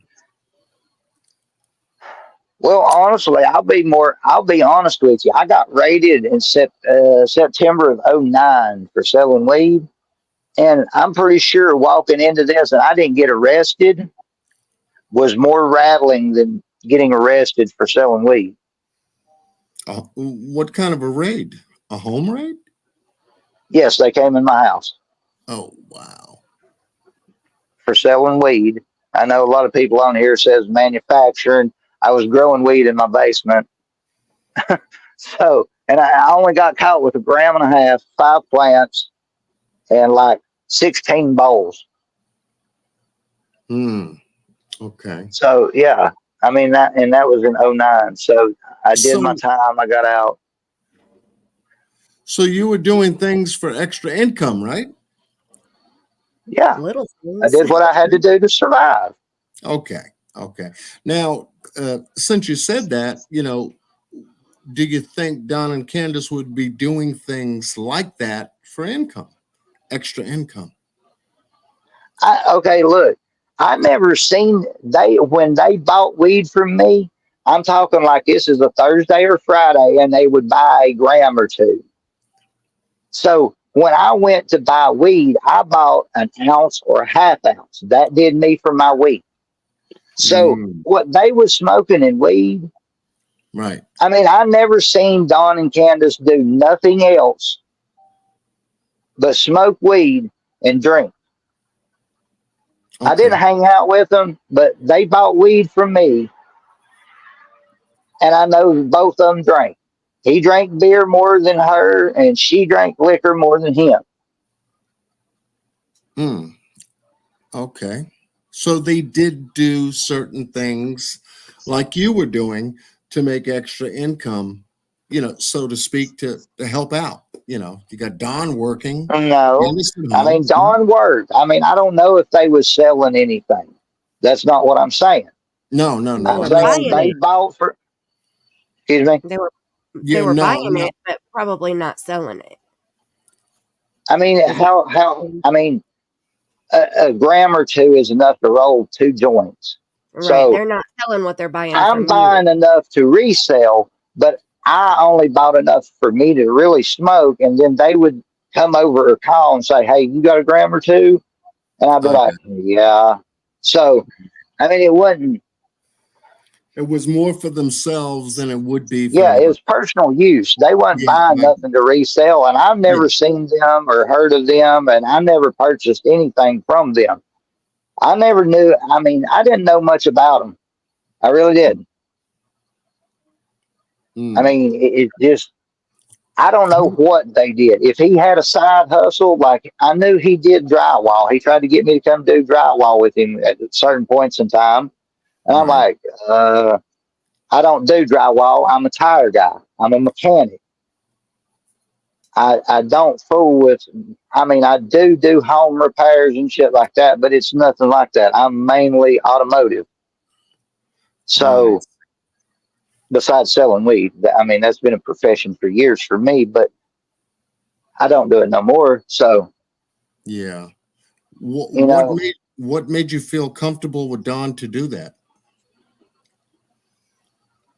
I mean, he didn't seem like a cop. He seemed like he was an ex-convict. I mean, a couple grams here and there to a neighbor. I mean, it's kind of being neighborly. I mean, it's like going over and taking your neighbor a 6-pack of beer. Or, I mean, okay. I mean, honest to God, I see it worse drinking than smoking weed. I mean, I've never been so stoned that I can't function. So you drink a half a fifth or a pint or 2 or 3 shots, depending on how much you drink. I mean, I know people that can drink 2 cases of beer and function like you don't even know they're drunk. Then again, I know people that take 2 or 3 shots and they're dancing around like fucked up white girls. Right. So, I mean, there's differences to everything. So you were comfortable with him, I guess that first time, that you encountered, he was looking for something and he shared maybe some stuff about himself with you regarding information that made you feel comfortable to say, "Oh, okay, he's not a cop. He doesn't appear strange to me. He lives across the street from me. I got kids, he's got kids," and you kind of felt the balance in what he was talking with you about enough to say, "Well, yeah, I do a little something on the side, give or take." And he said, like, maybe like what?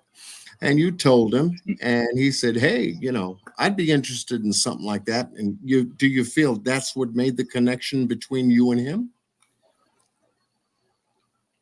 nah, there really was no connection between me and him. It's just basically being neighborly. Okay. And just being neighborly. Right. Okay. I don't know how it works in New York, but I mean, down here, I just it works differently in honestly, New York. just hey, here's your couple grams, leave me a fuck alone. I mean, yeah, no, it's different in New York. Well, my neighbors are not close. My neighbors are not close in Beach Creek. They're pretty good ways away, And that's Right. why we live out there. That way we don't get pestered too much. So Yeah. Yeah. Do you it's ever kind of, have you ever felt that Don ever pestered you at yeah. inconvenient times? So maybe you're going to work, maybe you're trying to go to sleep, maybe you're trying to get a bite to eat, maybe you're trying to just chill out, relax, no interfacing with anyone. Has Don ever pestered you, came over, or even called you, text messaged you to say, hey, I'd like to come by, and connect with you? Has he ever pestered you? Oh, yeah. Yeah. Wow. More Well, so okay, than look, a loud ass dirt bike coming up the hill. And honestly, at the point in time that they was getting weed from me, that was just kind of one of those things. I wasn't selling. I had tried to quit. I didn't want the trouble. I'd been out of jail. I didn't want the bullshit. Like, right. there's one of two people that I hooked up. Like, I've grown up with one dude, and he would come and need something. I'd hook him up, Mhm. and Don and Candus would either ride over there on the dirt bike or message or something and want some. And it was just basically to, hey, if I could deal with it while they're down at the bottom of the hill, they don't have to bring the dirt bike up here. I don't got to hear her bitch about them coming over here. Uh, Basically, if I could keep her shut the fuck up, my life was better.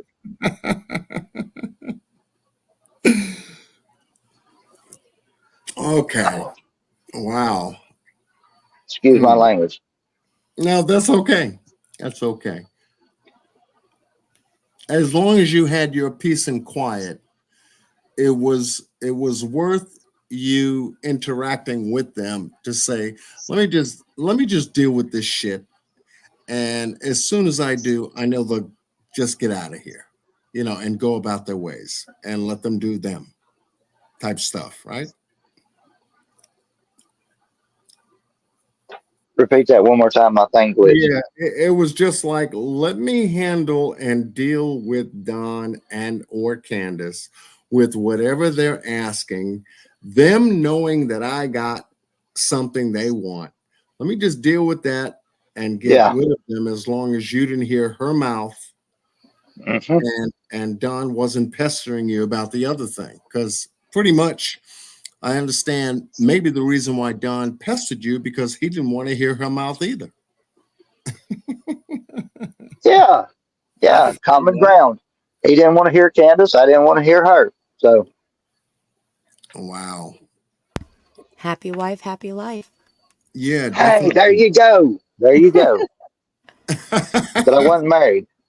Thank God. You ever heard that saying, in a marriage, you're either one of two things. You're either happy or you're either right, but you can't be both. I'm I'm very happy happy and I'm now, always so. right. I'm just being silly. You got to say that to me. Ask my husband, he'll tell you I am always right. Oh, yeah, that's what I'm saying. Yeah. Yeah. Yep. If he's right, he ain't going to be happy because you're going to be climbing up one side of it and down the other until you're right and he shuts up. Usually it's the other way around. Usually I tell him to stop talking and walk away. I don't like to argue. I don't like confrontation at all. So I'll be like, you need to stop and just stop. Just stop talking right now. Put the shovel down. You're digging far enough. And we both walk away. And I want to say everybody in chat is loving the conversation. I've been trying to pop comments up on the screen that's, related to what you guys are talking about. And so I appreciate, this has been very informative. I appreciate you coming up here, Andy. I never thought that I would have anybody involved in a case on my panel ever. That's never been a goal of mine. So I appreciate you coming up here, and I appreciate you gentlemen asking all the questions. No problem. You're Yeah, welcome. no, I appreciate being invited. I'm glad you have a very good panel that is in harmony, that can discuss this case in a way to where it's not about one knowing more than the other, or it's an ego trip, or it's a personality type situation. And we can take a look at something that's culminated now to a third year of a missing child that's still missing. And in a way that, still we have questions, and all of us can't ask the same questions in a way that another person can. And to have the cooperation of a lot of people without personalities and egos and things of that nature to take a look at this case for what we all have learned about it, what we do know about it.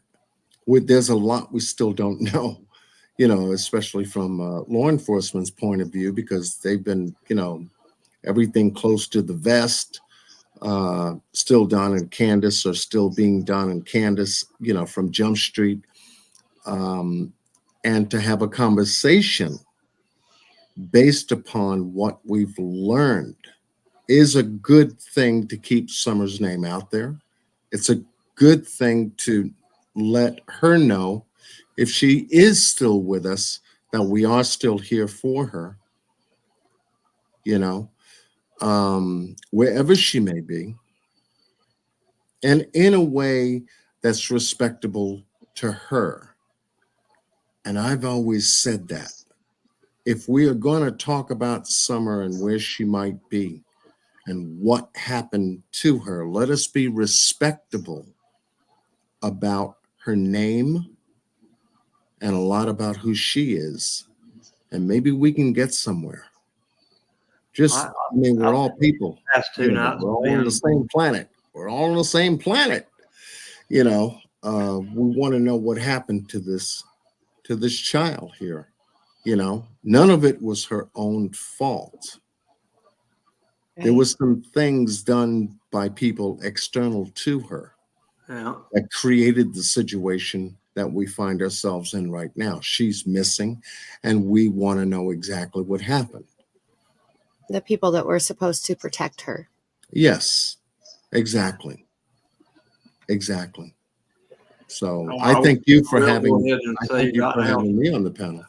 That watch this on the replay that are going to wonder about what Fred's answers were, because I asked Andy those questions without telling him. Told him that I'd asked Fred those questions, but I didn't tell Andy what Fred's answers were, because I wanted to see who's being straight. And right. Fred's answers were basically the same as what Andy's were. So just for anybody that's, wants to compare what, like I said, you can go back and check. I was on Ziggy's panel and she was relaying the message with Fred, so you can hear everything that I asked and everything that he answered. And there's not a whole lot of difference between what I asked Andy tonight and what Andy answered, except I didn't go to the point of the real monsters, that part of it. I didn't go with that part with Fred because I don't know if Ziggy was going to end the stream or whatever. But so as far as I'm concerned, Fred was being truthful about the paths going from Beach Creek to Chimney Top and Horton Highway as much as what Andy has been. So that's fine. I mean, he's been all over a lot more of that than I have. I mean, honestly. Right. So. Right. Well, I appreciate you guys sharing. I mean, neither you nor Fred had to come out and, say anything. And I think that I've seen you be open, and I mean, even to the point of Colin Pruitt, I heard your call with him. And so I appreciate that, it's going a little bit further, I think, than what was ever needed, but you did it. You made your point, and I appreciated it. Thank you. Yeah, I think a lot of people appreciated that. Right. I really do. Yeah, well, then it was Ziggy tried to discredit that because who knows at what point in time that the TBI actually took it over and said Hawkins County, well, or whatever. So, I mean, I don't know. I wish law enforcement would do more. You know, they don't have to tell us the case, but I feel like they're sitting on shit. They don't have shit. And that's why they're not saying shit, because they don't know shit. The last time Pruitt did his interview, his news thing, he basically, what I interpreted from the words that he said, he is basically sitting there waiting on somebody to call and say, I know what happened to Summer, or I know where Summer is, or I found remains. You know, like that's what I feel. Let me throw this out there and just see what y'all think. I think Cher answered. I think it was the one. It was late last night. Okay, hold on, please, just one second. Green Yeah, Eyes, what yeah. other girl? What are you talking about? Don and Frank searching for a girl. Who, me? Green Eyes is in chat. He aggravates me, but what is he talking Oh. about? Ask Andy about Don and Frank searching for the other girl. I'll play the call. What other girl, Green Eyes? He said something, I saw something about 2 weeks before Summer was reported missing, and it was a girl that wasn't reported missing. I've been trying to read his chats and see. Cher already went to bed, Green Eyes.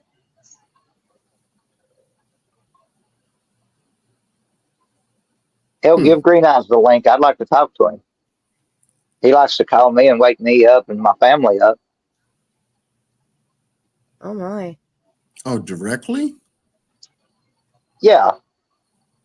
Yeah, the whole John, the whole Uncle Green Eyes. My uncle don't have a blue van. The blue van that was seen going in and out the holler was either Fred's sister's daughter, or the picture or something might have possibly been my mom's blue Versa hatchback. So who knows on the 14th when she was down there and we was all dealing with the law and Jackie Dobbs.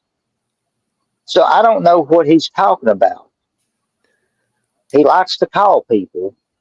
Oh. Yeah, that's not cool at all. I don't care who you are. That's not cool at all. If he's talking about Carly, that was Carly Trent. That was years before Summer. So that's the only one that I can think.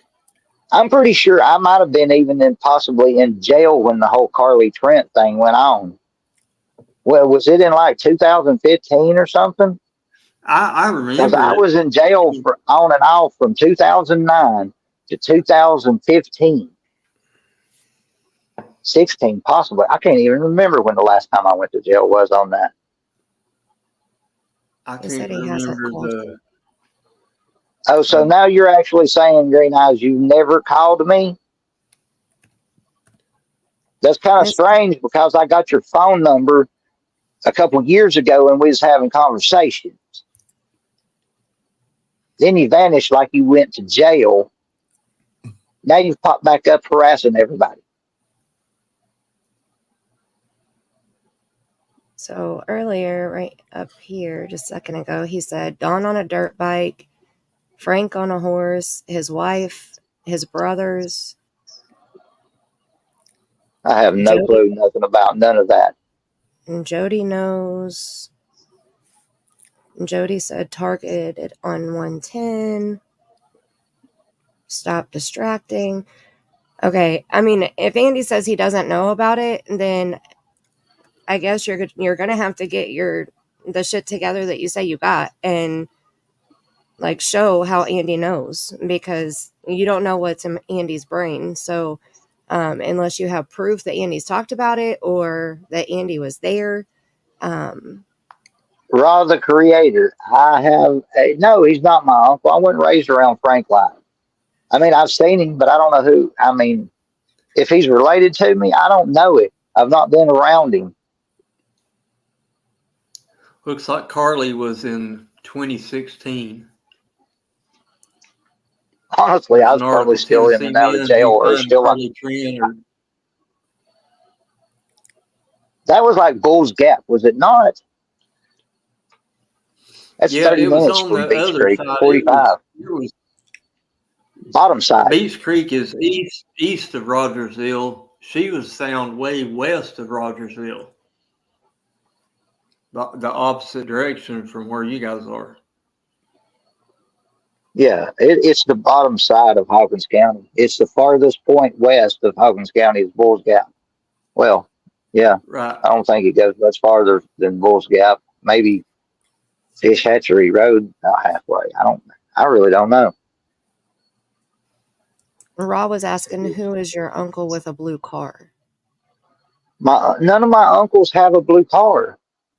Isn't that what you just ran through the list of Yeah, vehicles? That yeah. okay. I mean, my Uncle John has like a gold van, full size van.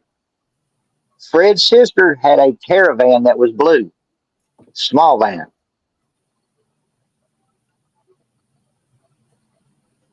Did you say that you and Fred are related? Yeah, me and Fred are like second cousins or third. I mean, I figured Okay, pretty much everybody knew that at this point. right. That clears that up. Okay. And he said to watch Killer Looks video about I seen Killer Looks video. I was in the chat.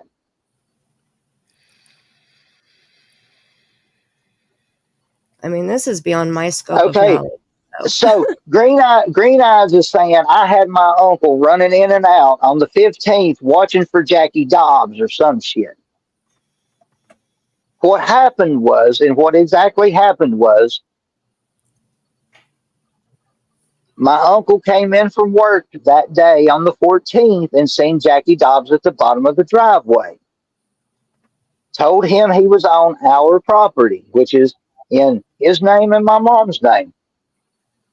So later on, I came off the hill and found Jackie Dobbs there.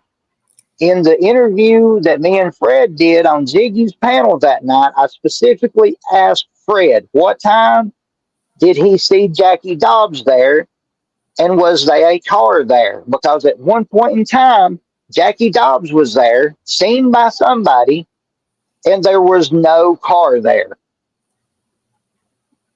Fred seen him. He was there with a car.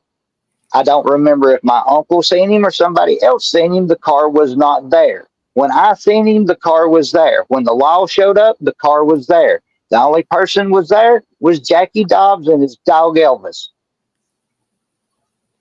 So where was the vehicle at the point in time that the person didn't see the vehicle? But my uncle was not running in and out in a blue van watching for anybody. He has a disabled son that they take care of.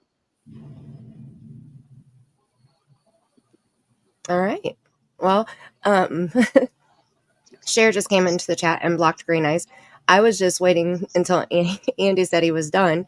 I've been done for a while with Green Eyes.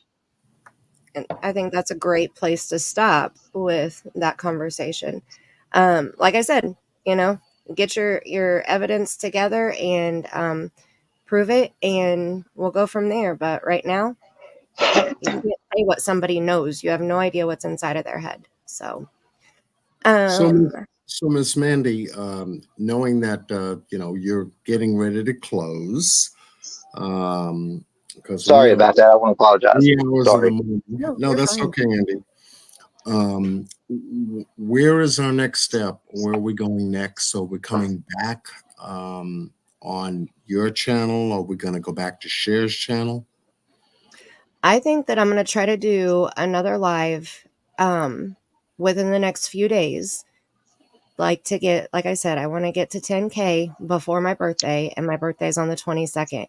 I want to be able to do a fundraiser stream on my birthday. So that's why I don't know how long it takes for me to be able to set up the fundraiser. I don't know if there's any, hoops that I have to jump through on the YouTube side, but that's my goal. So as soon as I'm able to do a fundraiser stream, I will do it. And hopefully it'll be on my birthday in hopes that I'll hit 10K before. So you'll get there. You'll be there.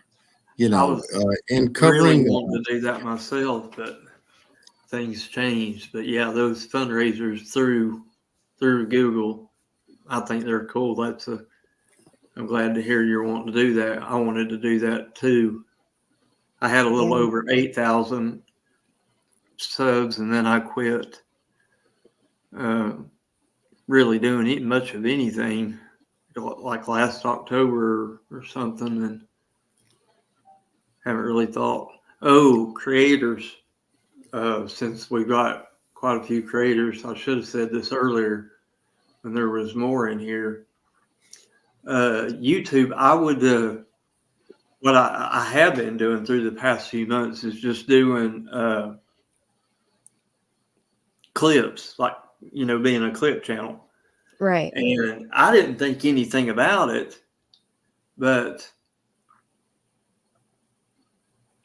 I didn't do the transformative stuff. I would just hear somebody say something silly in a live stream or something, and I would just clip that part, and then make a funny comment over top of the, a funny title for the video. Right. Well, YouTube is really, like I said, I haven't done anything really active on my channel since last October. And I think it was May 25th, I got demonetized for reused content. So they're starting to, from what the lady, they always have the little link that says learn more. So I clicked on it. So they're cracking down on, like, if like I would clip things out of new press conferences, news clips, Right. things like that. But I would just put it out because it was something that I wanted my audience to see. I wasn't thinking about, being monetized or anything like that, or, somebody being funny, like Prayer Garden saying something stupid or, Right. whatever. I just clip somebody and put it out just so everybody get a laugh or whatever. But they demonetized me. So, if you guys are, especially clip channels, be really careful, because apparently they went back to last October and looked at my channel, which you can appeal it if you feel like that you've done anything, that you didn't do anything wrong. But according to terms of service, I did. It was my fault. I wasn't thinking Right. about it that way. Because like I said, I would just clip something out, but I wouldn't add like graphics to it or, anything like that. But once I read it, I was like, oh yeah, well, I see why they did that. What I'm doing is, you've got two choices. They say you must leave your channel alone. You cannot edit or delete anything, and then file the appeal, and they'll review your channel again the way that it sits. If you delete anything and then appeal, they terminate your channel. No questions asked. Oh, wow. Or they give you the option to go ahead and edit, clean up whatever you messed up, whether it's deleting a video, editing, or whatever, and then in 90 days, so August 25th, I can reapply to the YouTube Partner Program. So what I did is I just went through all of my uploaded videos, where I just, clip channel things. Yeah. And just deleted those, and, because they, like I said, they were just silly stuff. It wasn't nothing, of any importance. It was just mainly just for people to laugh at, or if it was something, newsworthy that I thought, people would want to see. But I'm going to leave my live streams alone, like this, where you use news articles at the beginning. Uh-huh. That was transformative enough, because I think we were all talking and you were stopping it and pausing it and I think that's going to be, you've done fine there, but just straight up clipping something without changing it, they're cracking down on. So Yeah. Now, Yeah. here's my concern because the video that I played, I made. So it's a 2-hour long video of nothing but clips, but it's all combined into one long one long video. And I didn't add anything to it. I didn't put any words on the screen or any filters or anything. I just lined them up and put them in there, but I have it set as unlisted. So I wonder if it affects unlisted and private videos also. Because I know I got a strike because I recorded the Casey Anthony thing on Paramount. I recorded it in like 3 different parts and I uploaded it to my channel to get it off of my phone because I wanted to watch it later. I didn't have time to watch it. And I put it on private. It wasn't so that I could upload it for everybody to watch. It was for my own personal use, So I uploaded them in 3 different parts and they gave me 2 strikes for all 3 videos combined. But they said it was not a strike, but yet I had a big red X that said it was a strike. And so I tried to talk to YouTube chat about it and they were dumber than a box of rocks. Sorry, YouTube. But I tried to explain to the guy, I even sent him screenshots of my studio. And I was like, look, it says right here on the notification, this is not a strike. This will not hurt your channel.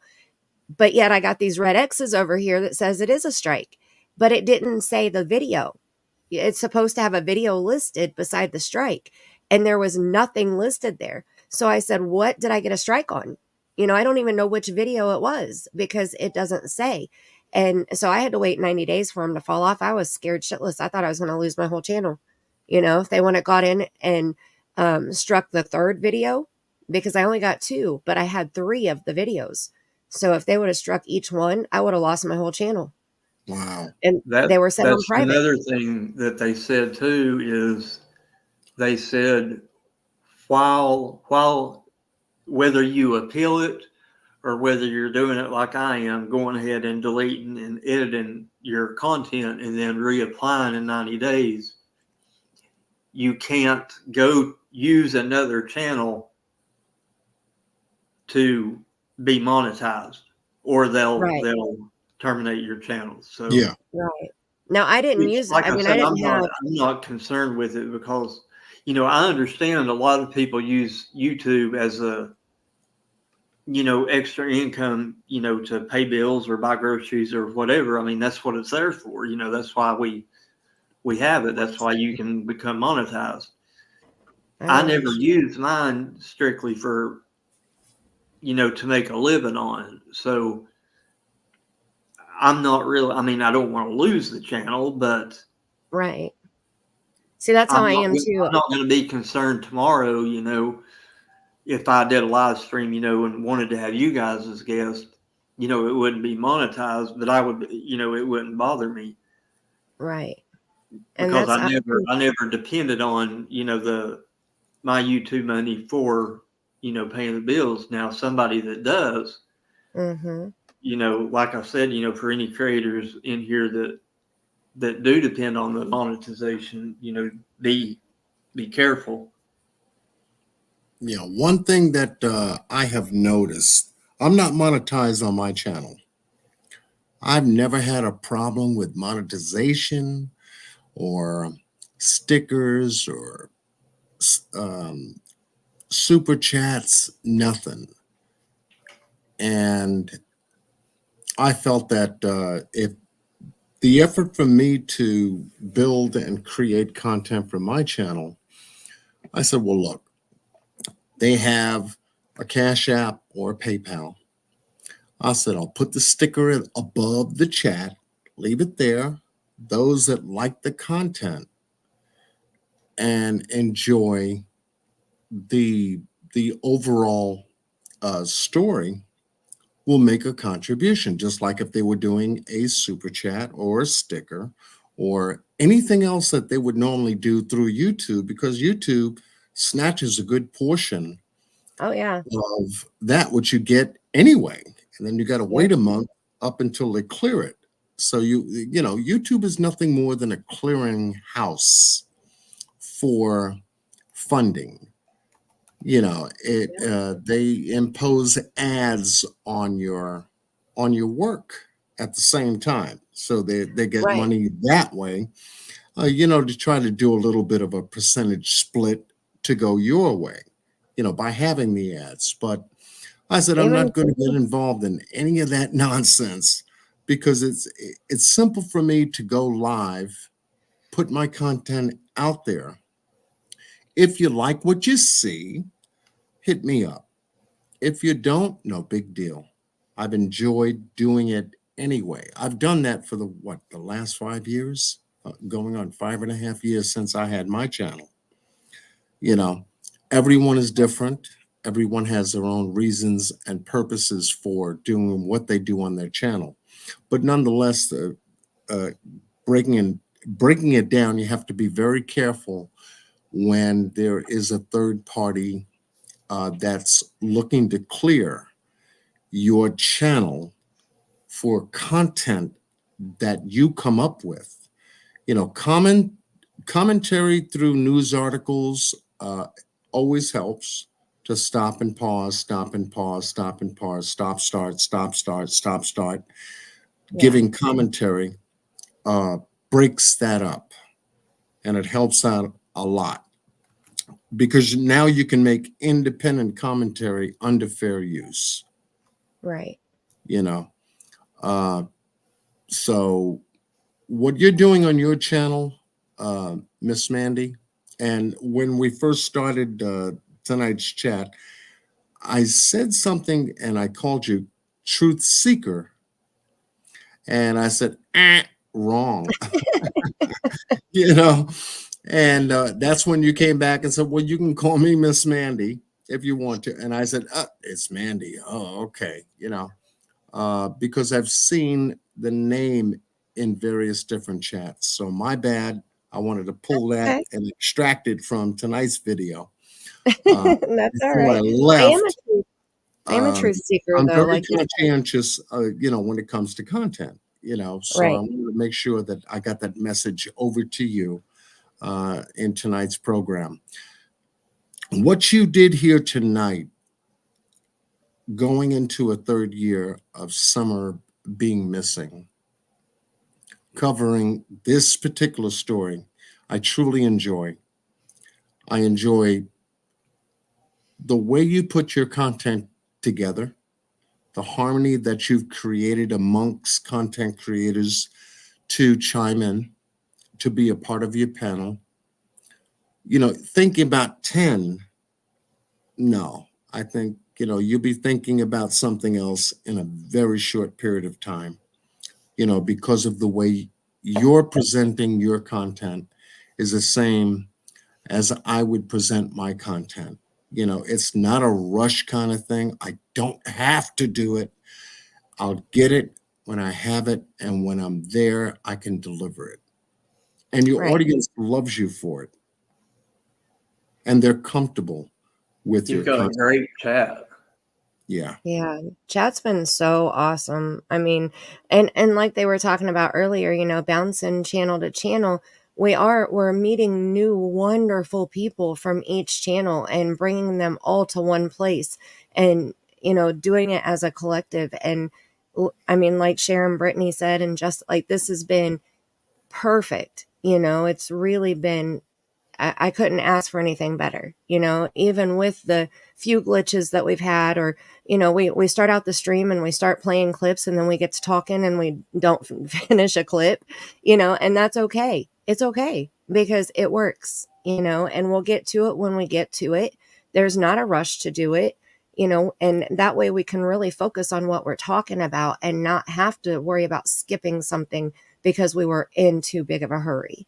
So Right. I do like taking it slow, and I'm very meticulous, like, I mean, I haven't been live in a long time. This is my first live stream in a long time, because I've been uploading videos instead. And when I make my videos, I try to make sure, like, I do paranormal and I do readings, but I am addicted to facts. I love facts. And the more facts you know, the more opinions you're going to have, you know? So I want to make sure that I'm factual. And by factual, I mean, if I say something, I'm going to be able to show you. I don't have to just tell you, I can show it to you. And if I don't have something to show you, I'm not going to tell you unless I say I heard, or this was a rumor that I heard, or it's floating around that, you know? So I'm very, very picky about that. And I try to explain to people, like in Cher's stream yesterday, my example was Brittany was on panel, and I'm going to use Brittany again because she's still in the chat. So I tried to explain the difference. You know, when you say Brittany's a criminal, that sounds like you know something, like you know that Brittany has a record or something. But if I say, I think Brittany acts like a criminal, I added the I think and the acts because I don't know, because I don't have a criminal record. It's sitting here in front of me that I can refer to, you know? So it's so important that you state that it's your opinion, or that you think, or that you heard, if you don't have factual evidence to back it up. And that's how, when I do anything on my channel, that's how I make sure I do it. And I've had people comment, you know, on my videos where I do readings, I will specify this is not factual information. Ultimately, this is my opinion, because I'm a psychic medium. I speak to spirit. I do spirit box sessions, and the messages that I get from spirit, I have to interpret those and use my intuition. And ultimately, it's my opinion. You know, if you break it down all the way down the ladder, it's really my opinion, because I could be interpreting it wrong, but it's my opinion, you know? Right. So it's not a factual thing. Do not call law enforcement with anything that you hear from any psychic or any medium or any spirit box session, because none of that is factual information. It's Correct. just a tool to help us brainstorm and kind of pick a path on where we want to go, you know? And we're going to use the facts to get there, but I'm doing the reading or the spirit box session to kind of find the path. So I'm very specific about, you know, separating the two. And I think that that's one thing that people appreciate. And hence the reason for fair use. Because, That's you know, it. you can come on your channel Mm-hmm. as you grow it and put the content of what you want to express, goes to the First Amendment, out there. And it is your opinion coming out the gate. If you have an intro, if you have an outro, if you've got whatever going on your channel that you put out there, it's coming from you in terms of your opinion. Yep. You know, us talking about the Summer Wells case, we can clarify information, and that's all we're doing, is just clarifying information that we've all come across. It's all captured on video. It's all captured from posts, et cetera, and we can show those posts as proof of receipt and be in the clear. Right. I don't You know, ever and want to there's live in a country to where it's against the law, where you get penalized for asking questions. right. Right. Or having an opinion. Right. Yes. And it is for discussion purposes as well. Like you've had here tonight, which was fabulous, you know, to have Cher on here. I love her and Mark, you know, from day one. When I, you know, first connected with them, I said, I'm staying here, you know, because, you know, they have a good team of folks together. And we all have our feelings when it comes to our opinion. We have our feelings to express, to say certain things, and in a way that, you know, does cross a bar with other people. Oh, that's not factual. You shouldn't feel that way. You know, that you're going to hit those notes. You're going to hit them, you know, but it doesn't, and it shouldn't stop freedom of expression. You know, when everyone feels the same thing in their life. We're all made up of the same stuff. Right. You know, if it's anything, we're all made up of the same stuff, you know. And on YouTube, like any other platform, we have to be careful of the same stuff that we're made up of. what we put out there, and to know that all of it is just based on our opinion. We're not news reporters, licensed, certified, and all this other stuff to be, covering stories that they may be covering. It's a different story, but we can come on our platforms and give our own clarification to certain things, ask questions about certain things, make commentary about certain things. That's who we are. I'm glad Right. we can do that, and Absolutely. what you did here tonight on your channel. Thank you. Thank you very much, Mandy, for having Miss Cher and Justin and Scott and Miss Brittany and hopefully Andy B. Another other content creators will begin to recognize that, hey, you can have a conversation over here rather than a personality conflict over there. Hey, Right. And that way we learn. It's all about learning, because when we take a look at this whole situation going to 3 years right now, we can only talk about what we've learned anyway from it. Right. Yeah. So I I actually thank had you. I really thank you. And I thank you for the invite. I thank Sharon Mark for mentioning me last night on her live, because I didn't even expect anything. I said, oh, I can sit back and enjoy listening to folks that are still on the Summer Wells case. And I truly did enjoy every part of it. And to be asked to be on your panel, I said, well, wait a minute. I can only talk about it from a certain perspective, but then again, it was brought up last night. All of it's coming from different perspectives anyway. exactly. And that's, I think, what is so nice about it. I just popped this up here. No BS, no lies, no drama. I don't mess with that shit. I don't like it. I'll watch it from the bushes. I get my little drama fix by watching some of the drama channels, but I'm not in the drama community and I don't do drama. I don't have time for that. Time is too precious. I have lost too many people that I have loved, that it made me realize how short life truly is. And time is so precious. It's something that you can never get back. So I want to make sure that every minute, every second of my life, I'm not wasting it. I'm doing something that I enjoy, something that makes a difference, something that is helping others or encouraging others, or something that's positive in some way. And that's how I'm always going to be that way. Like, that's not going to change. I've had people review the streams that I've been on, talk shit about me. I'll pop in over there and I'll laugh and I'll leave. I don't say a word in the chat. I don't talk about, I don't bring their names up when I discuss it, just like this, and it's amazing to me because the majority of the people who have a difference of opinion that are trying to do the drama, it's because they didn't comprehend what I said or what somebody else said. They didn't comprehend it. So or they're ignorant about the situation. And I'm not saying that in a mean way. It's just they don't have enough knowledge on the situation, or they don't know the whole story, or they don't know what we know. And that's why we're saying what we're saying. So I just have to excuse it and just keep on going. There you go. I'm not, I don't want the negativity, and it's not something positive. So that's how I see it. And out of that, you create the harmony and balance that your channel deserves. And tonight in your chat, that's exactly what you had. That's what Cher had on her channel last night. It culminated over to your channel.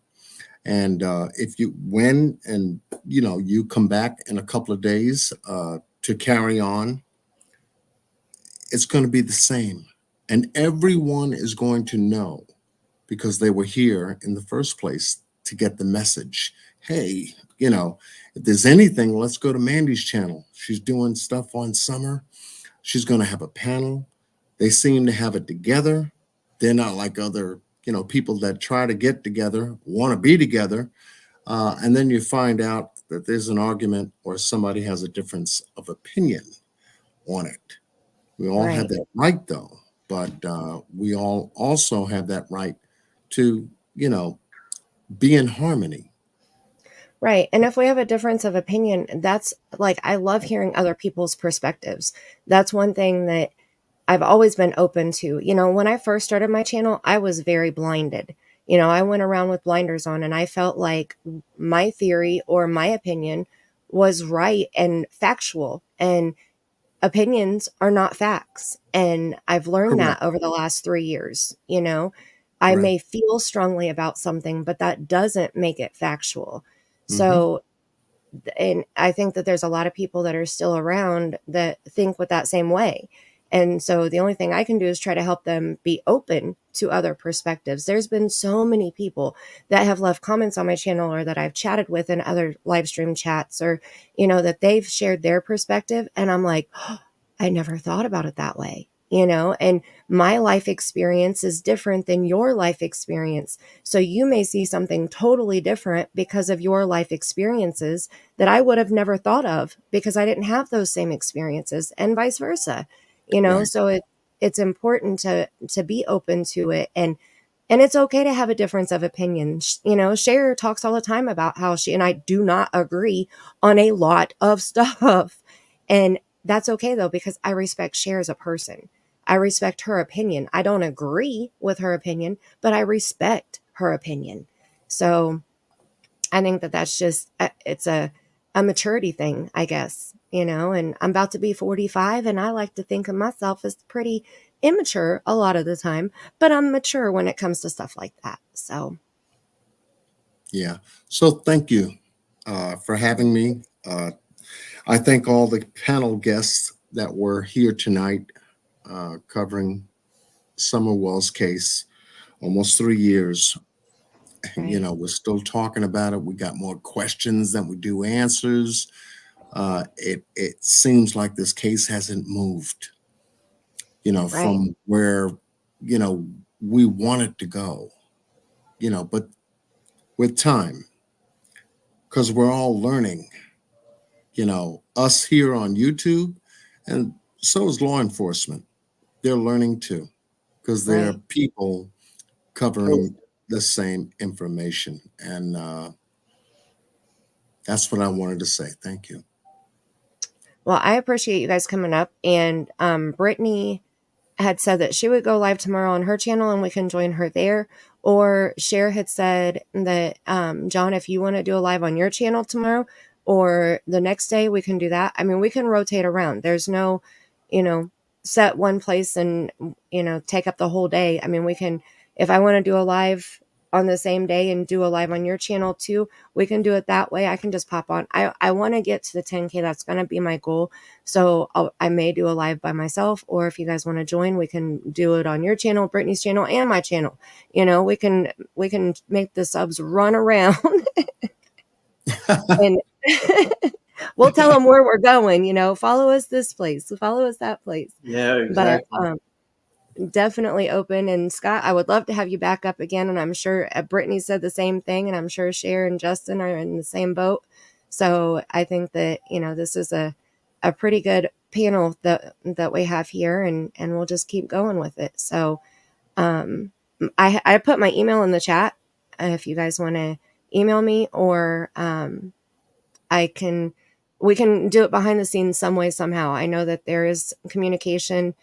John, you talked to Cher, correct? She has my email. She has made correspondence to me in reference to what's going on recently too. So I appreciate that. Okay. Well, here, I'll put my phone number in the private chat, and you both can take it. I'm gonna put my my email in the private chat for you, so that this way you can make the determination whether email and or a telephone call would best suit you.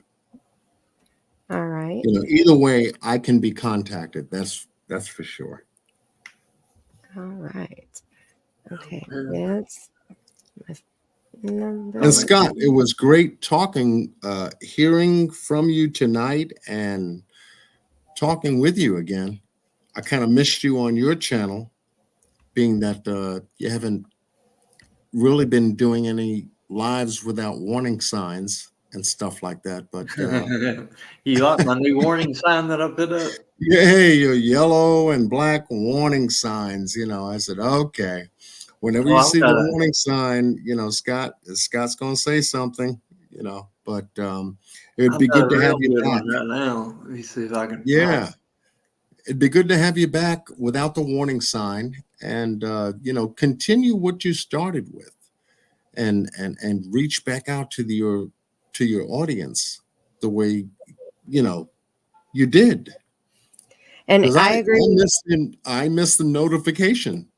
I said, Scott's hasn't gone live, and this went dead, and this went dead, and this went dead, and this is not, I said, okay, well. Let me see if I can share this one right quick, if I can do it right. And I agree with you, Scott, about the whole money situation. I just pulled up my studio when you were talking about that. And in the last 28 days, I've barely made $40. So I definitely don't have my channel for money. I spend more than I make. I'm lucky if I get a check every third month or so, because, we have to reach $100 before YouTube will pay us. So it usually costs me each month to run my channel.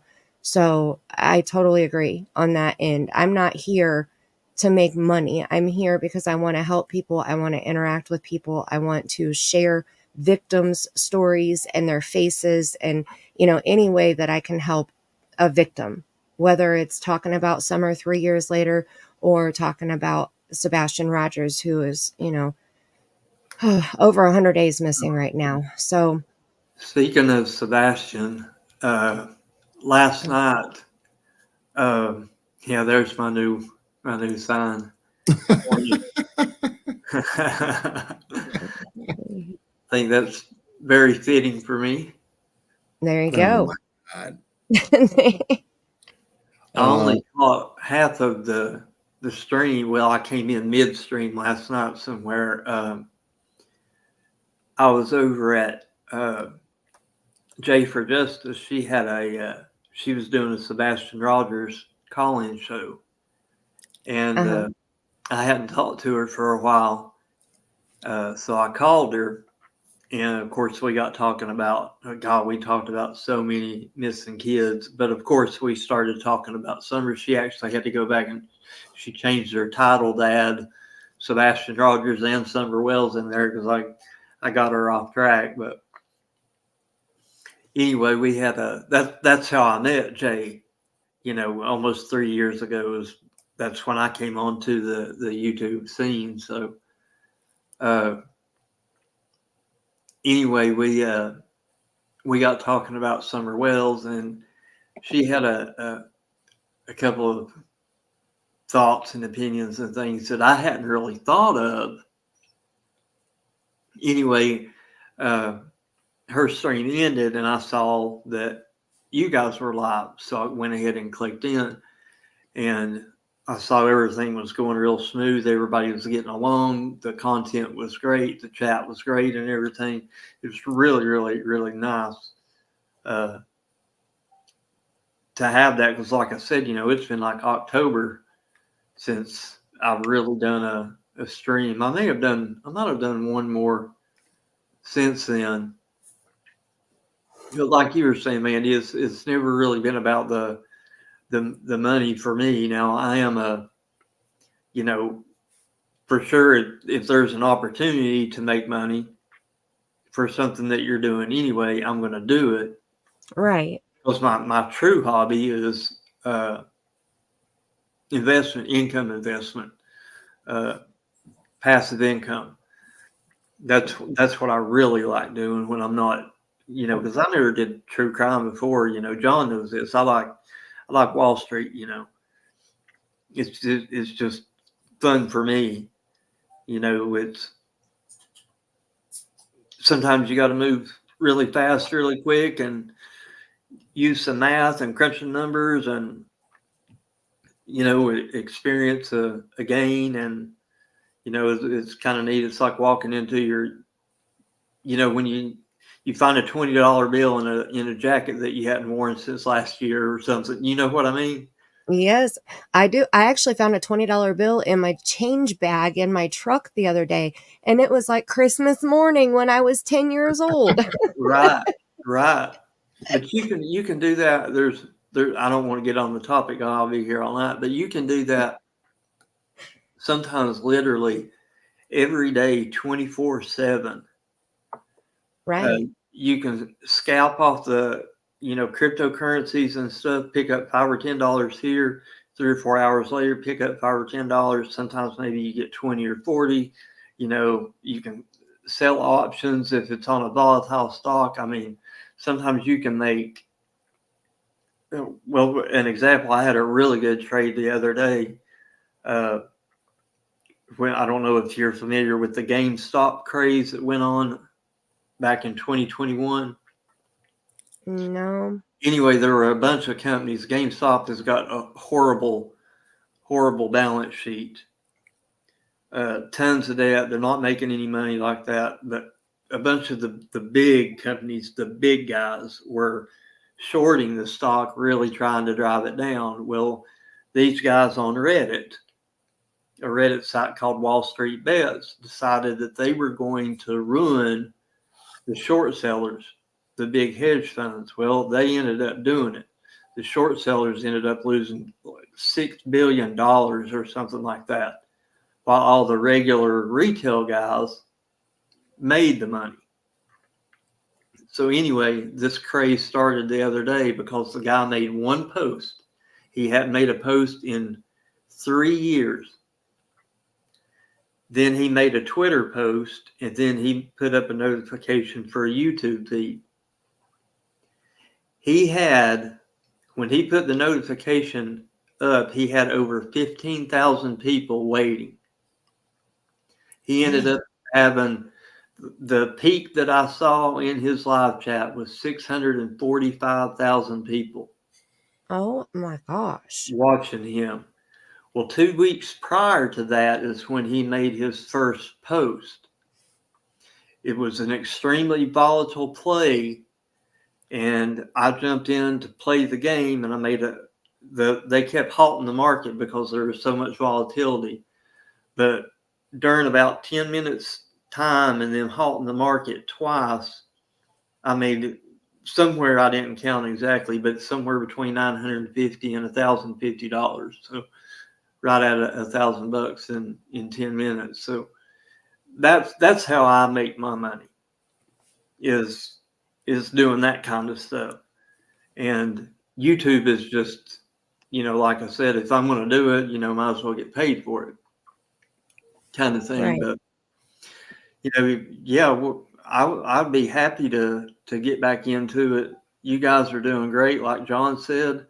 John and Cher last night, Brittany tonight, Andy came up, Sharon, Mark was on here. Just really, really great. Fantastic. Like I said, the chat's great. They seem to really enjoy it. So Yeah, chat's been amazing. I mean, the whole thing, it started out where Cher was just asking me to come over and hop on panel with her, and with her working at night, she likes to have somebody on panel with her in case a customer comes in and she has to mute for a little bit, and then I went on panel with her one night, and then it grew from there.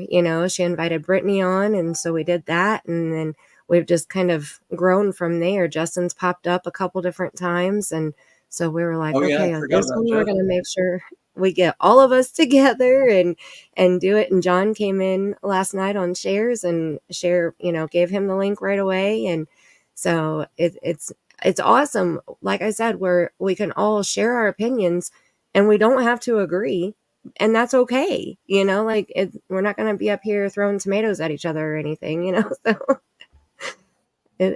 I love it. I'm really enjoying it. And at Mrs. B, I already asked Cher to check her block list. So let me say this out loud here. I said it in the chat, but Cher had a mod for a while who was block happy, and a lot of people got blocked. And so Cher's had to go through and unblock a lot of people.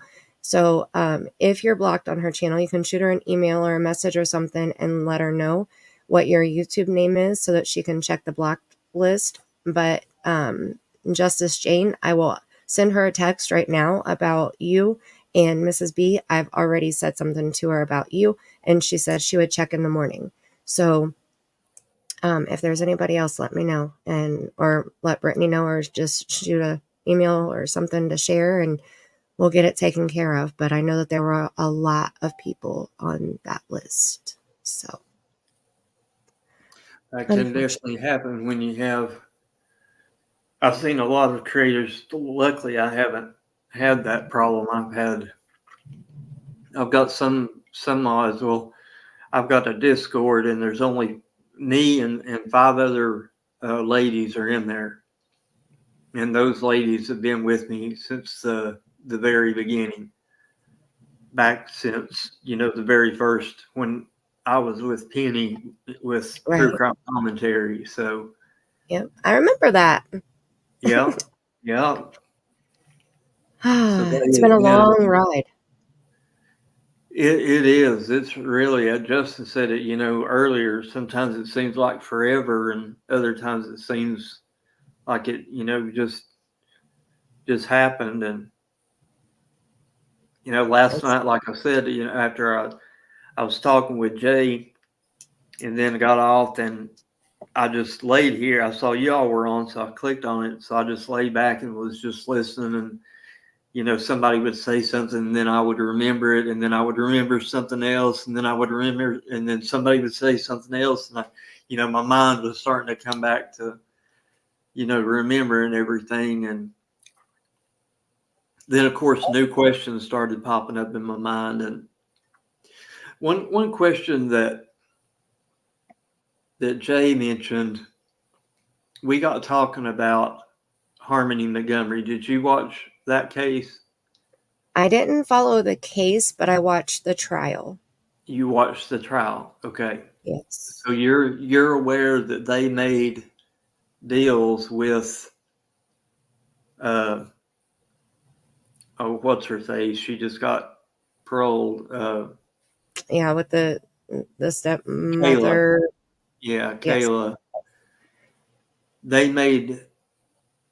The lawyers always get together and the state makes deals, they'll drop this charge if you do this so that the state can get, a conviction on, Adam and all that kind of stuff.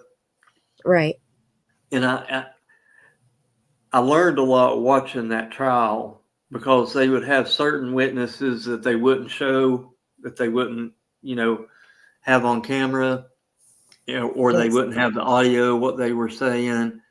Right. Because those people are on trial for something else. So I'm watching the same thing happen to a degree in the Karen Reed case. Are you paying any attention to that one?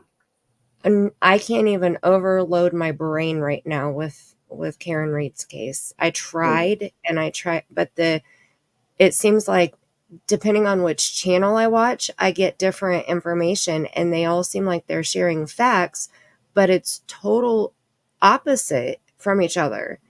So I haven't jumped into that one. I can't. I don't have enough time. I'm seeing a lot more things because a lot of the state's witnesses have lawyers representing them in other trials. So before they can answer certain things in this trial, their lawyer has to come out while the defense lawyer is asking a question to see if their client can answer it in this trial so that it doesn't affect them in the other trial that they're in. Right. Jay brought up something last night. And do you remember when Detective Pruitt said that the Child Protective Services case bled over into Summers' case? Yes. I do too. Jay made So- another point, and I can't remember exactly what it was. It's getting early and my brain's slowing down. From the Utah case?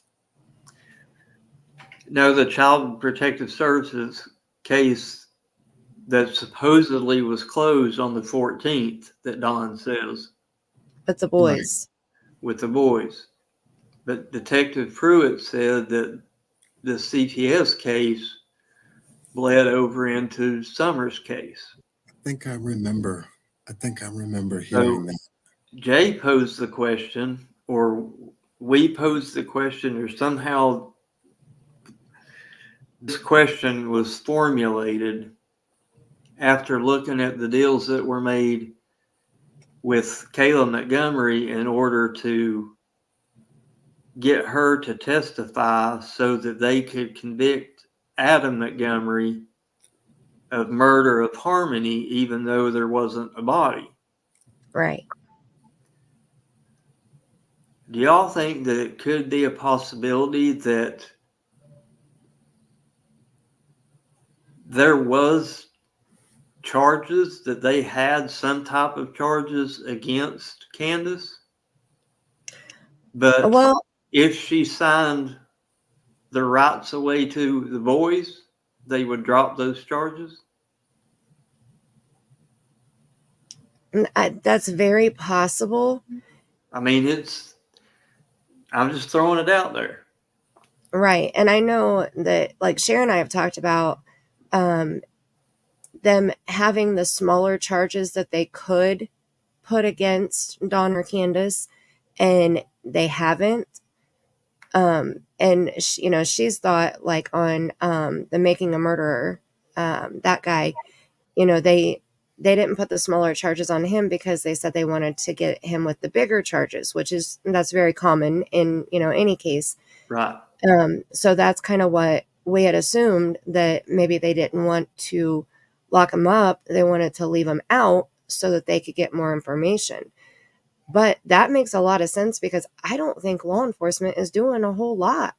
I mean, Don and Candus are traveling from state to state, and he was forced to come back to Tennessee when he was in Arkansas because his PO told him that he had to. So that means that they didn't even know until people from YouTube started calling him. So that makes more sense, I think. I mean, if you think about it, let's just think. They come up to the house. Candus won't talk to them. She's in there playing with her hat, FaceTiming with Allie and Hunter. Right.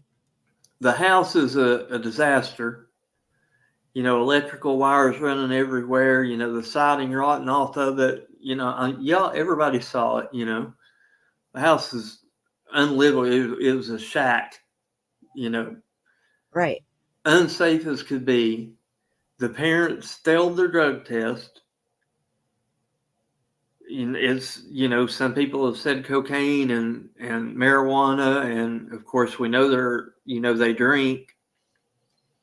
And according to what we've heard, there was a CPS case going on, because at least Don says, because somebody called and said that they were, the boys had loaded guns, which apparently were just BB guns, but it was enough to open a case. Right.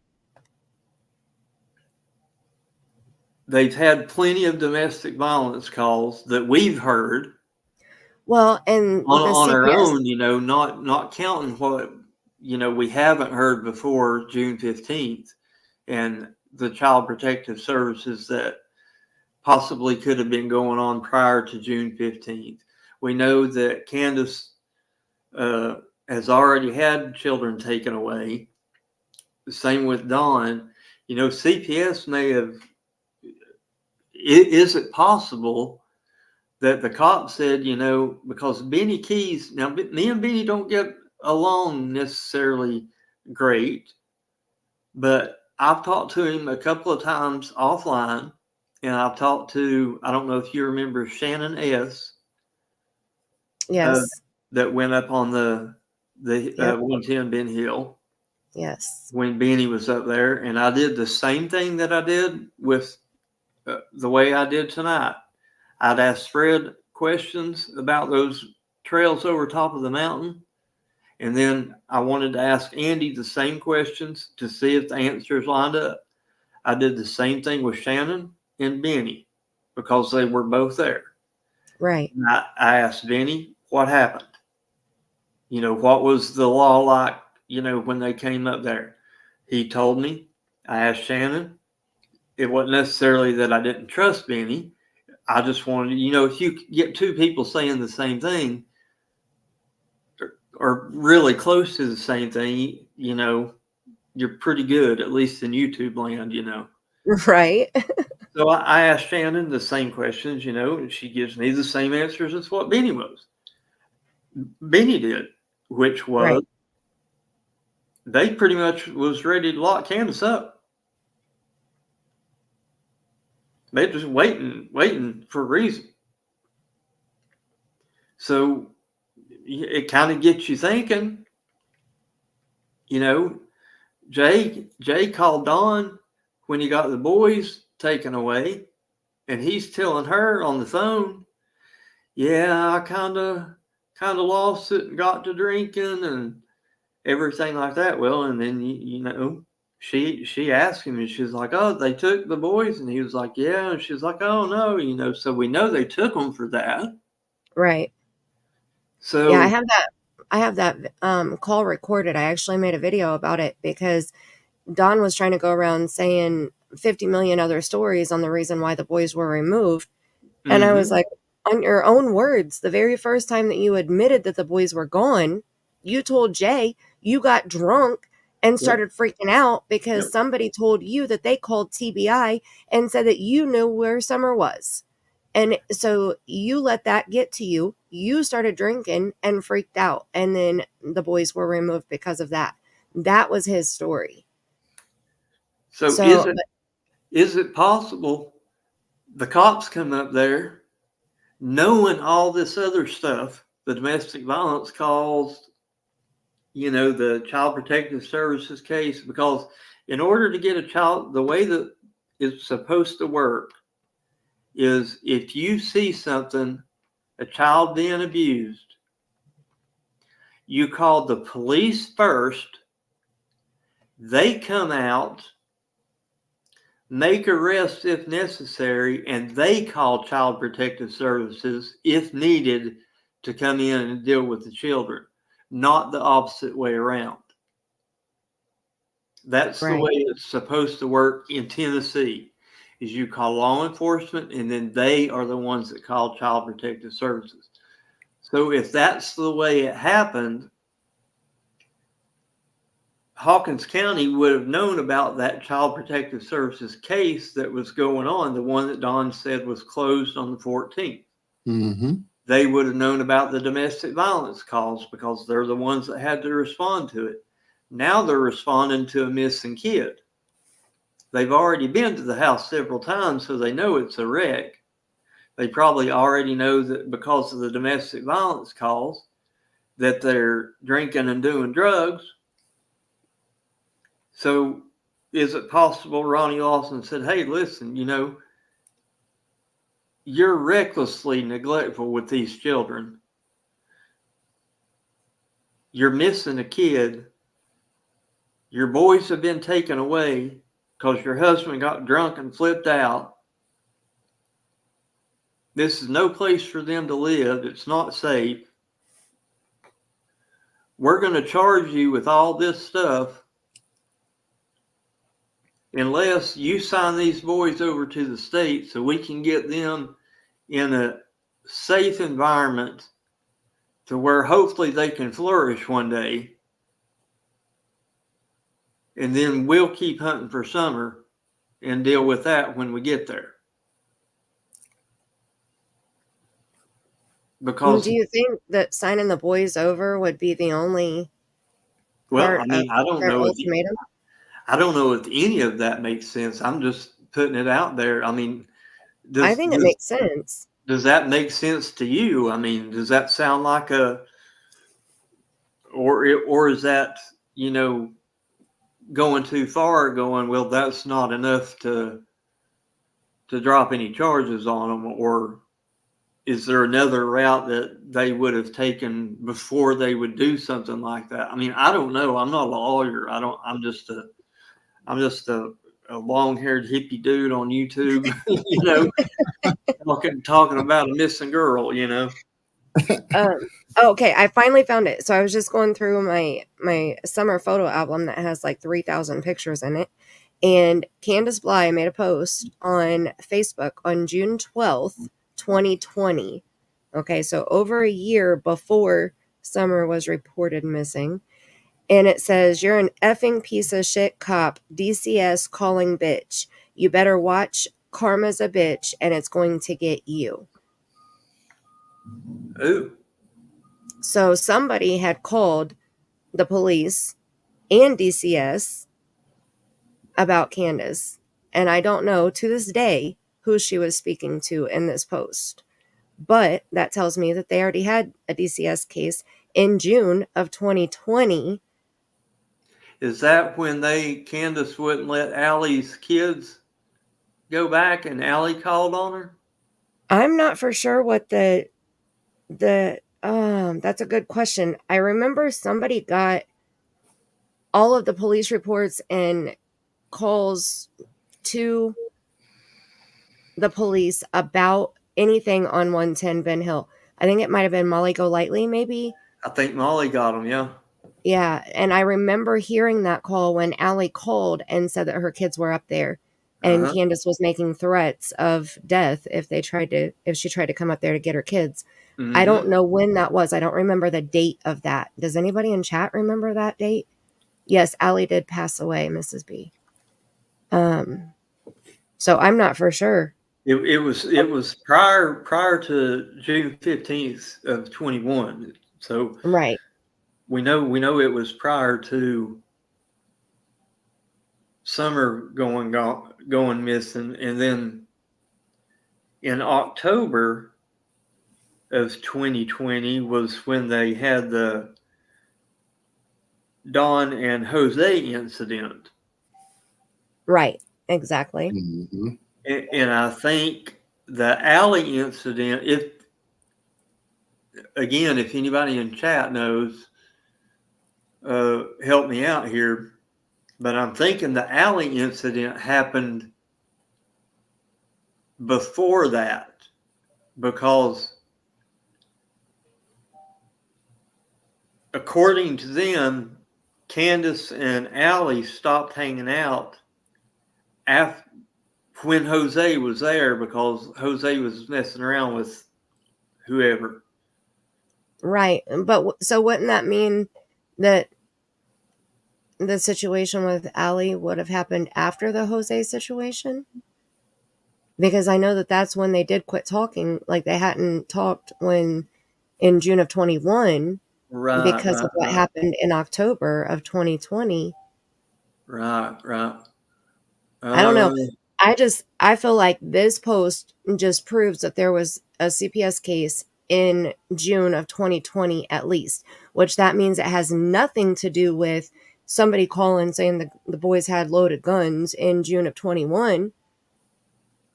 And they were supposed to close the case on June 14th. And, according to Don, they did close that case. I don't believe anything that Don says. I don't know.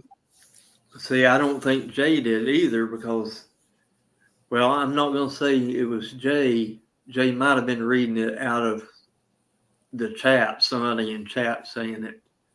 I'm not sure. And it sucks. It was said that if they close that case on the 14th, Don should have paperwork showing that they close it, because apparently, I think it was somebody in chat, because apparently CPS just doesn't just come knock on your door and go, it's closed. There's paperwork that has to be done, Right. And a caseworker and, things like that. It's not just like come knock on your door and go, hey, everything's good now. Right. It would have to be documented and recorded, memorialized in some way, so that, to create a timeline of events that, so they could refer back and see if it was a continuing issue, Right. So, John, what do you think about the idea that Scott had about maybe Candace getting a deal? Interesting. Right? It's something that I've never thought of before. Outside of court? Interesting. I'm just curious if signing the boys over, because, I mean, look at how long the boys have been gone for almost 2 years or almost 3 years. Yeah. Right? July will be 3 years. Yeah. Right. So I don't think that she was given, because they've given them way more time. I'm in Indiana, and in Indiana they give 12 to 18 months for parents to get their shit together. I mean, that's a year to a year and a half. Don and Right. Candus have had 3 years almost. I remember making a video when it had been almost 2 years with the boys and freaking out about it then. Like, that's crazy amount of time. And if you can't get your shit together in 2 years, let alone almost 3, no, you should be signing those papers. In my opinion, like, that's plenty enough time to change habits. I know habits are hard to change, but 2 years to change a habit, I think that's plenty enough time. So no, I don't think that's the case. Now that I've thought about the math, Right. I think that they ran out of time. Well, like you said, you can't really believe what Don says. So maybe all that did occur at the 1 year or 18 months. To be honest, I'm not sure of the time here in Tennessee. Maybe that did occur, but, Don didn't, he's still saying, well, he's been saying it for quite a while. That he said it the other day on the newest news clip on WJHL, that the DCS kidnapped the boys, kidnapped his kids and everything. He's been saying that for a long time.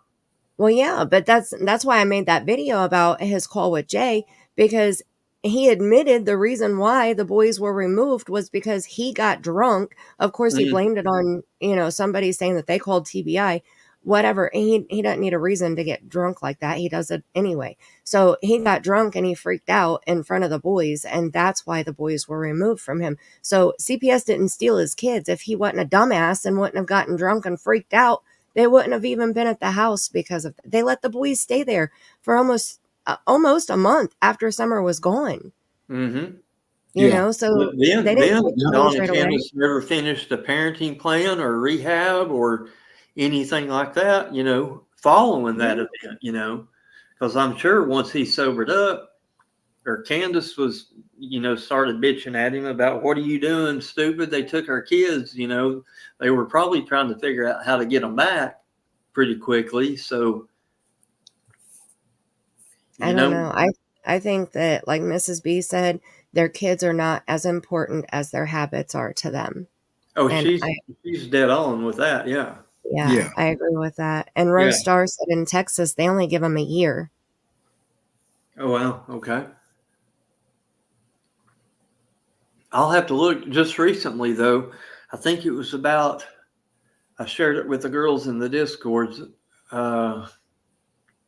maybe 3 weeks, maybe a month ago. Within the past month, Tennessee did pass the law for death penalty for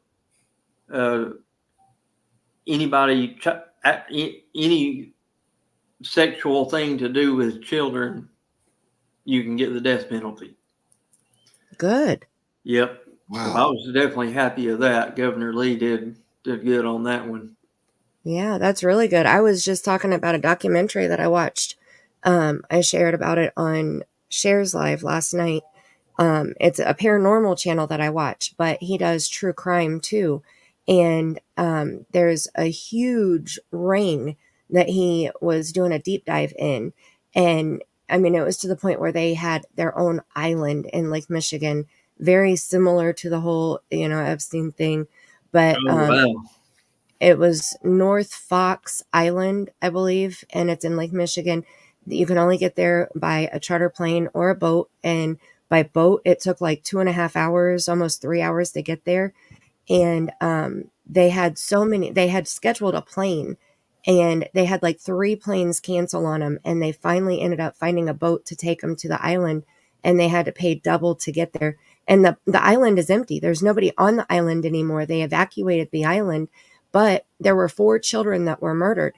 And they had, when they were taking the children to that island, they had cameras up all over the place, and it was mainly boys. So when boys would get there, they would be invited by their gym teacher.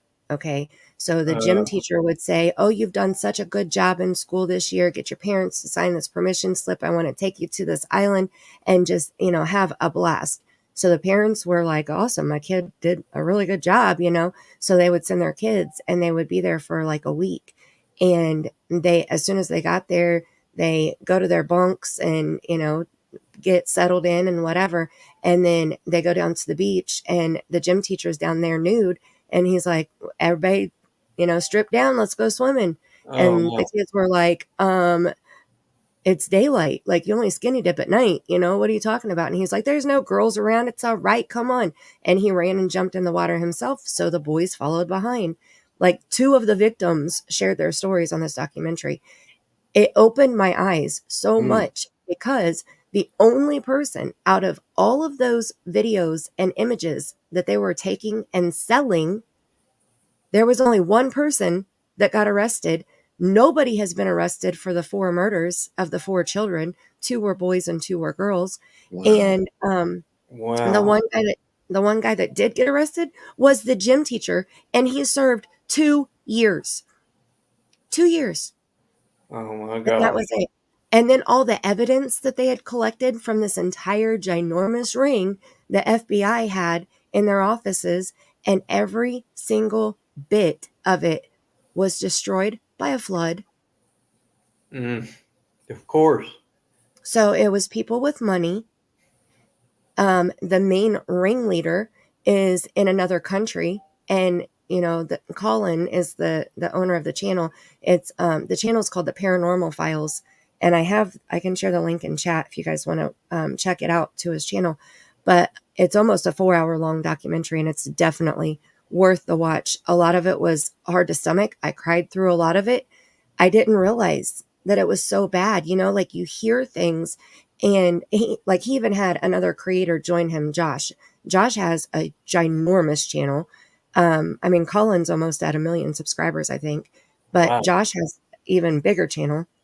And Josh was on there, and he even said, he was like, "I see things online, and I scroll past them, like the Diddy stuff, and, it's like conspiracy stuff." He said, "But now that I'm here with you guys, and I'm seeing this stuff for myself, and hearing what you found, and court documents," and they had like a super sleuth that was on there telling the story with Colin. And he said, "It's really opened my eyes to, this shit's real. Like, this is serious, and it's ginormous, way bigger than you could ever imagine. And it's scary." And I know I've heard people say, my town has the houses where they, I forget what they're called, but where they put the kids before they traffic. And that has always scared the shit out of me, because those houses are not far from mine, and I'm just on the other side of town, and just to think about that, that's in your own hometown, and it could happen to anybody, like I said, life is too freaking short. Time is so precious, and you never know what's going to happen tomorrow. And that documentary really opened my eyes a lot.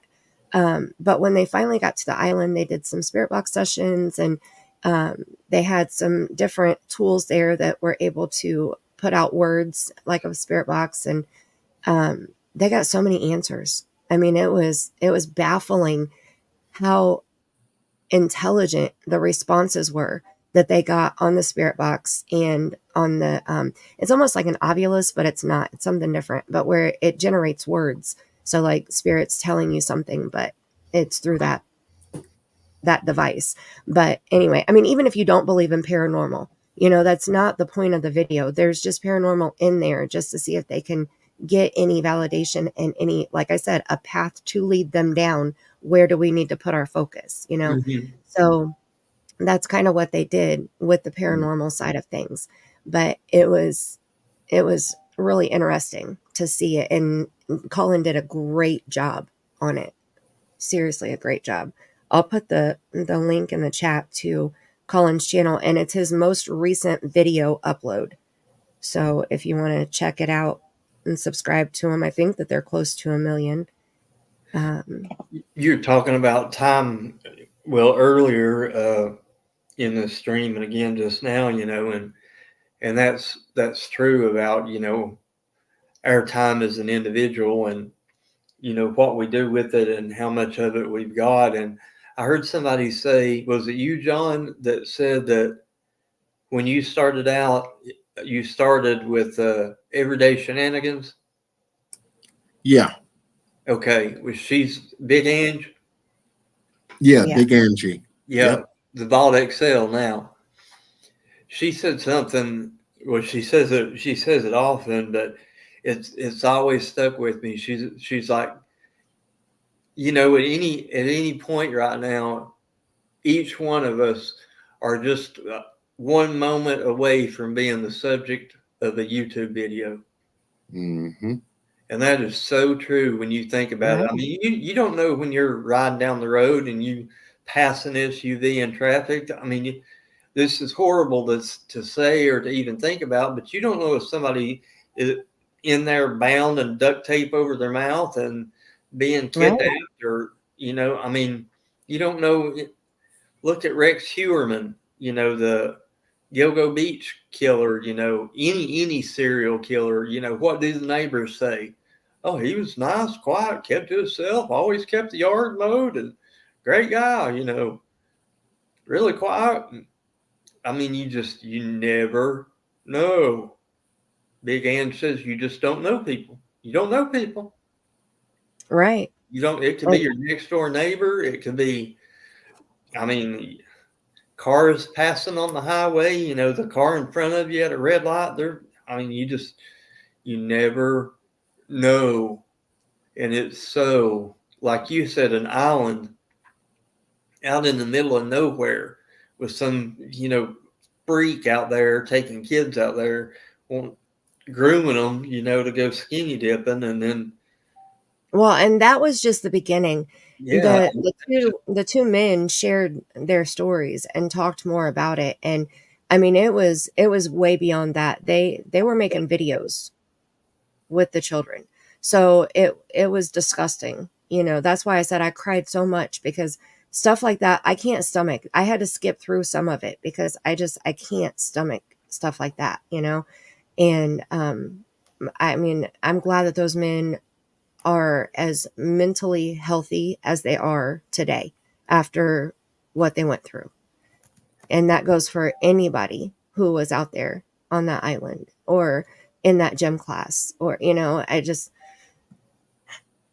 was bad. And you're right. Like, you don't know about your neighbors. I remember, and somebody help me out here if you remember this, but in Indianapolis, they reported a child missing, and they started going door to door, on the surrounding houses right there by their house.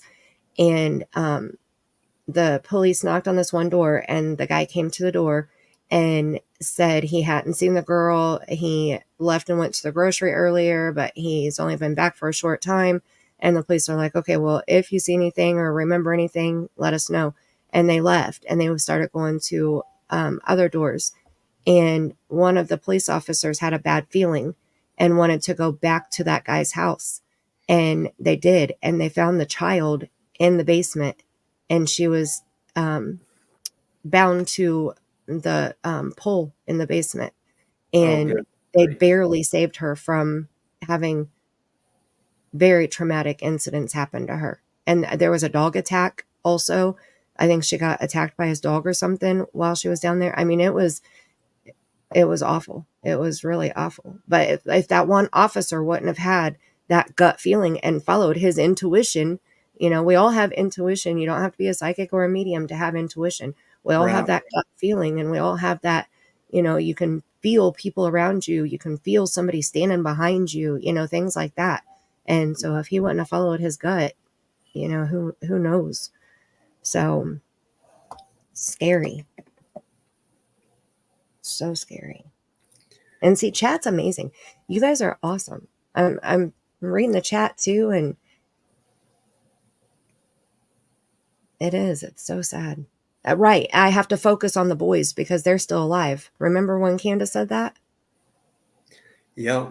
Or they're still living. They're still living is what she said. It was something like I've got to put Summer to the side because the boys are still living, something like that. Right. Yeah. Yep. Oh, man. Well, I appreciate you guys coming up here. We have officially hit 6 hours and 4 minutes. Yeah, So it's 5:00 in the morning. My husband's going to be up for work here in about a half hour. I have to go lay down before he gets up. So I'm going to end I it. hear that. I really Well, appreciate you guys coming up. Thank you so much for having me, John. It was great talking with you again. Yeah, definitely. Great talking with Cher, Brittany, Justin, everybody. Really enjoyed it. And last night's show too. I only caught, part of it, but it was great. Thank you guys for getting together and doing that. Well, hopefully you'll join us tomorrow too, wherever we're going to be. Definitely join too. It'll either be, I don't know if John wants to host it or Brittany wants to host it, but be one or the other for sure. And we're just going to keep going. So if you want to join us, I'm sure nobody else would say no, Right.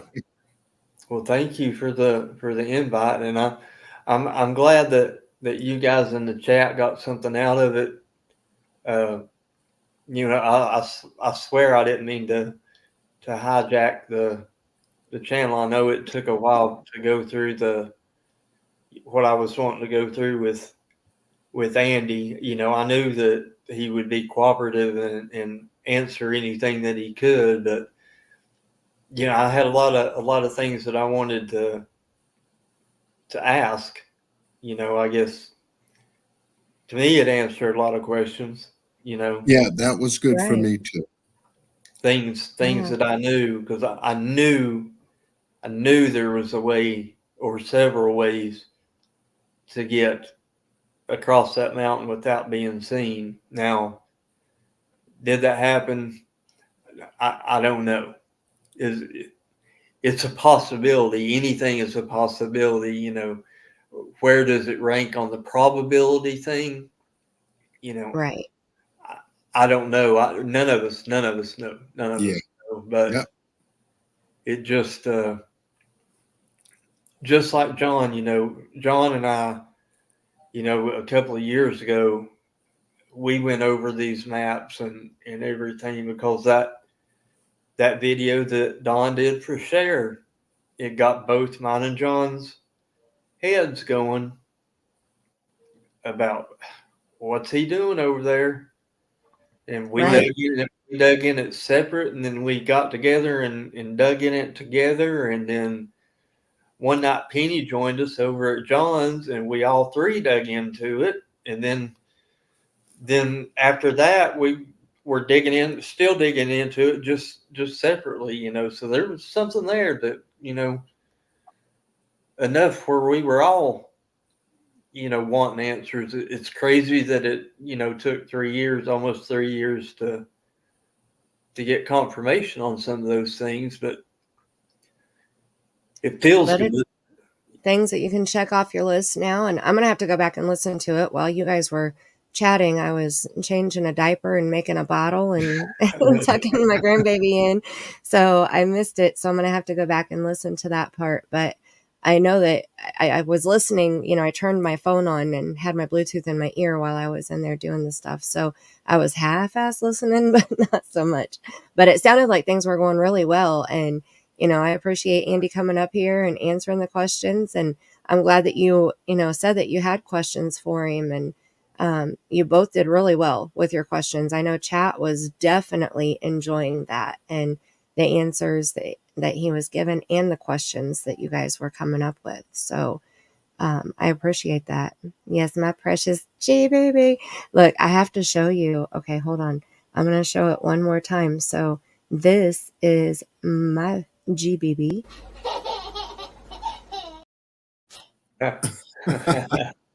Now tell me that's not adorable, okay? It is, definitely. That's my I little. remember those days. My son's going to be this weekend on the Saturday. He's on the 22nd. He's going to be 22. So On the 22nd? yeah. I'm going to be 45 on the 22nd. I put it in chat when I heard you say that, Oh, but I it didn't was see that. it was so busy. Everybody coming in to the chat, but yeah, that's That's neat. awesome. That's so awesome. Yeah, I put that little clip on there. I asked my daughter, I was like, do you care if, I was like, you can't really see her face. It's a profile picture more or less, but I want the giggle because the stuff that we talk about on here, especially, tonight talking about the island and stuff and all of that, it's nice just to have a little cleanser before we end. Or if things get too heavy and we need a cleanser, I think that giggle, it's a 2-second giggle and it's just perfect enough. Oh yeah. To be a good cleanser. So yeah, that definitely makes the difference. That's right. for sure. Puts a smile on your face, I was going to say a laughing baby will put a smile on anybody's face. That's Absolutely. right. For sure. All right. Well, I put my email and number in the private chat, Scott. So if you want to let me grab those. Yeah, the same thing I did too. And yeah, John put his email in there too. Yep. And I've got I wrote John's, but I'll go ahead and grab it again. So right. wherever we end up, whether it be tomorrow or the next day, good. I have you, on my phone. Awesome. All right. Notifications. I will tell you, man, John already knows this, but I do have some health problems. So sometimes, even though it's just doing a live stream, it's blood circulation problems, blood pressure problems, and circulation problems. And Right. sometimes I just have a foggy head and I can't remember things, so I don't really want to get up on a panel and not be able to have cohesive thoughts, and sometimes if there's a bunch of people and everybody's talking at once, I can't do that. I can't hear fast enough. So right. if it, and I never know, it comes and it goes. So well, and that's good for us to know too, because if you are on panel and you start to have an episode, then at least that way the creator can kick you off panel for you to go take a break, for you to even if you're not for sure that maybe you need the break, we can hop you off panel and put you backstage or something and let you kind of collect yourself and go from there. So that's totally understandable. Got it. That's one of the big reasons, like I said, I wanted to get the 10,000 subscribers. So I was going to check. You can't research what funds you can do or causes you can do until you reach that 10,000 goal. But I was going to see if they had something for autonomic nervous system disorders, because that's what that's what I deal with.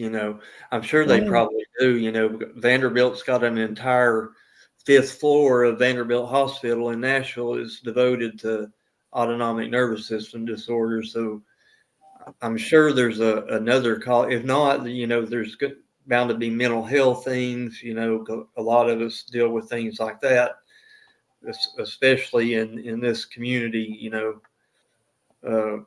Right.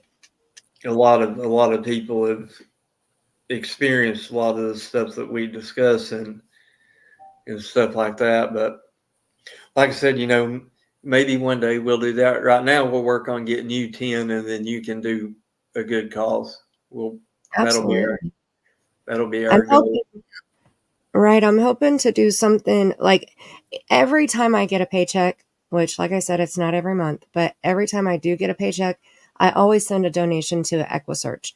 And depending on how much I get, it depends on how much I give, you know. But I feel like since I have started this channel and found the West Boys case, searching has been something that has happened in every case that I've covered, you know. So if I can help EquiSearch, they're usually the ones that are on it. And so that's what, and they're a very well known, trusted company. Or I don't even, it's not really a company, really. I mean, it is, but you know, like I trust them. I know that when I give the money to, it's going to be used to help somebody. And so if EquiSearch has, um, is on the YouTube thing, I would like to do that one, or exploit the Center for Missing and Exploited Children. I know that that's on there. So, you know, if EquiSearch isn't, then I could do that one.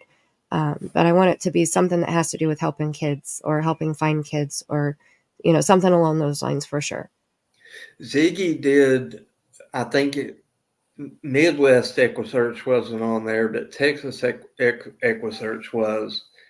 And there was one night, like in 2 hours, we raised through donations through chat $3,400. The goal was $3,000, but we went ahead and topped $3,400 like in 2 hours. I mean, it was amazing.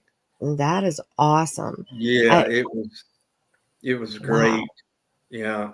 So I know with Midwest EquiSearch, when I send the donation, it goes to a PayPal. I don't know. I've never done Texas EquiSearch, so I don't know how theirs is set up to donate. But I know that, you know, Midwest is through PayPal. So if we do EquiSearch, maybe we could do Texas and through the stream, and then also share the PayPal link for Midwest. And then that way, if people want to do one or the other, they have the choice, you know. But either way, it's going to EquiSearch. Yep. Right. Yeah. That's a fantastic idea. I think you'll get 10, no problem. Somebody said I was at 9.92 already. Okay. Oh, wow. Okay, great. Like, right? What are you talking about? I think you were at 9.8 when I came in, and last time I looked, I would have to refresh my screen, but I'm showing 9.83 right now. But, you know, I'm sure it would go up if I refresh my screen. Yeah, I have 9.92. Oh, wow, really? I'm going Yeah. to refresh my studio and see what it says. So It says I have. Oh my goodness! You're on your way. Like I said, the next live should bring you there. 9.92. Yeah, 9,923. I am baffled. I think I started this stream with like 9.6. So that's I can't even. I think I had a special request here from Mrs. B to hear a giggle, and I think I need a giggle right now because I am in shock. I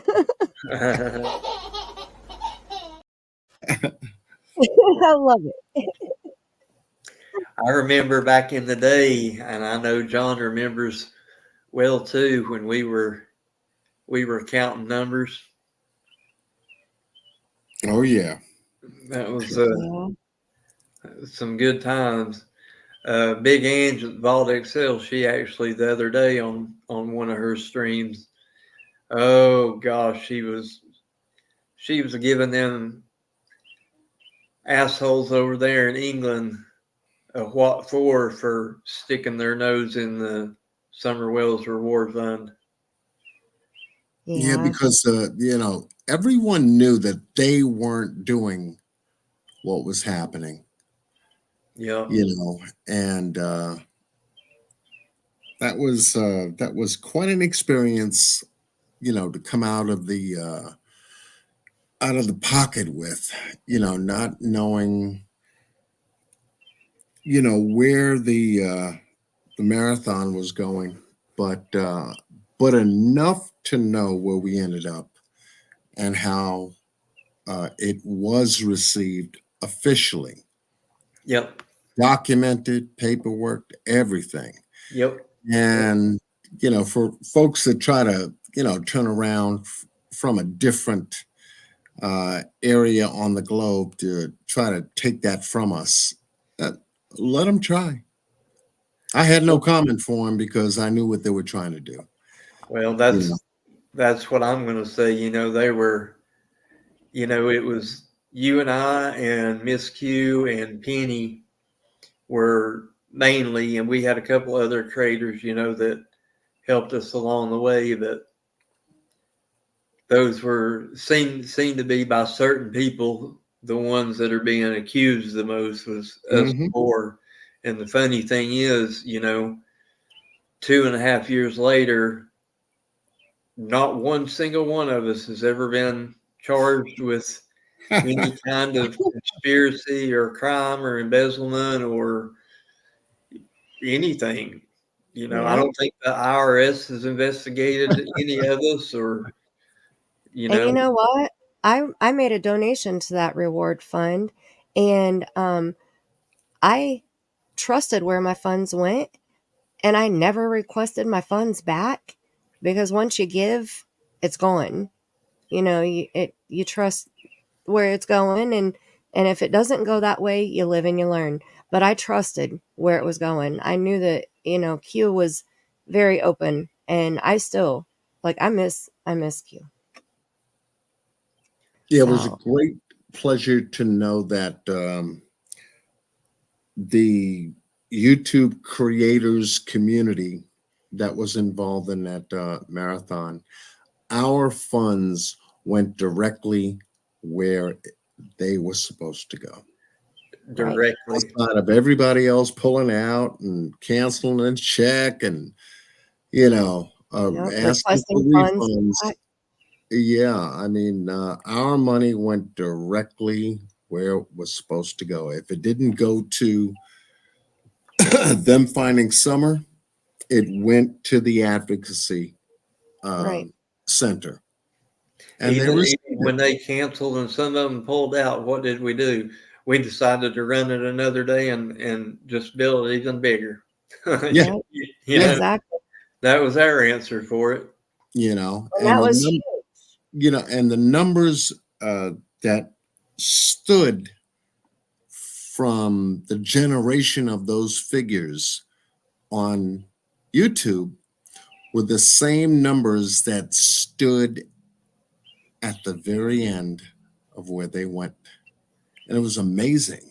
To the penny. Look at that. The same amount of money we raised for Summer is what the Children's Advocacy Center got. Right.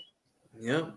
Outside that big 70, 78, 79,000, whatever, it grew to. I said, look at that. The 25,000 was pulled. The 5,000 was, all the big numbers got pulled. And I said, oh, okay.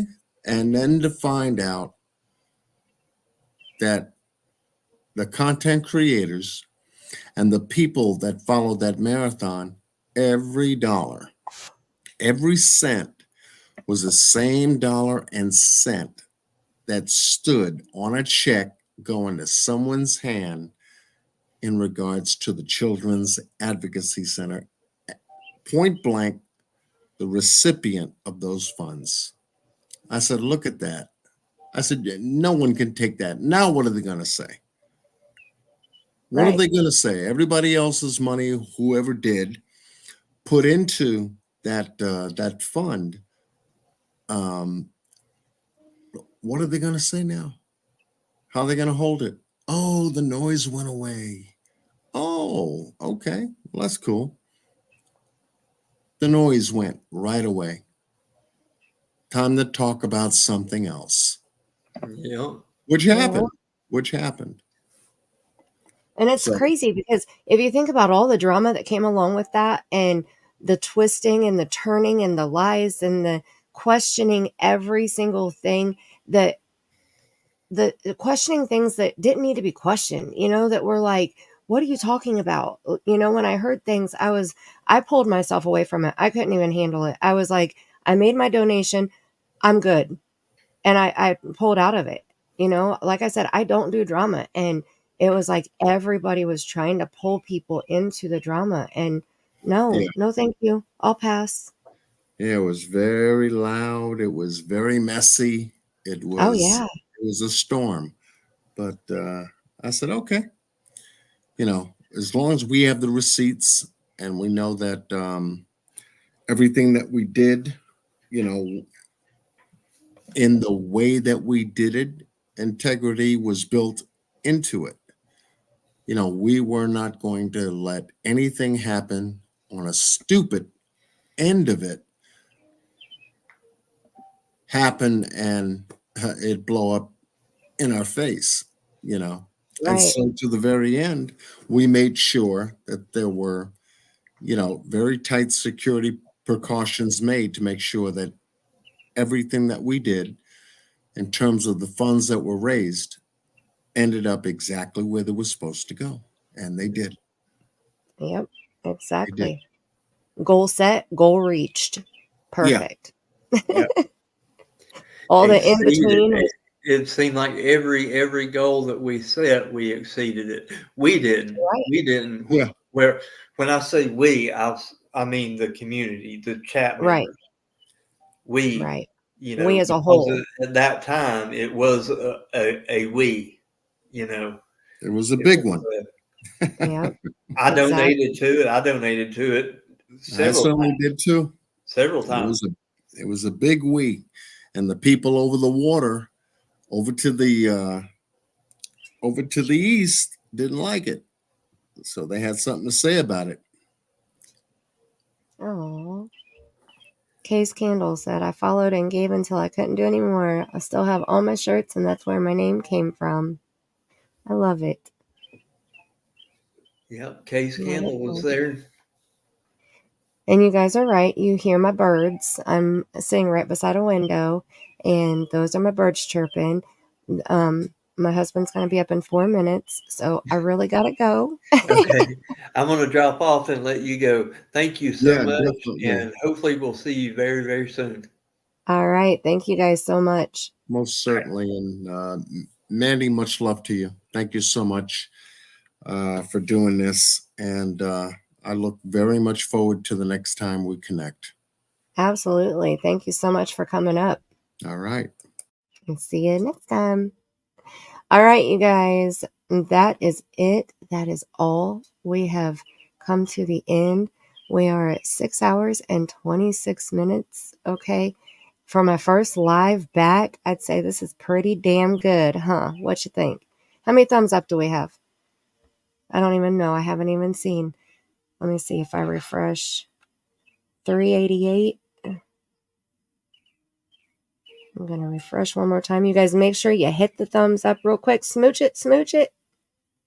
Smooch the thumbs up. Oh, 387. Somebody took their thumb away. See what happens? Maybe they hit the thumbs down instead. That's okay too. I like those too. All right. Thank you, Mary C. Thank you so much. Right, Mrs. B, the birds are loud. They're right outside the window. They're loud. And Spirit 8, I'm glad you came back in here. Thank you so much. I am so glad that you guys hung out. And oh, wait, before y'all run off, I have 5 more free memberships to gift out right now. You ready? Here they come. Pull up the chat here so I can see. Oh, it's spinning. Come on now. Hold on here. We're spinning. We're spinning. Oh, it's because I pulled this up. Okay, there it goes. I pulled it up earlier and chat had to catch up. So it was loading all of the chat messages. Okay, so we have, Mrs. B. Mrs. B got a membership. Mrs. Lori Smith. Kathy Pease. Welcome, Kathy Pease, to the membership. welcome Charlene and Rainy Day. Whoop, whoop. Welcome to the spooky squad. Or no, this is the squad, right? Is it? I don't even remember. Look, I'm too tired to remember right now, but welcome to the squad, okay? Oh my goodness. Let me get back over here. My laptop is freaking out. I will try to call you or text you, Mrs. B. I have a busy day ahead of me and I'm not going to get much sleep now because I've been here, but it's worth it. It's worth it. It's one of those things where you evaluate your time, and every second of this has been awesome. Mary's is... I'm horrible at pronouncing names, so I'm sorry. So it's Mary's is that correct? Mary's is? I'm so sorry. 390 thumbs up. Awesome. Thank you so much. All right. I don't have an outro, I don't think. Let me see. Do I have an outro? Hold on. Let's see. Do I have an outro? I don't have an outro. Nope. Not on this one. I don't. Okay. So that's it. I'm just going to say I love you bunches. September Virgo. Welcome and thank you so much. Oh, it's like Marissa with no A. Okay, so Maris, is that right? See, I'll tell you what, and Button can vouch for me on this. When I would stream on my other channel and people would come in and I would say their name the wrong way, people would send me voice chats on Facebook so that they could pronounce it for me because I am that bad at trying to pronounce things. That's right. Okay. All right. Maris. Okay. I can remember that. Thank you so much. All right. So we will see you later on today. It's June 14th. You guys, June 14th. Tomorrow is the 3rd year anniversary that summer's been gone. Oh, it makes me so sad. Britt does it too. That's why we get along so well. Because oh my goodness. All right. Okay, so I'm gonna end it. Look, I already got the end.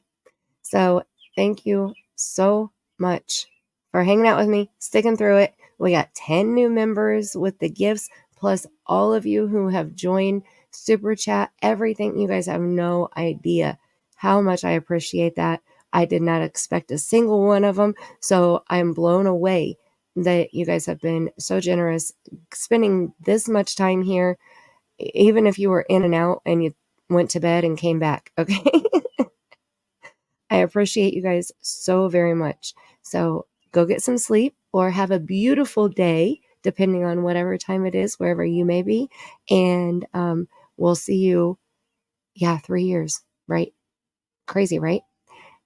We'll see you either on Brittany's channel, John's channel, or we'll see you somewhere. I'm going to drop the channels in the chat one more time before I end it. And so we have those, and then we have Scott H. And then I'm going to drop the channel with the documentary again, just in case you want to go check that out. And that's the link for that channel, and it's the most recent video upload, the newest video on their channel. I think it's from like 4 days ago, so 3 hours and 44 minutes long. Go check it out. And that's all I got for you. And thank you so very much. And until next time, I love you bunches.